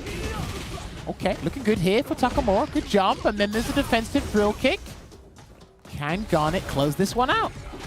Yep, he's playing really good for now, but obviously Takamura is pretty much at range in terms of the resources to kill in one hit. Yeah, Garnet with the drive reversal, excellent decision right now. Keeping Takamura out, and there we go! Float like a butterfly, sting like a bee. Amazing. Bro, take your time. Take your time. He's gonna change his playstyle. They're talking to him. He's gonna change. He's not gonna play the same, right? Let's go. You know, right? No, I think he's gonna play crazy. Yeah, he's gonna play crazy, or he's gonna do drive rush. You see how Rain Pro plays against you? He's gonna mostly do the same, like drive rush probably. But stay focused. Play the same and you adapt. We will tell you if something happened. He has to stay. Il faut absolument la pari. Parce qu'il y a TP, pas TP.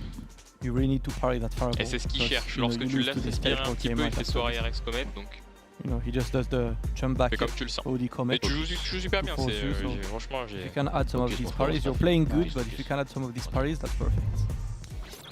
The key thing for Garnet here is to stay laser focused, and hopefully he doesn't turn this into a catastrophic error, because he's doing well thus far. But like Damascus said, thank you very much for the translation.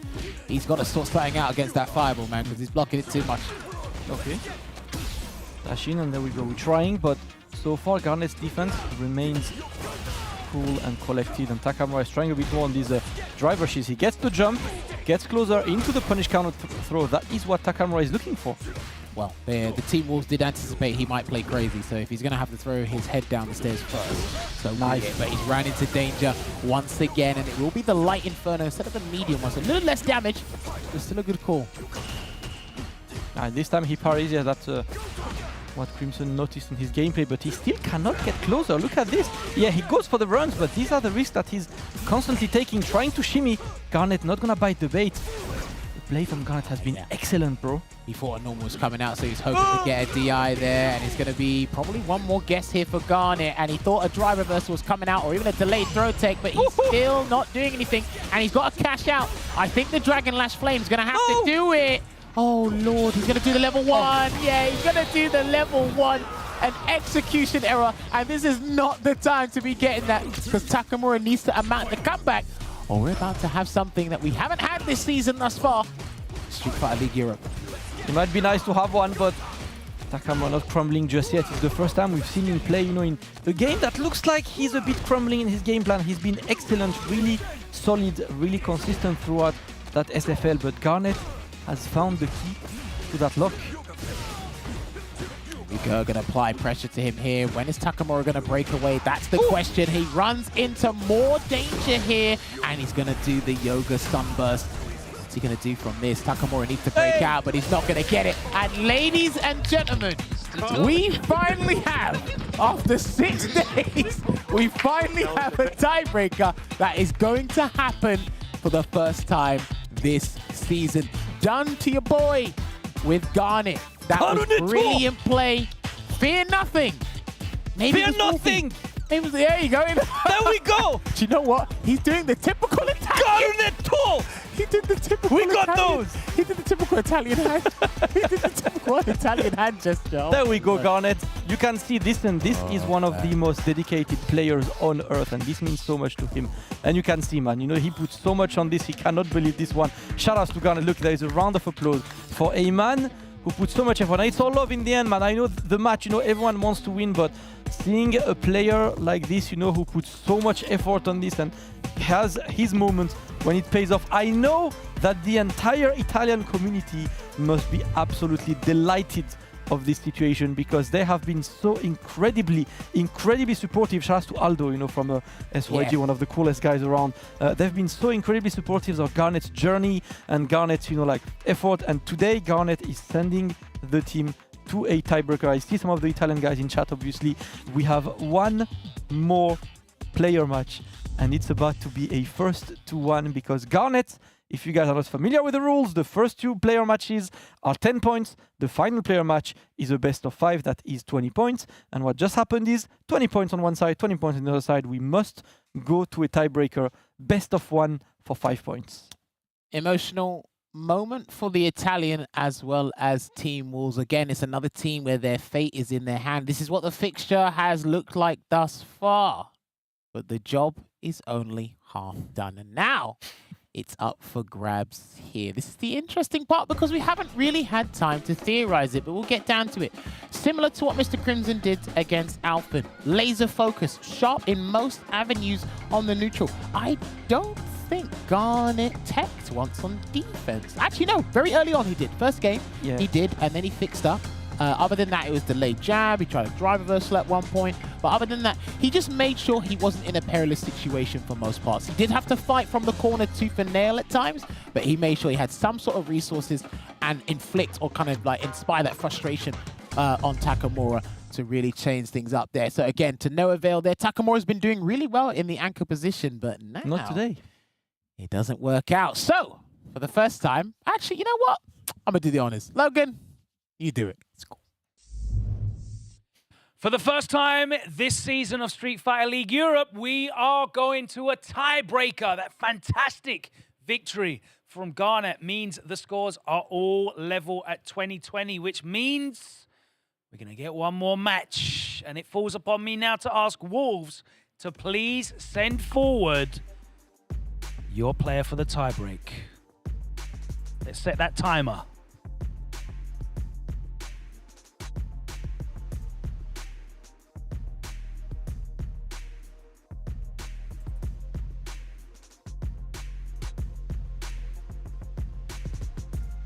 Okay. Alphen, can you please confirm your character and control type? Camille, classic controls. All right then. What's the team strategy behind this after that performance from Garnet? He looks very emotional. He gets very emotional, so we want to let him rest a bit. And we both play amazing, Shax and me. But I think I can do better in first one, so that's why we picked me. All right, who are you expecting them to stand up against you? Probably kills you this time. Okay, let's find out, shall we? Together. Team Aegis, can you send forward? All right.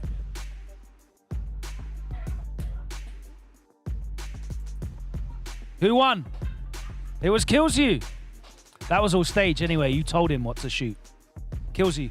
Can you confirm which character and what control type it will be? I will play Camille on Classic. All right, we're getting a Cammy mirror. Obviously, you didn't play throughout those other games. Are you ready to go? I'm always ready. Always. All the time. I love that. I love that. What was the thinking of leaving you out of the lineup here, but now bringing you in this time? Is, you know, have you been observing, been watching? You feel very confident going into this matchup? Were you always going to play this tiebreaker, or was it strictly a counter to Alphen? No, we just did a Junken and I won, so... I know, but that was staged. We know it was staged.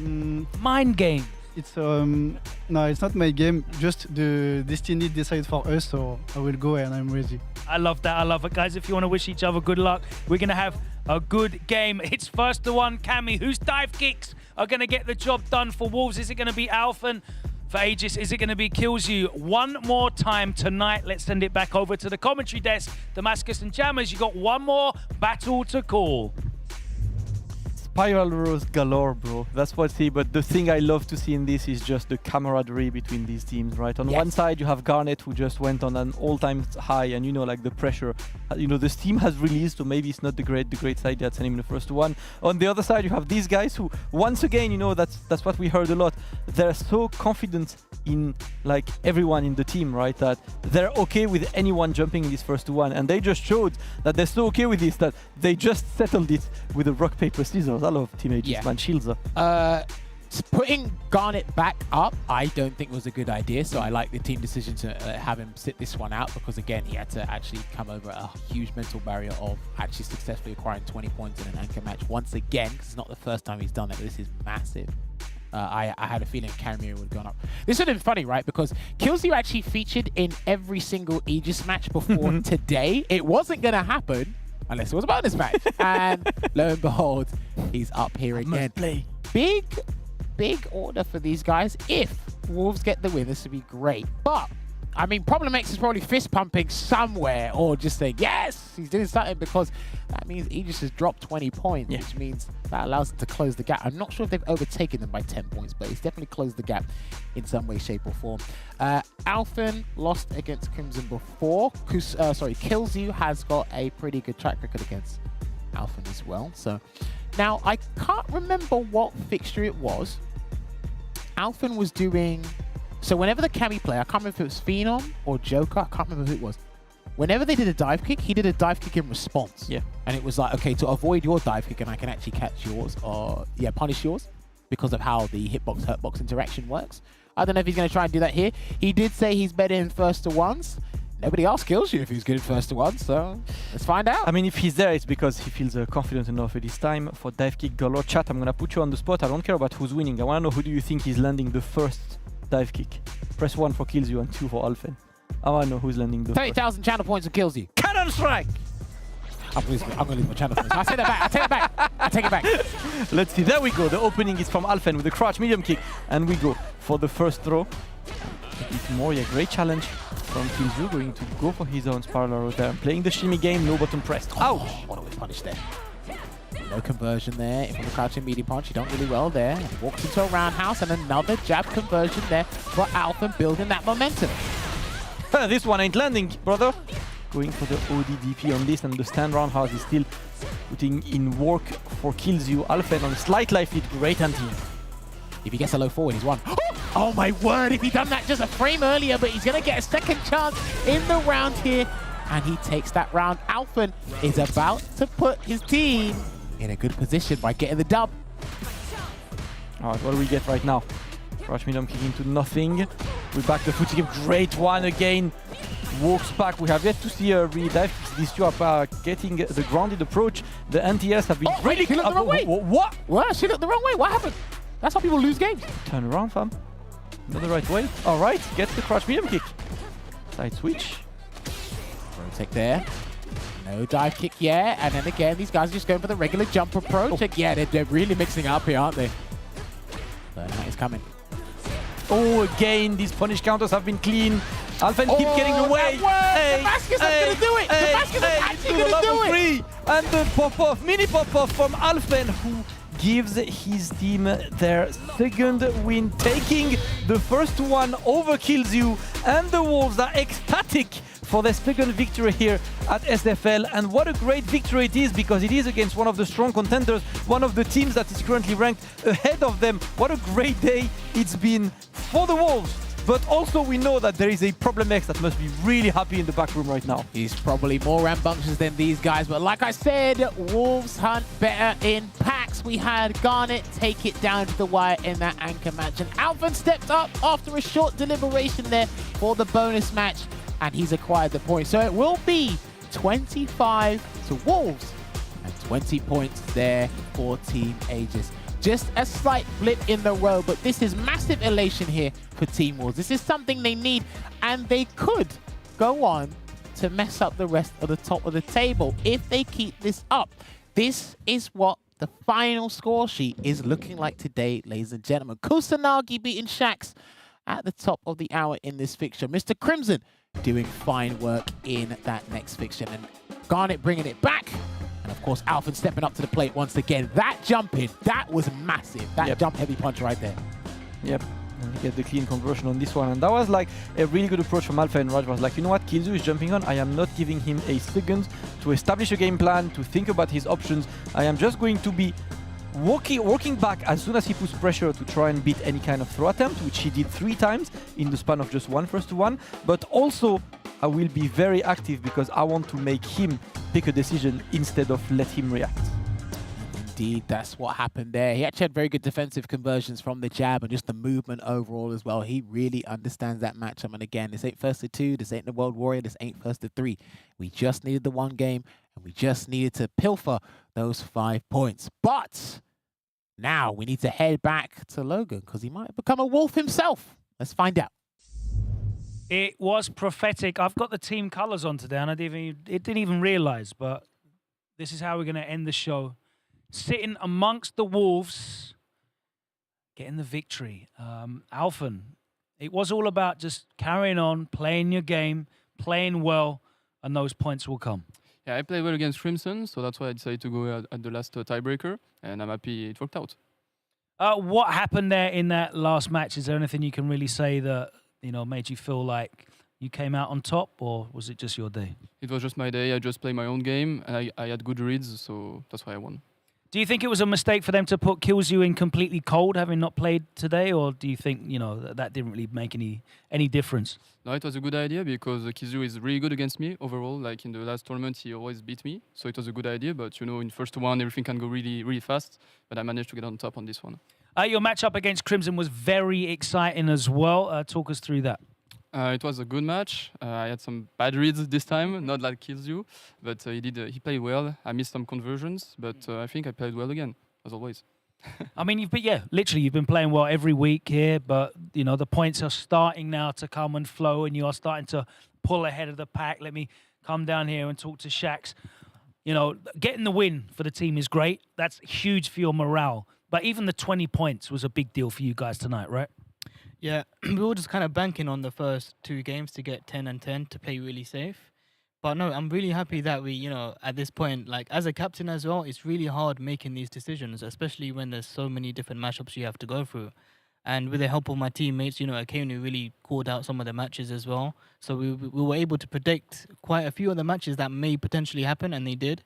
And they worked out in our favor. So I'm really happy as a captain that I managed to get the right lineup and get the 25 points today. Yeah, I mean, it really does show that, playing consistently well, you're not in control of the results always, but you're in control of just playing your best. And eventually you will be rewarded for that and you're getting the points. How do you feel now that you've pulled a further 25 points ahead of the rest of the chasing pack? And right now, there's a little bit of comfort for you when it comes to the playoff picture. Yeah, I mean, we got 95 points now. It's a big gap from the bottom two teams, but we don't want to get complacent. So it's always important to remember that we still have that drive and that we're still hungry to try and potentially get top two. It's not impossible. We have a few home games left, so we're going to try and maximize those opportunities and get the most points possible. Great stuff. Garnet, how are you feeling now? You calmed down? You brought your composure back? A little bit, but for me, beating Takamura means a lot because we are big friends outside the game. Yeah. And we speak every day about the game, about motivations. He motivated me a lot of times, and he gave me a motto: if you're tired, then do it tired. And for me, it's not only an opponent, it's not only a big friend, but it's also a master for me. So hard work pays off every time. I'm so happy about that. You said how hard you work. You said how much you want this. You want to be a professional, and you put in a professional performance there. It looked like it was a lost cause. Everyone was expecting it to be another 40 points, but boy, you put on a real show. You know, how happy are you with your performance there? Because I think you and Takamura don't really often have games that are that wide apart. You were just getting everything right today. Excuse me, can you repeat, please? Sorry. In terms of that match, normally you and Takamura are a lot closer, but that was such a big win for you. Did you just feel like today everything was going right? Yes. Even with the counter pick, I think I played more so solid maybe than the other games in general. So I felt that in that match, in difficult matchup, I know the weaknesses about the Dalsim in that matchup. So I tried to avoid that weaknesses and try to play on his strong things. So I think it's gone all right. Would that be one of your personal best matches you've ever played in your career? Maybe yes, could be the best one.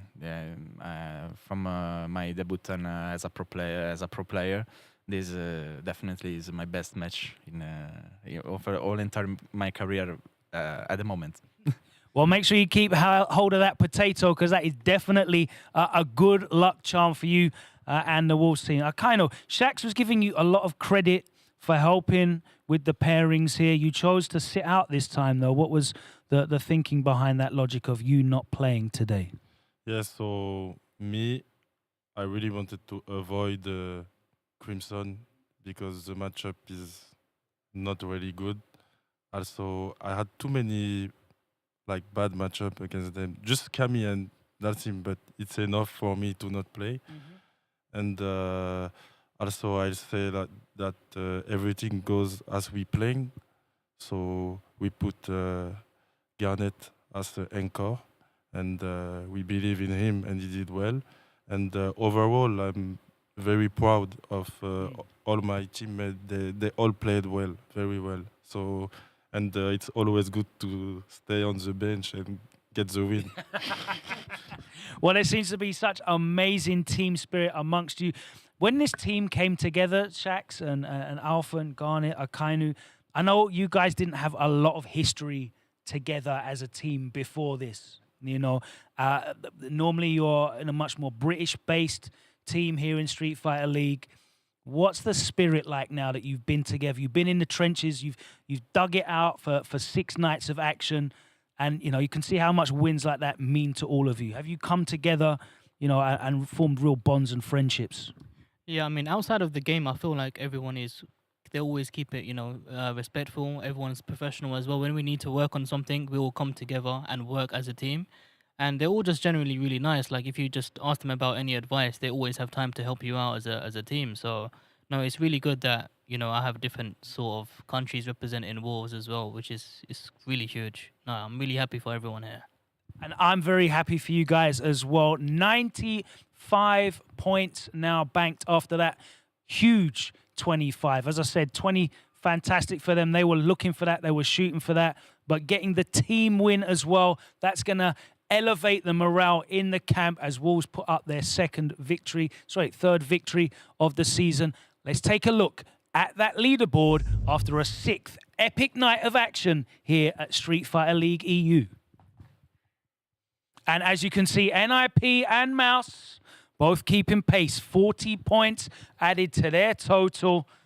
Aegis only putting up 20, and that is enough for Mouz to leapfrog them at the top of the table. A 65-point gap now, though, has opened between Wolves and Guild. Wolves are going to continue looking upwards. The chase is on. 75 points is a huge deficit to make up, but they're going to make sure they're looking forwards, not looking over their shoulder, and making sure that they put their best foot forwards as we head towards the last 4 episodes of Street Fighter League's regular season. That's right, 4 more nights until we hit the playoffs. And boy, that is going to be electric. Let's welcome, though, to have a look at tonight's amazing action. Let's get Jammers, Damascus, and Yipes back inside here because, you know, we're all choking up a little bit. Yes, we love that. We love that. Guys, let's talk about this Wolves team. They've come together.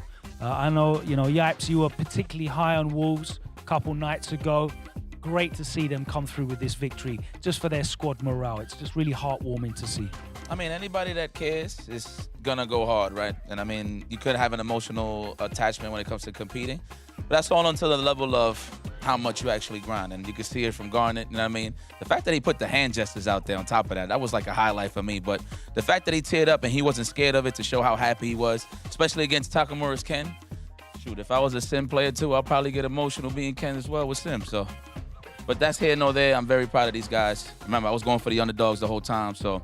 And they was already in the 4th seed. They was comfortable, but they're stretching that lead a little more, so it's Absolutely. good for them. There's starting to be a bit of a gap now, isn't there, Damascus? But they're not going to want to look behind them and worry about the chasing teams. As Shaq said, there is a possibility of them catching some of these other teams if they can put up scores like that. I mean, I think they've just set a great momentum for the second leg as well, because I said, now you can only look up. You know, you don't look behind, you look forward. They've set themselves into a great momentum that hopefully they confirm tomorrow, because not only have they finally found like the win, they maybe finally found an anchor that is 100% reliable in the name of Garnet, because that was not an easy matchup by all means, but he played in a way that we've watched these two play each other on World Warriors a lot.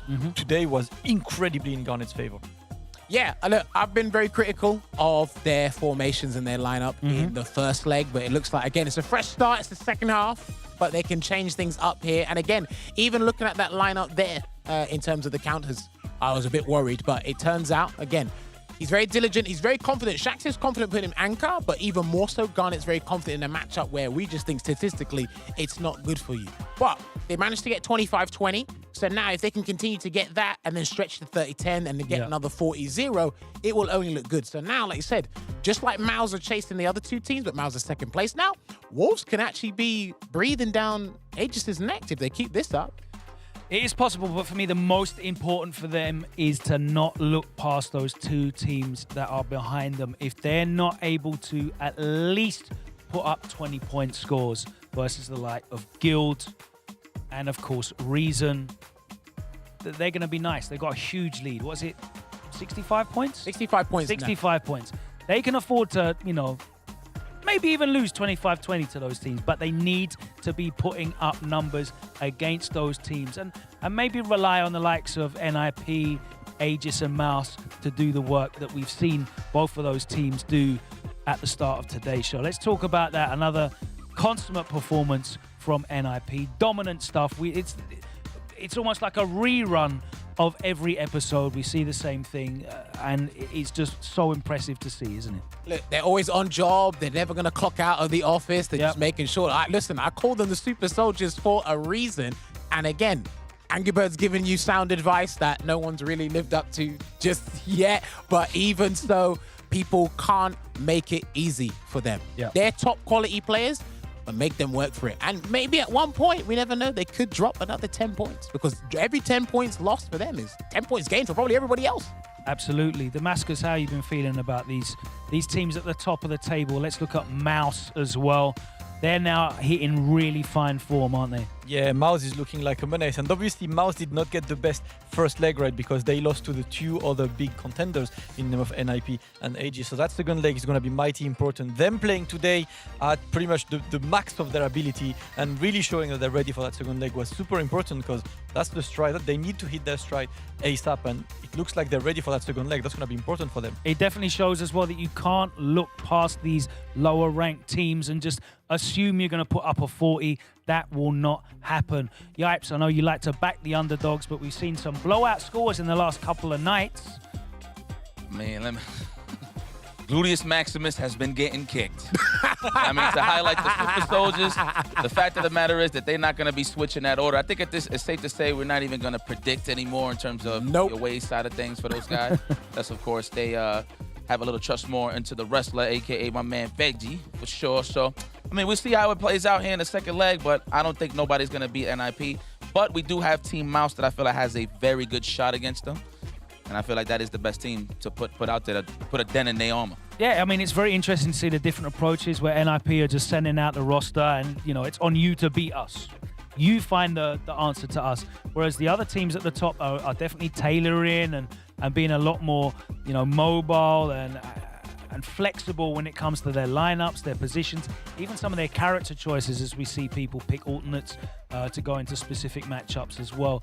How do you feel that's going to fare when maybe NIP do start hitting the sticky stuff and it might get tough for them? They haven't really been on the fly. They say they've got the plans. They haven't practiced them out in the field. They haven't tested these plans yet. Yeah, sometimes you need to be in a more practical sense than theory. And again, it was Street Fighter League. Anything can happen in the league. But again, this is why all the teams need that kind of elasticity. You just kind of work around it. And it's like, look, you even heard with Team Aegis today. They said, oh, okay, we're in a decent position. We can try something. All right.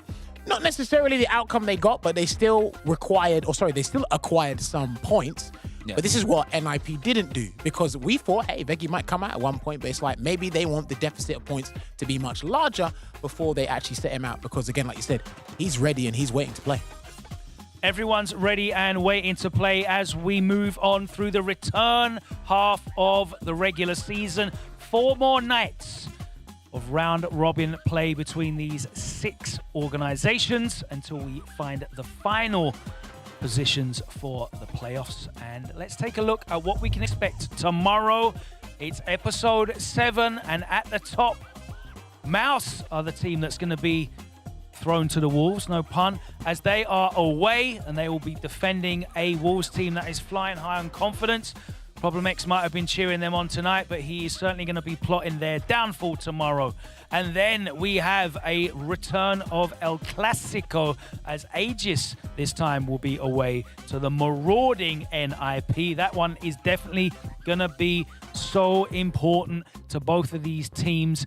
Are NIP going to just put a stamp on the fact that they are claiming this first spot, or are Aegis going to be able to throw not only a spanner in NIP's works, but, you know, strap a rocket to the back of their hopes of getting a top seeding position? Then in team match number 3, it is, I couldn't say more of a must win for these two teams. Both rooted to the bottom of the table, both on 30 points. Someone's going to have to get some points, guys.